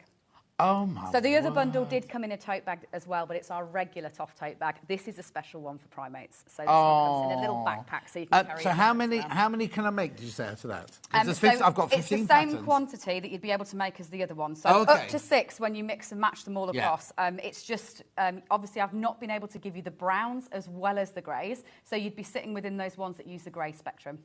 That's fine. But if you think about it, right, so I can make 6 there. You've got a fabulous book that you can't get anywhere else. And you get meant to make 6. That makes them only like, what, £12 each? You know what I mean? Yeah. And if you're someone that has got people where you're going to start gift making nice and early, as you should do, I should do really, I probably should get on that because I'm the person that ends up in a rush in December every single year. Then it's a really fun one because you'll skill up as you go through and then be able to pick, 4 very different ones for different people. Right. Sheep. I didn't even know the word. Oh, there's 18 in this. 18 in this one, even more in this one. And that's because a lot of you out there that are knitters, are crocheters, obviously, you're going to be wanting to make Where did this one start then?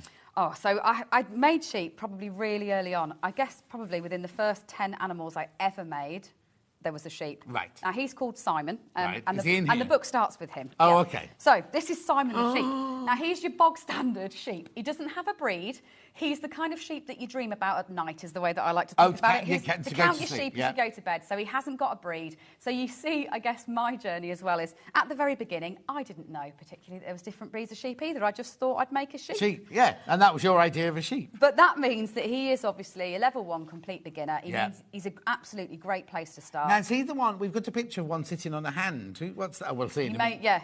So then we've got Barbara, the Border Leicester, known as the rabbit sheep is what people I think like to nickname her. And that's because this breed truly does have these big ears that stand off the top of the head, the Border Leicester. So if you've ever seen those at agricultural shows or you've spotted them over fences and they've got the big kind of like hare ears, then it'll be a Border Leicester that you've seen. How with the ones in my field behind my house got big ears, but I don't know if they're those. If they stand up and it's that. Now there's the merino, obviously characterised by having fleece all over him. Yeah. So he's got a hairy head as well. And I will mention that if you go for the bundle, you will actually get a matching patch included in your bundle for the merino as well. So that's included with that one. Also, it has to be there because merino wool, they're bred for their wool, and it's the best wool, not the best wool, but you know, it's good because it's anti-what's-it and all those sorts of things. Yeah, absolutely. It's the finest fibres in the world, really, in terms of wool are merino. Where was this photographed then? So between Yorkshire and then at Toft HQ. So we actually went up into near Skipton to do the photography.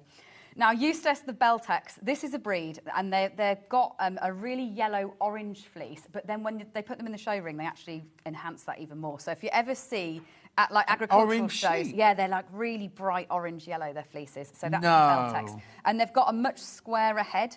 So I've really tried to study capturing the characteristics. So did you train as an artist? Because you must have to draw these first, to begin with to get all those characteristics. Yeah, I do draw them first. No, my degree's in English literature, so I enjoy their names and their stories as well.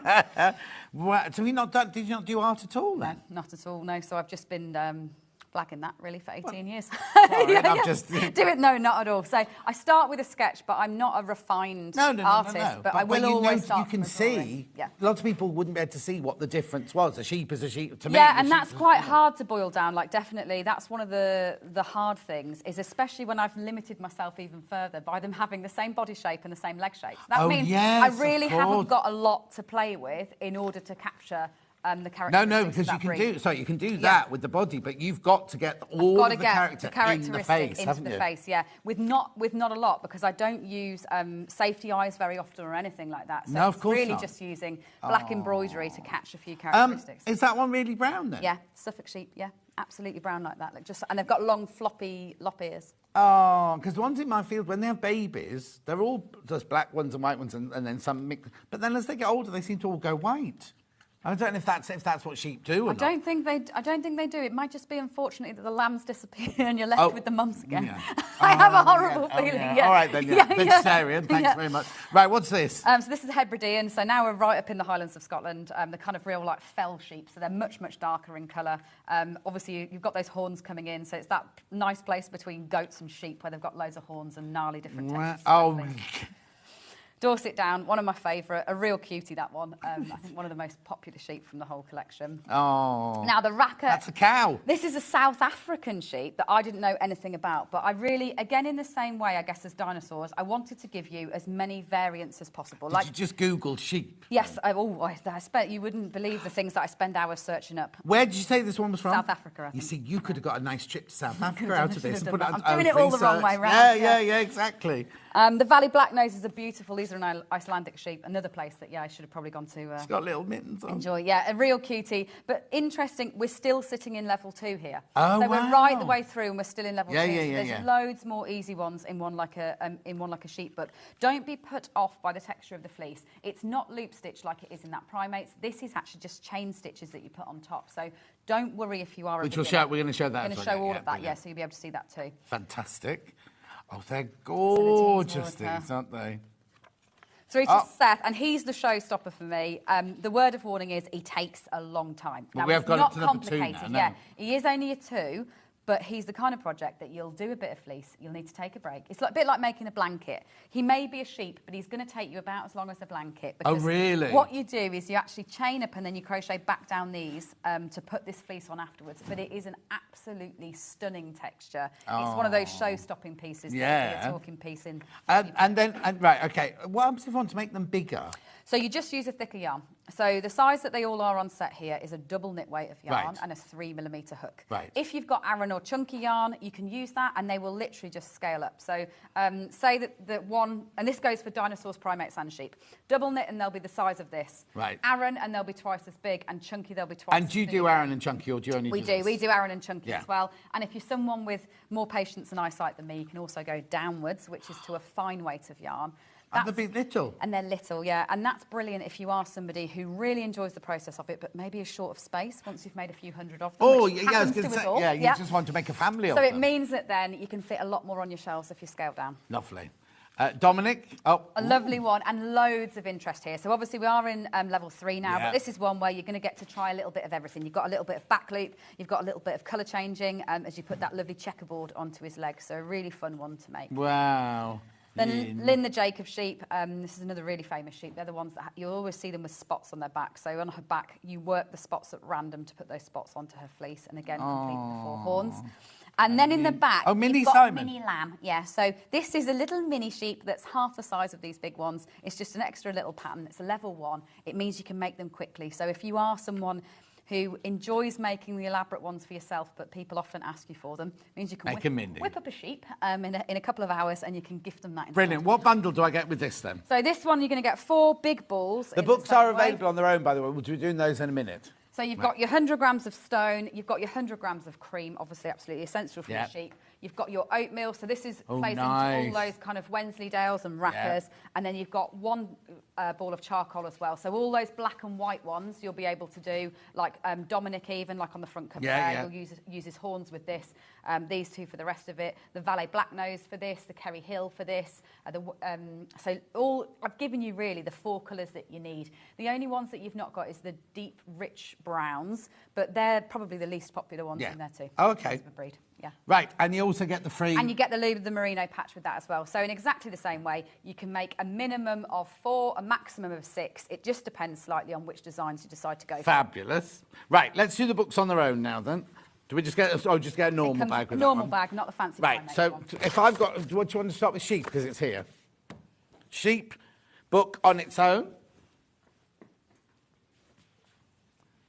Oh, £10, that's good. Right, OK, that's wrong.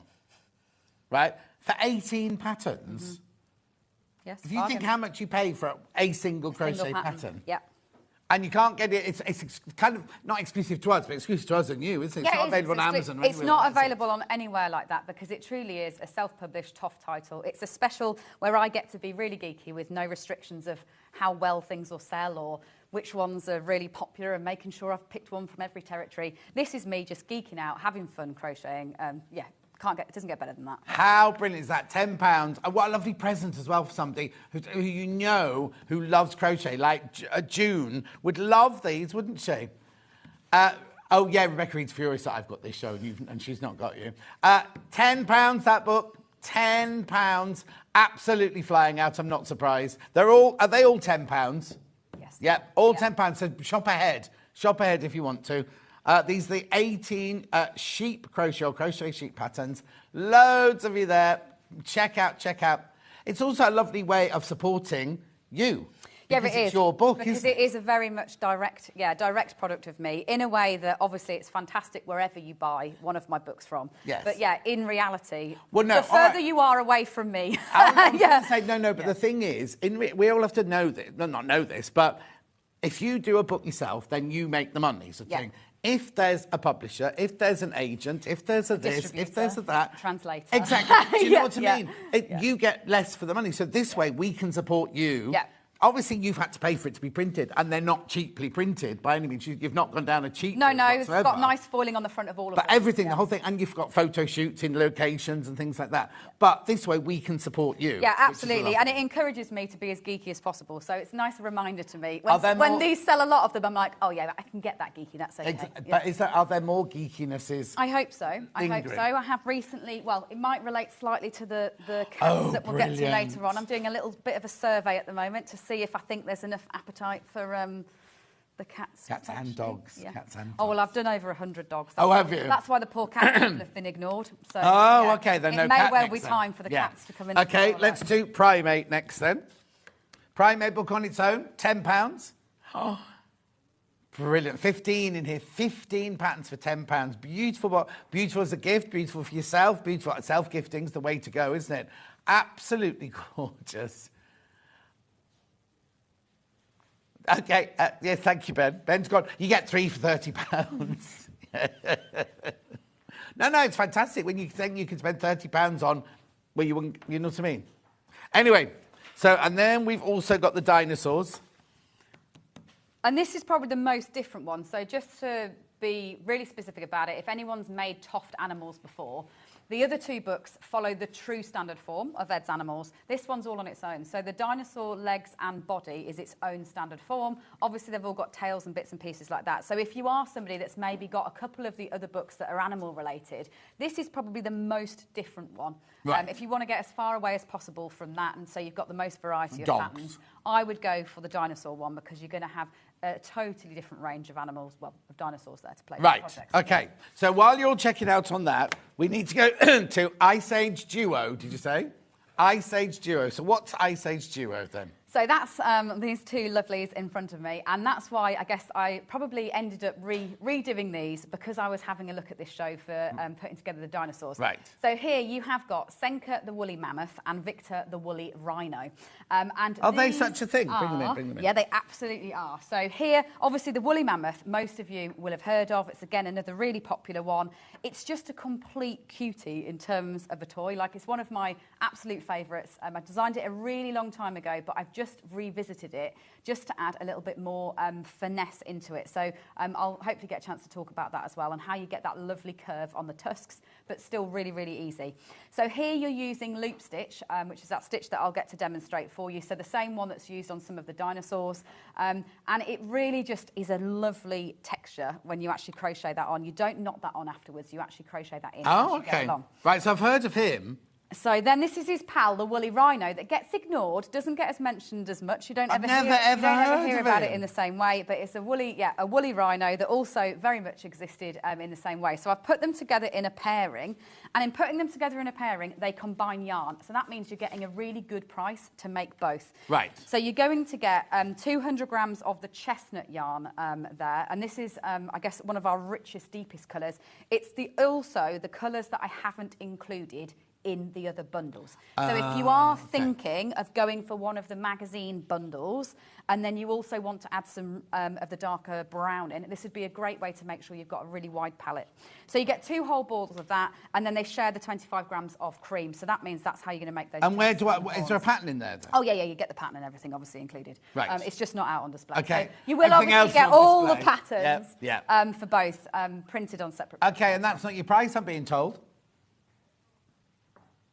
10% off, look. £45, actually postage, P&P back, isn't it? Now, do these come from you or do they come from us? We directly ship these out to you. So you'll get the email at midnight tonight and then we'll ship them tomorrow, yeah. So they're always fast turnaround from us. So, I mean, with a special wind from Royal Mail, they may well be with you for the bank holiday weekend. Oh, is it bank holiday soon? Yeah, it is. Oh, yeah. We don't know bank holidays in this building. Right, £45, you get both of those. Now, do I need something to go inside So you will need to get some stuffing. So everything that we've talked about so far, the things that you're going to need to add into your basket if you're starting from the very beginning is a 3mm crochet hook. Should we do that then? Yeah, so you can have a look at that. So it's a 3mm crochet hook, and what's exciting is, so long as you're using a double knit weight of yarn, that truly is all you need. It's the one tool that you need. Okay. It means you can take your ball of yarn with you in your bag. So long as you've got that with you, then you're off and you can make it every 3mm. 3mm with a double knit weight of yarn. Okay. And then a bag of stuffing. Oh, and one bag will make 5. Bag, look. Yeah. One bag will make 5 animals this size, so you just need one of those to go alongside your bundle. Oh, what, for £6? Yep. How gorgeous. I love it. Oh, that's nice as well. It is. That's more like fussy. a K-pocky. It's to try and give it a nice loft. So the thing that I really don't like is when anything goes too flat when you're using it. And also my big tips whenever you're using stuffing, really, no matter what that stuffing is keep it in one big piece as much as possible. Don't pull small bits out and roll it up to get it in. Keep it in one big open piece. And then what you do is you use your hook, and this is where the handle is really important as an extra tool. You push that stuffing inside the pieces using the handle of the hook as the tool to do that. And how heavily do I stuff them at the beginning? Lightly. So as you'll probably feel when you pick them up, and this is the big thing that I emphasise to everyone, is you're using a top quality wool that's really tactile and soft stitches in terms of your fabric. You want them to have movement and you don't want them to be too stiff. That's what gives them even more character. So whether you are giving them for a child to play with or whether you're making them just to sit on your shelf and look good, they will look great and have more character the less stuffing you actually use, because it means they've got movement in them. So then you can sit them up and you will get more character in the way that their body sits on the shelf. How gorgeous we put the Ice Age Duo back in there, £45. So that in that one you get the 2 big balls of chestnut, the small ball of cream and the instructions, the pattern and everything for that. And you'll need a 3mm hook, and you'll need a bag of stuffing. Loads in baskets of the Icelandic Duo. Loads of you there. Right, let's move on. I'll put that there and that there. Baby Dinosaur. So this, I've got an apology for the next 3 items we're going to talk about. And that is that they're on their holidays in Chicago. This is a very busy week for us at Toft. We had a team in Wales at the weekend at a show. I have 2 of the team members in Chicago at a trade show, and then obviously I'm here. So you've missed out on that as well, and to Chicago. I have, yeah. So we packed everything very organised into bags over 2 weeks ago, but we didn't quite think about my show. My show came last. So these are in Chicago? Yeah, these 3 are all in Chicago right now, getting ready for a trade show out there. So, but what this is a Toft complete kit. So you might have seen our kits in boxes. Everything else on the show isn't in a box. It'll come in one of those bags. Yeah. But what a complete kit is it means it gives you absolutely everything in one place. So you're not going to have to buy anything extra at all. So you'll get your 25 grams of your line. You'll get your eye thread, which is what that is, so you can sew that on afterwards. You get your 3mm hook. Oh, and wow. you actually get your stuffing, as well as obviously then your pattern to create your mini dinosaur, and then a handy little card that helps you with all the abbreviations and gives you the video links, because there are videos for everything as well. So this one is a really great little beginner project. If you're sitting watching the show, or you know somebody who's thinking about getting going on it as well, it's a great gift because there's absolutely nothing else that someone would need to find. It obviously comes sealed. I've just left this one unsealed. It's a level 1 complete beginner one, so it just allows you to dip your toe in the water with a little project. And then you will get... Oh, you get the badge as well? Yeah. Oh, there he is. Look, right, £21. No, not £21, apparently. Mini Gregor, the T-Rex kit box with free pin badge, £15. Right, that's the last crash of the show. No more crashes now. The thing is, I don't know how you make money. I'm genuinely, being serious now. And we make them all at HQ too, like just so that if you ever see a box like this, and obviously they're on the shelves all over the world, Toft boxes, they're all made by our team in Warwickshire. We assemble all of them, yeah. £15 is not enough. Anyway, take advantage. And what I love as well is you've grown, obviously your company's grown in popularity over the years. You haven't gone, oh, we're famous now, we can charge more money. No, not at all. In fact, we haven't raised the price of our yarn for 15 years. Well, it's about time you did go. Well, yeah, I'm trying to avoid that as much as possible. No, and that's brilliant. But that's lovely. Yeah. So your fans are loyal to you, and you're as much as you can. I absolutely am, because I'm conscious with everything. Like, obviously, we are a luxury brand. Yeah. It is luxury quality. It's manufactured in the UK. It's the highest quality soft sheep's wool that you can source globally. It's spun here in the UK. We do everything by hand with a small team of 13 of us. But yeah, I understand also that things right now, I don't want to put the prices up for the sake of it. So I am battling hard to keep your prices. Be creative to keep your prices. I could nick some. I'm in Warwickshire, so I could nick some of the sheep in the backfield and just bring them round. Yeah. There you go. And we can shear them, keep them. Anyway, £15. Make sure you check out on that. That's brilliant. Here he is again. Loads of you got this in your basket. I'm not surprised. Absolutely beautiful, isn't he? Oh. Right, let's move on then to... Where you want to go next? Cats next, Ben? Yeah, cats next. Right, so I apologise again for the fact that they're not here, but for me, this is a very exciting moment in Toft history. Black and white one first. Going into cats. So this is Paddy, who is... How tall is he? How big is he? So the same size as all of these other ones. Okay, yeah. right. So the size of everything else you've seen, Dinosaur Primates, it's all the same size because you're using double knit yarn. Right. So you will get 2 balls of the charcoal, 1 ball of cream, which is what you need to make Paddy the cat. Obviously, same things again, your 3mm hook and your stuffing to finish him off. Right. But cats, there's a real story behind cats. Basically, I've resisted cats for probably far too long. So I learned to crochet 12 years ago. I did make a cat really early on, and I wasn't happy with it. And I think it's because I've always been around dogs my whole life. I haven't actually spent a lot of time with cats. And so I've really struggled to capture a cat. But it's the time for the cats. I've now made over 100 dogs. I've made basically every single variety of dog going. It's time for the cats. So if you are a cat lover, if you've got any suggestions of what you would like to see cat-wise, do make sure you send them in. I'm listening, loud and clear. It's time for the cats. Let's give them a good go. So I've started with, Paddy, the black and white.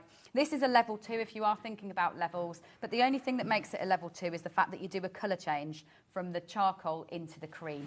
Is it difficult to do a colour change? Not at all. I thought you just really finish one and start the next one. You finish one and start the other. So that's all it is. It's just that's the way my rules work. Yeah. If you are totally new to this, I don't want you to have to worry about having 2 balls that get in a tangle. So if you're a complete beginner, I always say 1 colour. Have you, in that team of 13, is there somebody who answers the phone if people have a problem? Oh, yeah, absolutely. And we all do. In fact, I hope she's probably listening, actually. On Friday, it was so busy in the office because we're also shearing our alpacas on Friday, so it was an absolutely chaotic day. Well, what, in the field? You have 150 alpacas, so we sheared on Friday and Saturday. That's on top of, obviously, those 2 shows and... and getting ready to come here. And packing all the orders. And 2 children and everything. So it's been a busy couple of weeks. But basically, I answered the phone on Friday afternoon, and the lady at the other end was like, actual Kerry? And I was like, yeah, actual Kerry, there's only one, there's only me. And we had a really nice chat, actually, giving advice on what she was making and talking through it. So every single team member at Toft can crochet, and that means that it doesn't matter who you see at a show or who picks up the phone, or whether you're coming to get your parcel and you chat to somebody there, everyone can answer the questions. Oh, my. So how big a field have you got then? We have 52 acres. With quite a lot of alpacas on. 1 llama, and we've had 2 babies so far this year. What's the difference between a llama and an alpaca then? So an alpaca, they're both domesticated species, but alpacas are much smaller, and they've been domesticated for their fibre, so they're finer boned. They're generally prettier, shorter nosed and spear-shaped ears. Llamas are much bigger, so they are much taller than me. And they're load-bearing animals, so much squarer, broader backed. Okay. So we have one, Archie, only to tell people that, because we've had alpacas. Is he not lonely? Does he get on with the alpacas? He thinks he's an alpaca, so he's fine. We've had him since he was tiny. Okay. He lives with one other alpaca in his field, Toranaga. But we only have it there because obviously what people say to you all the time is, oh, I love coming to see your llamas. And you can then stop and go, well, actually, they're alpacas. Yes. That's a llama. Yeah. So you come and visit? So there are public footpaths that run through the farm, yeah. So you can walk off the edge of a reservoir that we're on. Oh, OK, so it's not, we're going for a day to top. No, we're not. Unfortunately, we did used to be pre-COVID. We are working on whatever the future But that's looks like another whole team of people, It is. We were a team of 25 pre-COVID right. because obviously we were open 7 days a week. Yeah. So, it is a whole different... Are you just a glutton for punishment then, for, like, non-stop? I used to spend a lot of time washing dishes, yes, which was the one downside of being open all the time pre-COVID, is the reality is when you get busy, you get really busy and you have to all go hands-on. So, yes, I am working long-term on something that means that we have somewhere that you can come and see Toft products all the time again. Oh, no, I think that'd be lovely for a day out to go in the countryside, see your alpacas, see Toft, buy Toft, and then kind of, it's like a destination, isn't it? It's lovely. Yeah, absolutely. Right, OK, so what's he called? That's Paddy. Paddy's a black and white cat. £22. Then we've also got... Lulu. And this is, I guess the challenge for cats is the fact that obviously they are so different. So I'm hoping that you'll be able to get the ingredients in the pattern that you need to be able to capture your cat. Because obviously they do. I see, and yes. this was always the challenge with dogs, but dogs seem to have a stricter breed standard. Yes. So what I'm doing and what I'm scratching my head about and what I'd love to take your feedback on is what I really want to be able to create for you is a way that you can capture your own cat. So it's me giving you enough component parts and little bits of pattern and bits of colour variance and pattern that then it means you can take a picture of your cat or your friend's cat or anyone's cat and you'll be able to make exactly that cat. That's my challenge. I was going to say, because if they've all got the same legs and arms and body and everything, and head, but you'd have to do ears differently. Yeah, the ears different shapes. Yes, putting, loop stitches in on some of the breeds. So it's all about capturing colour patterns. So here you've got a nice basic tabby pattern that just uses 2 colours. So you're using majority camel with those darker stripes of fudge running through it in order to create that nice, lovely striped tabby pattern. I think what would be nice if you did pedigree kits, so you know this is the Burmese, this is the Burman, this one. But then, like you say, people have got the option to go, right, I can buy that, if I buy that book, I'll make that head, that body, those ears, and then say to you, I need pink, yellow, blue and green. And be able to then get your colours with a nice colour chart to be able to capture your cat. That's my mission, The Sphinx is currently that's got no baffling hair. me. Yeah, the Sphinx is baffling me. That's the one that I'm pondering. But I fear that if I manage to sort that one out, then there'll be a few more animals along that have no hair as well. Why would you go for that? Because I know it's going to be the hardest one, I think. So if I can do that one, then the rest should be easy. Absolutely. Right, shall we do some demoing then? Yes. Shall we do some crocheting? Absolutely. Right, for the Icelandic, no, not the Icelandic, the, what's they called? The Ice Age Duo. Ice Age Duo, that's what the graphics are in for at the moment. What are you going to demo? So I'm going to do the loop stitch. So this applies... Is that on here? Absolutely applies to the Ice Age demo. Also, the Ice Age Duo also applies to the Primates very much. A lot of the Primates use loop stitch to put their details on, but also applies to the Dinosaurs. So the only magazine or product on the show that doesn't have the loop stitch in would be your Mini Dinosaur and your Sheep magazine. Okay. But I know people find the loop stitch hard, and that's why I wanted to give it a good demo. Okay. So for this demo, I'm using chunky yarn and an 8mm hook. So the principle is the same. You're just doing exactly it bigger. the same. I'm doing it big, so it's nice and easy for you to see it on the screen. But this is the scale that if you wanted to make the giant ones with the pattern, you just use a thicker yarn to scale them up. Okay. So I'm going to start from the very beginning, and you start with a slip knot. This is nothing to do with loop stitch. This is just the basic crochet. So I'm going to do the starting ring for you so you've got it. So to create a slip knot, you create a loop like that and come through and get the tail end of the yarn, but don't bring it right the way through.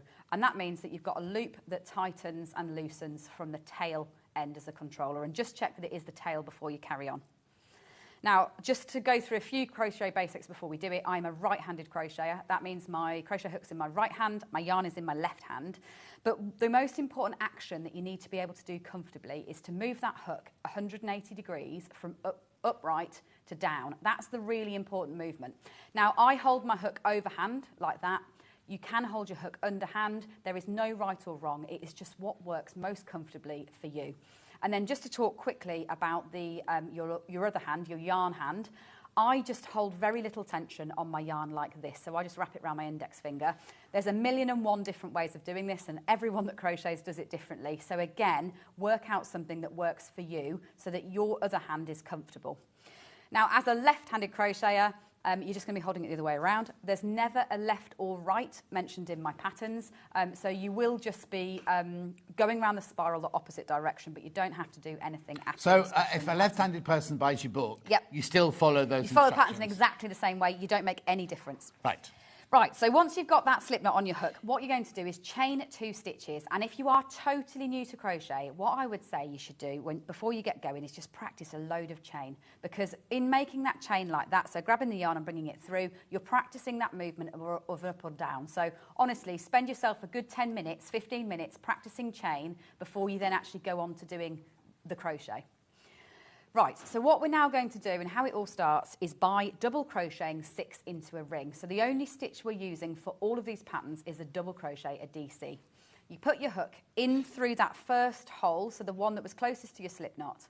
You yarn over, so you grab that yarn and you bring it back through to the point where you've got 2 loops on your hook, and then you yarn over again, turn that hook downwards to make your life easy, and come back through those 2 loops in one motion. That is a DC, or a British double crochet stitch. Right. And that's all you need to be able to make them.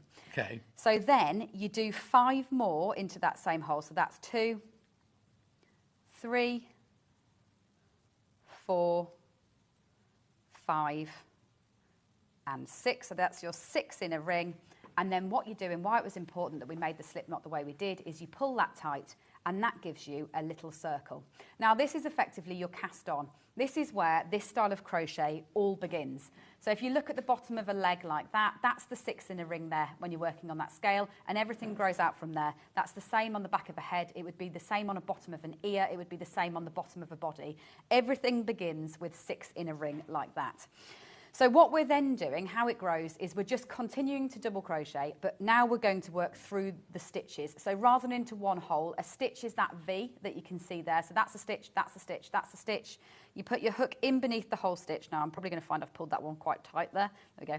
Stitch in between the whole stitch, and then you work a double crochet. It's just that first one that will be tight as you go round. So then you carry on, and while it's growing, it will say to double crochet 2 into the next stitch. So there's a stitch. You go in once, and you do a second one. So that is all the basics. That really is it. That's the only stitch you're doing to make it get bigger. So let's do loop stitch, because that's what I've promised a lot of people at home I would demo properly while I'm here, is this loop stitch. So the loop stitch is still just a double crochet stitch, so exactly the same as we've been doing, but the important bit is you've got to keep a loop on your thumb while you're doing it. So what you do, you put your hook in the stitch you want a loop stitch in, and that's important because it means that your crochet is attached to your hook, so this hand is totally free to make a loop. Then drape your yarn over your fingers and get your thumb into a thumbs up position.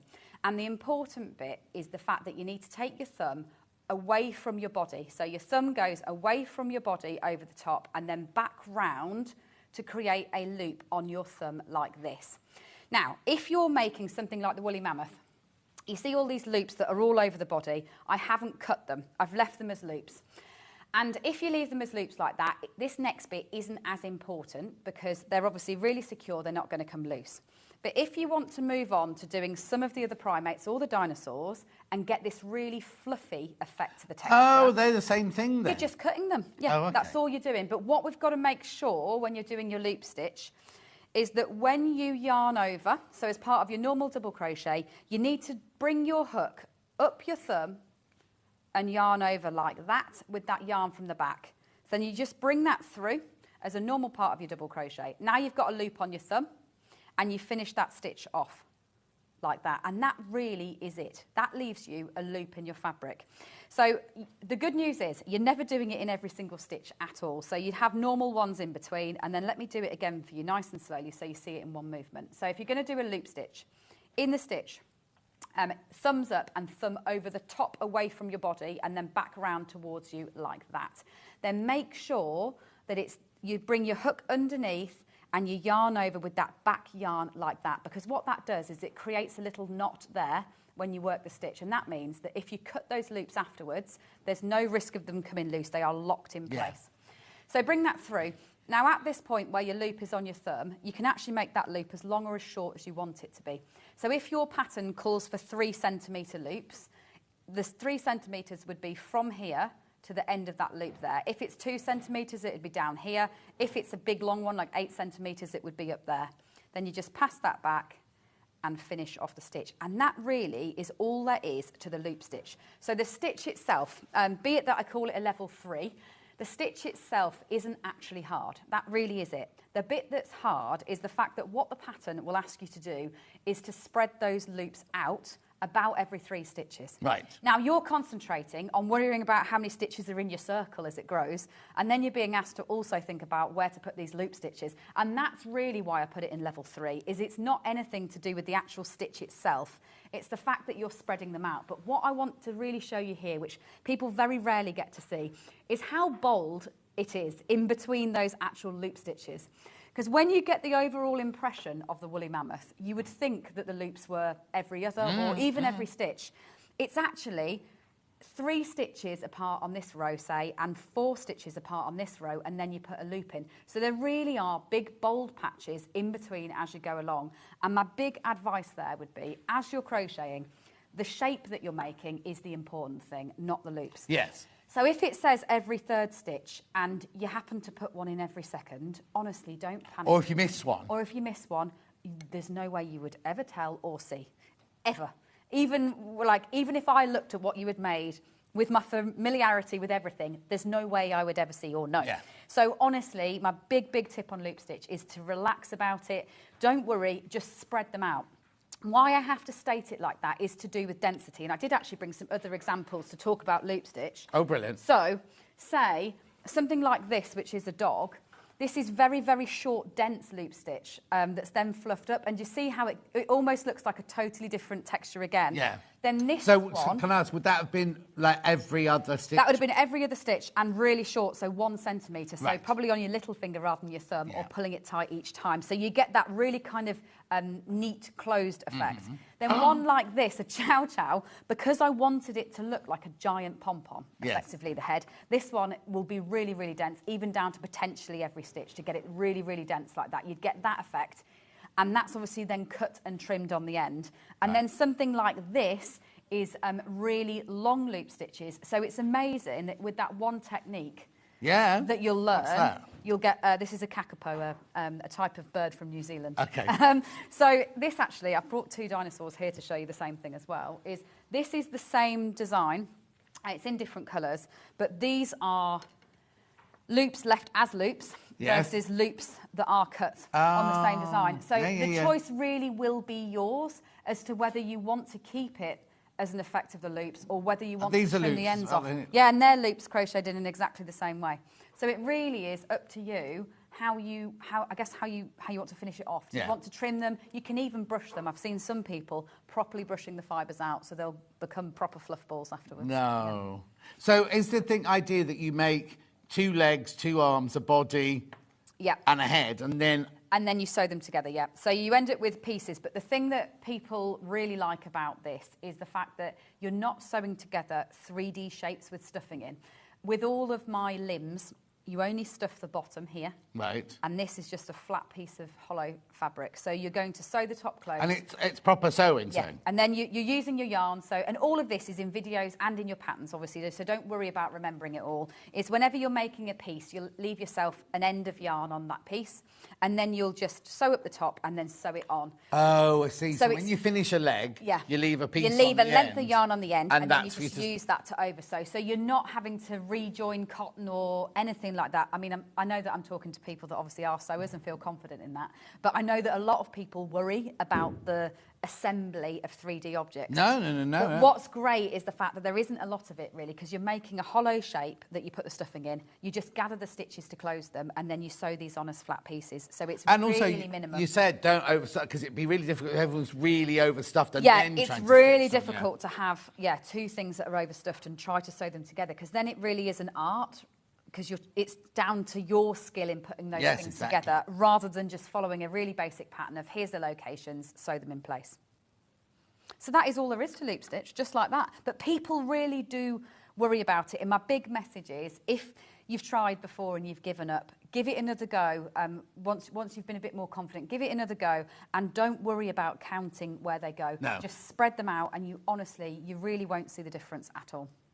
If I have a too big a bald patch, can I go in and make a loop? Like say I've done retrospectively, you absolutely could. So if you found retrospectively, you had one, so the nice thing actually, and I'll just give that tip to anybody who really doesn't like the loop stitch and thinks, oh, it really isn't for me. If you'd done cut loop stitches, you can get actually exactly the same effect. So you could just follow, say, your woolly mammoth pattern. You could just follow the whole pattern, or your woolly rhino, and not work the loops. What you'll just get is a bold one. A bold one, but obviously all the shaping works. So you'll have a bold one. But it's still going to look gorgeous anyway. Yeah, it could. And then what you could do afterwards, now it's a method that I actually find takes me longer, but some of you might prefer it and find it easier, is what you would do afterwards is you could just go into your bold rhino or mammoth and cut yourself some lengths of yarn like this, and like tying a tassel on a scarf, you could just put them on like this and loop them through.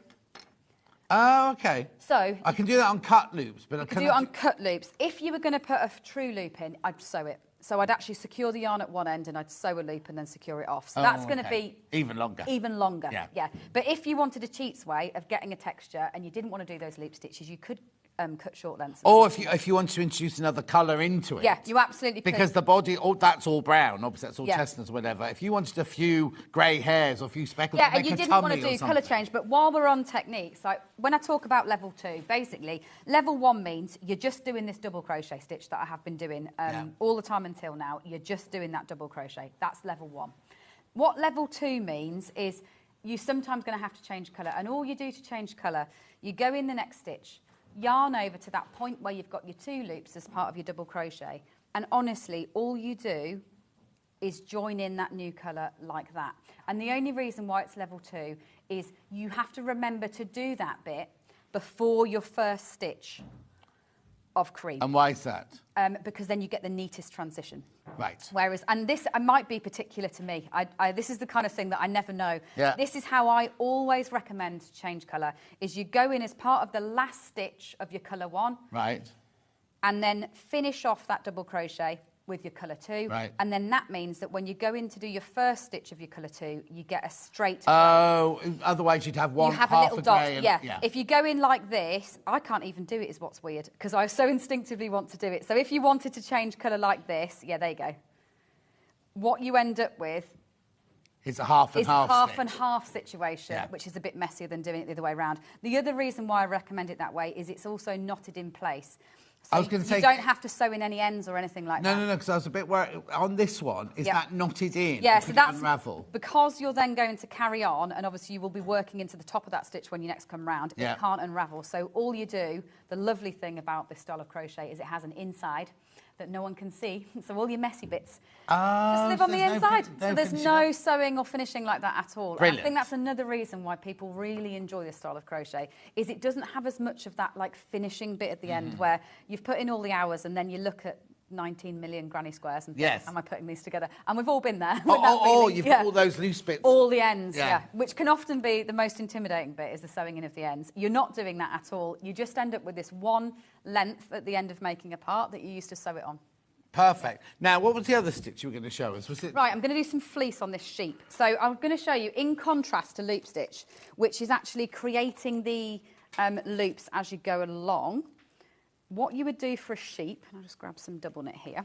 So I'll give Eustace a little bit of a hairdo. So when you're doing something like this, you will make a naked sheep. So you'll make all the shapes of just the double crochet. You won't be putting your fleece in as you go along. So have you made white bits and you've made a yellow body and Yeah. all the rest of the bits of white in order to produce something like that. So she would still sit in level 1, because technically you're not ever tackling 2 balls of colour at the same time. But say we wanted to put fleece onto her head. All you do then to put the fleece on the sheep is, once you've stuffed and sewn it all up, so it will look like this, you put your hook in through the fabric. That wasn't a specific place. It wasn't a specific technique. You just whack your hook in through the fabric like that. You yarn over and pull that through, so you've got that attached in, and you would then sew that one end in later on. Right.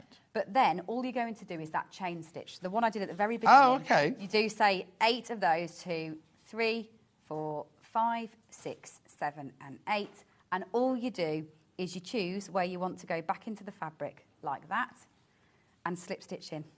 Oh, so it's a bit like when Jane Greenough does her cross-stitching and she does, like, cauliflowers and things like that. She does the same sort of thing. Technique. She comes through and then does a few and then goes back down again a bit later on. And that is all it is you then get to build your fleece on top. You're not really counting a pattern, so it's really relaxing. I like to refer to it as proper, like, TV crochet. Yeah. Because you're not really thinking about anything. You're not having to tick off a pattern. You're just filling the space. And the big message from me, again, is spread them out. They're not dense. You're not doing it into every stitch at all. It recommends in all the patterns to be 2 stitches or rows away from where you came from. So again, it looks bold when you're first doing it, but you'll find that it all just fills up the gaps for you. So is that what that is? Yeah. Because that looks almost like it's like... So they're shorter. So I've done 8s here. These are the 6s. Okay. And so you don't come... Hang on, let me see if I can get my hook under one so you can see one. You don't come as far away from the fabric. So they'll just be little short ones that you go back in. But you see, so on that body, I've done a yellow body underneath. So you can see the yellow double crochet stitches underneath. And then you're just putting chain stitches on top. But again, that's another way that you could add another colour into it, isn't it? Because you'll still see the yellow from underneath. Absolutely, you'll still see it from underneath. I mean, if you really wanted to with your woolly rhino, you could cover the whole of your rhino with this if you wanted to afterwards as well, or your woolly mammoth. It'll just give you a different texture. Yes, yeah. It'll look more like sheep's fleece rather than that messy single loops. So that, by and large, most of the sheep use a technique like that in terms of it being a chain that you come up and you go back in. And there'll just be different lengths of loop that create a different texture. But some of them will be slightly different. Some of them, when it's, say, representing a sheep that has locks of fleece rather than dense, crimpy fleece, you'll chain upwards. You're so fast.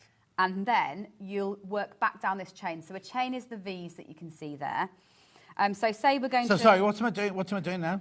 A different type of sheep's texture. Okay. So still fleece and still applies. So say Daniel the Oviraptor, dinosaurs. Yeah. His feathers on his head, they would use this technique. Okay. So you chain upwards and then you go back down into that next stitch and you just slip stitch. And that means get the yarn and bring it through that one and through that one. So all you do is you travel back down. Are you making it thicker then? You're making it thicker. So it means you go back down to the surface of the fabric and that way you're not having to break the end of yarn all the time and sew loads of ends in. You come back down like that. I love the way you call it fabric because you are making your own fabric. Yeah, you make a fabric, and Yeah. then you're putting kind of texture on the top. Yeah. So you come back down the chain like that, and then what you'll do is you'll just travel 2 stitches away. So exactly as we had the theory of you move 2 stitches away here, we'll travel 2 stitches away across the top of the fabric like that, and then you'll put another one in. And that's it. Oh, wow. So again, it's really nice, continuous kind of like detail that you put on the top. You're not really having to pay attention to what you're doing in the same way as following a pattern. And that's how you add all the fleece onto the body of a sheep. Then when you get to the even more, I guess, laborious ones, we went for the fastest one first, which is those chain ones that you go back in. This is a bit slower. Seth, my old flagship one, who we probably could get in, actually. You see the one that's sitting on the far end in oatmeal and stone? That one with those gorgeous spots. Yeah, him there. Let's get him in. So he's really the showstopper for me from sheep. He's the one that is just such an amazing texture.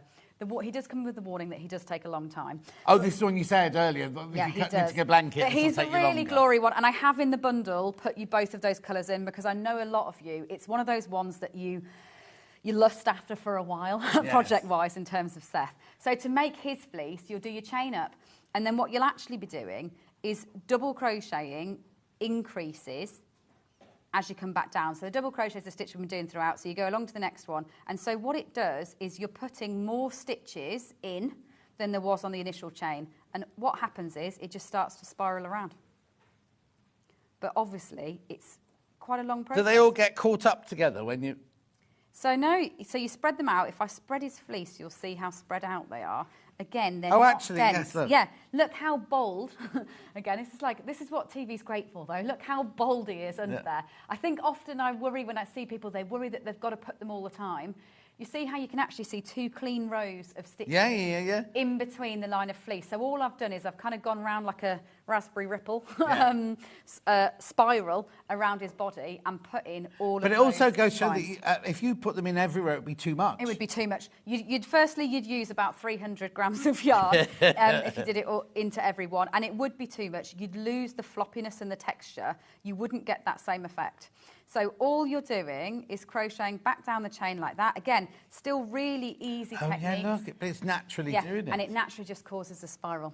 And that is all there is to it. So by the time you get back to the surface of the fabric, you'll just be travelling away from it again, like I did with that last one.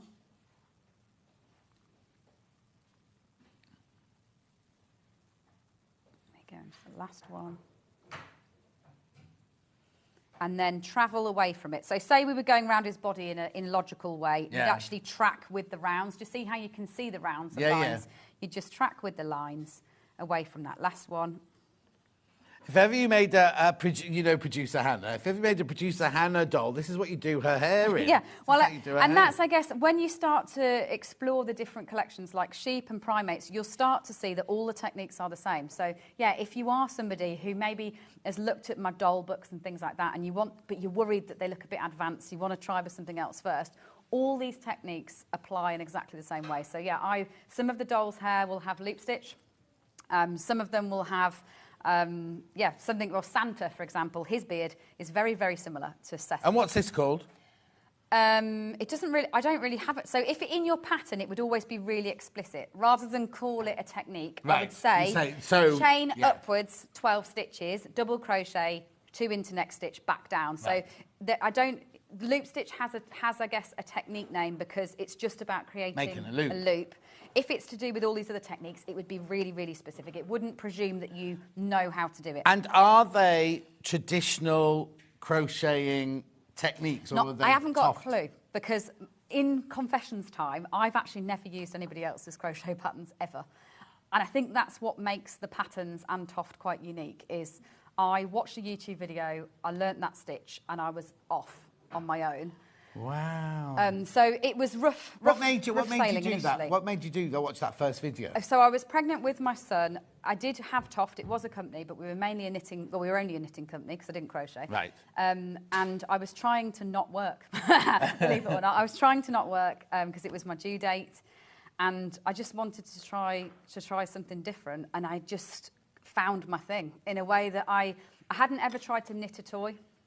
It hadn't appealed to me, the idea of knitting a toy. I think I'm... So what was the knitwear? What was the... Hats, all the knitwear that we still do that you might not have seen actually. Obviously, this style of crochet has had its heyday for the last 12 years for us. But we do still produce every quarter hats, sweaters, scarves, a whole range of things that you wear. And then knitted? With our yarn, knitted, yeah. Yeah, didn't know that. Don't let Rebecca Reed know that. You've not brought it here? Have you not brought it here? No, I haven't brought it here yet, but we probably will. I feel like I'm still finding my feet on what you like to see on Sewing Street and we the definitely want to see that. Yeah, we should do some knitting. Oh, with me, not with Rebecca Reed. Okay. No, I love Rebecca Reed. I'm not being horrible to her about her at all. Well, that's a bit blurry, that picture. What's the matter with the camera today? Right, let's look at the time. It's running away with us. Let's just do a recap of some things, Jess Ben. Oh, that's right, the three big kits to start with. So I've got Dinosaur here, first of all. I know, that's me. Right, let me get that out of the way. Right, okay, so there's the crochet Dinosaur. So you get So did you call it a magazine? Well, I think that's a technicality from me having a bit of a twitch about calling it a book. Okay. But it is a book, obviously. It's a book. It is a technicality in my original contract. Okay, so the kit, you get this, and you get 4 big balls of yarn. Yes, which I've hidden from myself. It's one in the Dinosaur bag. Is it?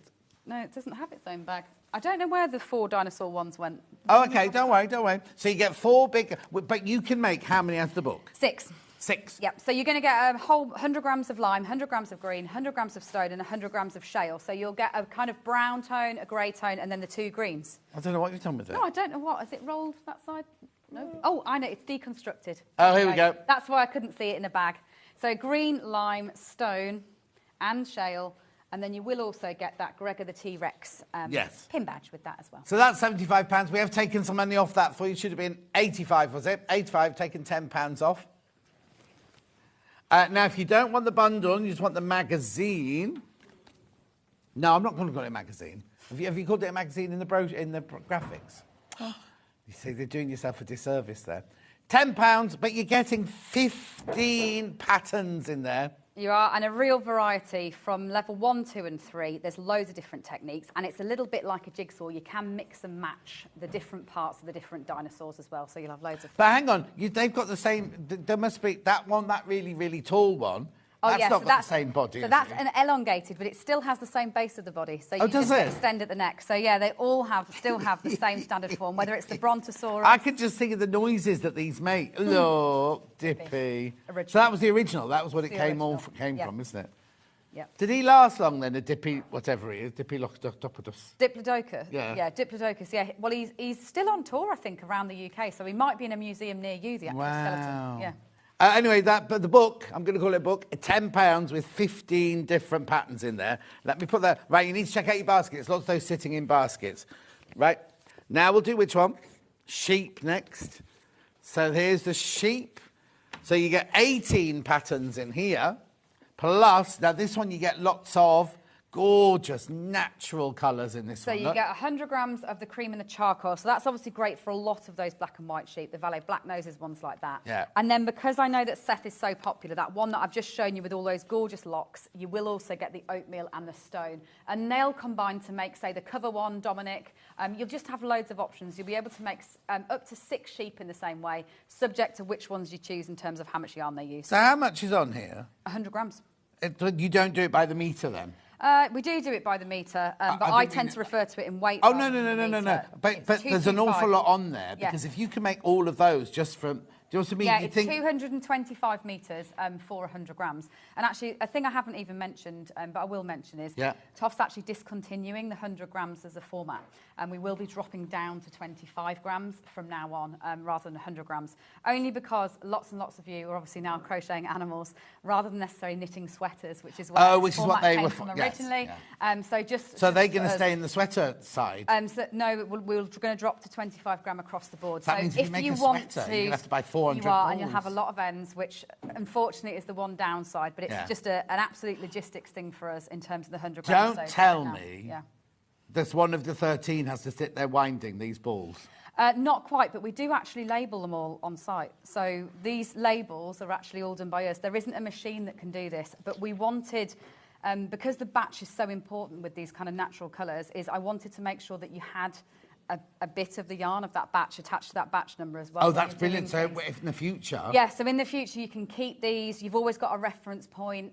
Like I said, we don't discontinue colours, so it means that you've always got a reference. Does your back brain on them. ever stop? No, I'm like a mixture of organised and then creative. So Well, no, because just the thought of... Oh, I'm going to tie some of the yarn. I think it's just been a really long process. Like, I can't emphasise, over 18 years, no decisions have had to be made quickly at all. It's really naturally and organically evolved. So by the time I did Edward's Menagerie, I knew what I was doing with everything else that came first. Put these in the sheep bag. That's the sheep bag going in. And then the sheep book or the magazine. 18 sheep patterns in there. Very popular, that one. Very, very popular. And it is new photography, actually. I will say that. For anyone that has seen it before, this is actually a new version. We only launched it at Easter time. So the older version had different photography for this, but we thought that it was time to take them to Yorkshire and give them a glow-up. Yeah. Oh, you should love that show, Glow Up. Oh, I love it. Right, OK, and then we're on to Primate. So there's the book, and then the bundle with this one, you get lots of smaller balls. Yeah, so you get lots and lots of 25-gram balls, and that's because a lot of the Primate patterns do, they kind of combine lots of different colours, especially in this grey spectrum. So you get 25s of the yellow, but you're also going to get shale, steel, silver, charcoal, cream, and oatmeal. So you can do ones like the marmoset on the cover, the ring-tailed lemur, and you will get the lemur patch with that as well. Beautiful. And the tote. And the tote bag. Yeah. Primate tote bag. Gorgeous. Right, so that's that with all the yarn. Now we've got the book on its own. Let me put that down. Book on its own. Magazine, book, whatever you want to call it. 15 crochet Primate patterns in there. Yeah, I thought it was a she, I think, that one, isn't it? Yeah, Leah. Thought it was like that as well, but that's its beard. Aww. £10. Make sure you check out. Lovely. Where do you want to go next, Ben? Oh, these. Ice Age duo. Yeah, Senka and Victor, the woolly mammoth and the woolly What do you want rhino. to do that way? There we go, do them that way. So you can really see them. So here, you're going to be doing that loop stitch that I've shown you. Don't be scared by it. I hope that I've given you everything there to try this. It really is worth it in terms of a texture. So you get 200 grams of the chestnut, and then you get the 25 grams of cream for the contrast as well. And you get the pattern as well, obviously. Oh, yeah. You obviously get the pattern for both, and they are different patterns, and you do get front and back images on everything. And there are videos too. A woolly rhino even existed? I knew about the mammoth. I had no idea about a rhino. This is ignored friend. It's time for him to get in the Oh. limelight, woolly rhino. And did you find that out by accident when you were... Yeah, when you see things like that, and then it takes me on a long wormhole. And I end up, are you dreadful if you go onto Facebook or something? Do you end up in... I can end up waste in a an deep hour. sleep. Somewhere completely different. Next. Little T-Rex in the box. Yep, so in this box, it's a complete kit. So this one, there's nothing else you need to order to go with it. It's a great gift for somebody. You do get the free pin badge in it as well, but it's actually also includes not just the yarn and the pattern, but also the eye threads, the stuffing, and the crochet hook. So it's absolutely everything you would need to make the little Very T-Rex. quickly, 2 cats now. Now remember, if you've got any ideas, do email, not us. Yeah, get in touch with me directly, with your cat ideas, please. So you've got Paddy, which is the black and white tuxedo cat, a level 2 one there. Who's on holiday in Chicago at the moment. Yep. And then Lulu, I don't know where she's gone. Is she? Lulu's. She missing in action as well? Oh, hang on. I've got Lulu. There we go, we've got Lulu. So that's the tabby cat there as well. Do you get another one of those? Yeah, you'll get 2 balls of camel and a ball of fudge with her to make her. So it's the same amount of yarn as it is for Paddy, the black and white I cat. don't know where that other I don't know where that gone. is. You do also obviously get the nose threads and things like that as well. So you've got that lovely pink nose. Brilliant. Don't forget 3mm crochet hook. What are these made of, the handles? They are plastic and then they're coated. It just makes it more comfortable for you to hold, but also is resistant when you are stuffing the pieces as well. Brilliant. And talk about stuffing. Toft premium toy stuffing there. It's beautiful, isn't it? And you get the lovely little calico bag. You get the bag and it'll make 5 animals. There you go, £6. Thank you. That was a whirlwind, but it was absolutely brilliant. Do you know when you're in next? I am. I'm in 2 weeks' time, and I'm hoping the weather will get better because it's going to be a gardening show because we're ready for gardening season. Oh, interesting. What day of the week's that? Is that a Monday? I haven't got a clue. I haven't got a clue. Right, OK. Thank you ever so much. It's been lovely to see you. Let's look at tomorrow's menu very quickly. X-Rite back-ins at 8 o'clock. It's Stuart tomorrow. Kimono jacket with Alice and Marion and Alison at 9 o'clock. Sewing room tools at 10 o'clock. Victoria and the Hearts cushion with Alice and Marion to 11. Oh, I've seen that. It's gorgeous. She brought that on to Threads of Life last week when she came to film with me on Threads of Life last week. And then at 12 o'clock, they've got Brother sewing machines. That's Brother sewing machines. Thank you for your company. She'll see you in 2 weeks' time. I'll see you on... I'm not in again now till Sunday. I'll see you on Sunday. So take care. Make sure you check out your baskets because there's lots in baskets. And I'll see you on Sunday.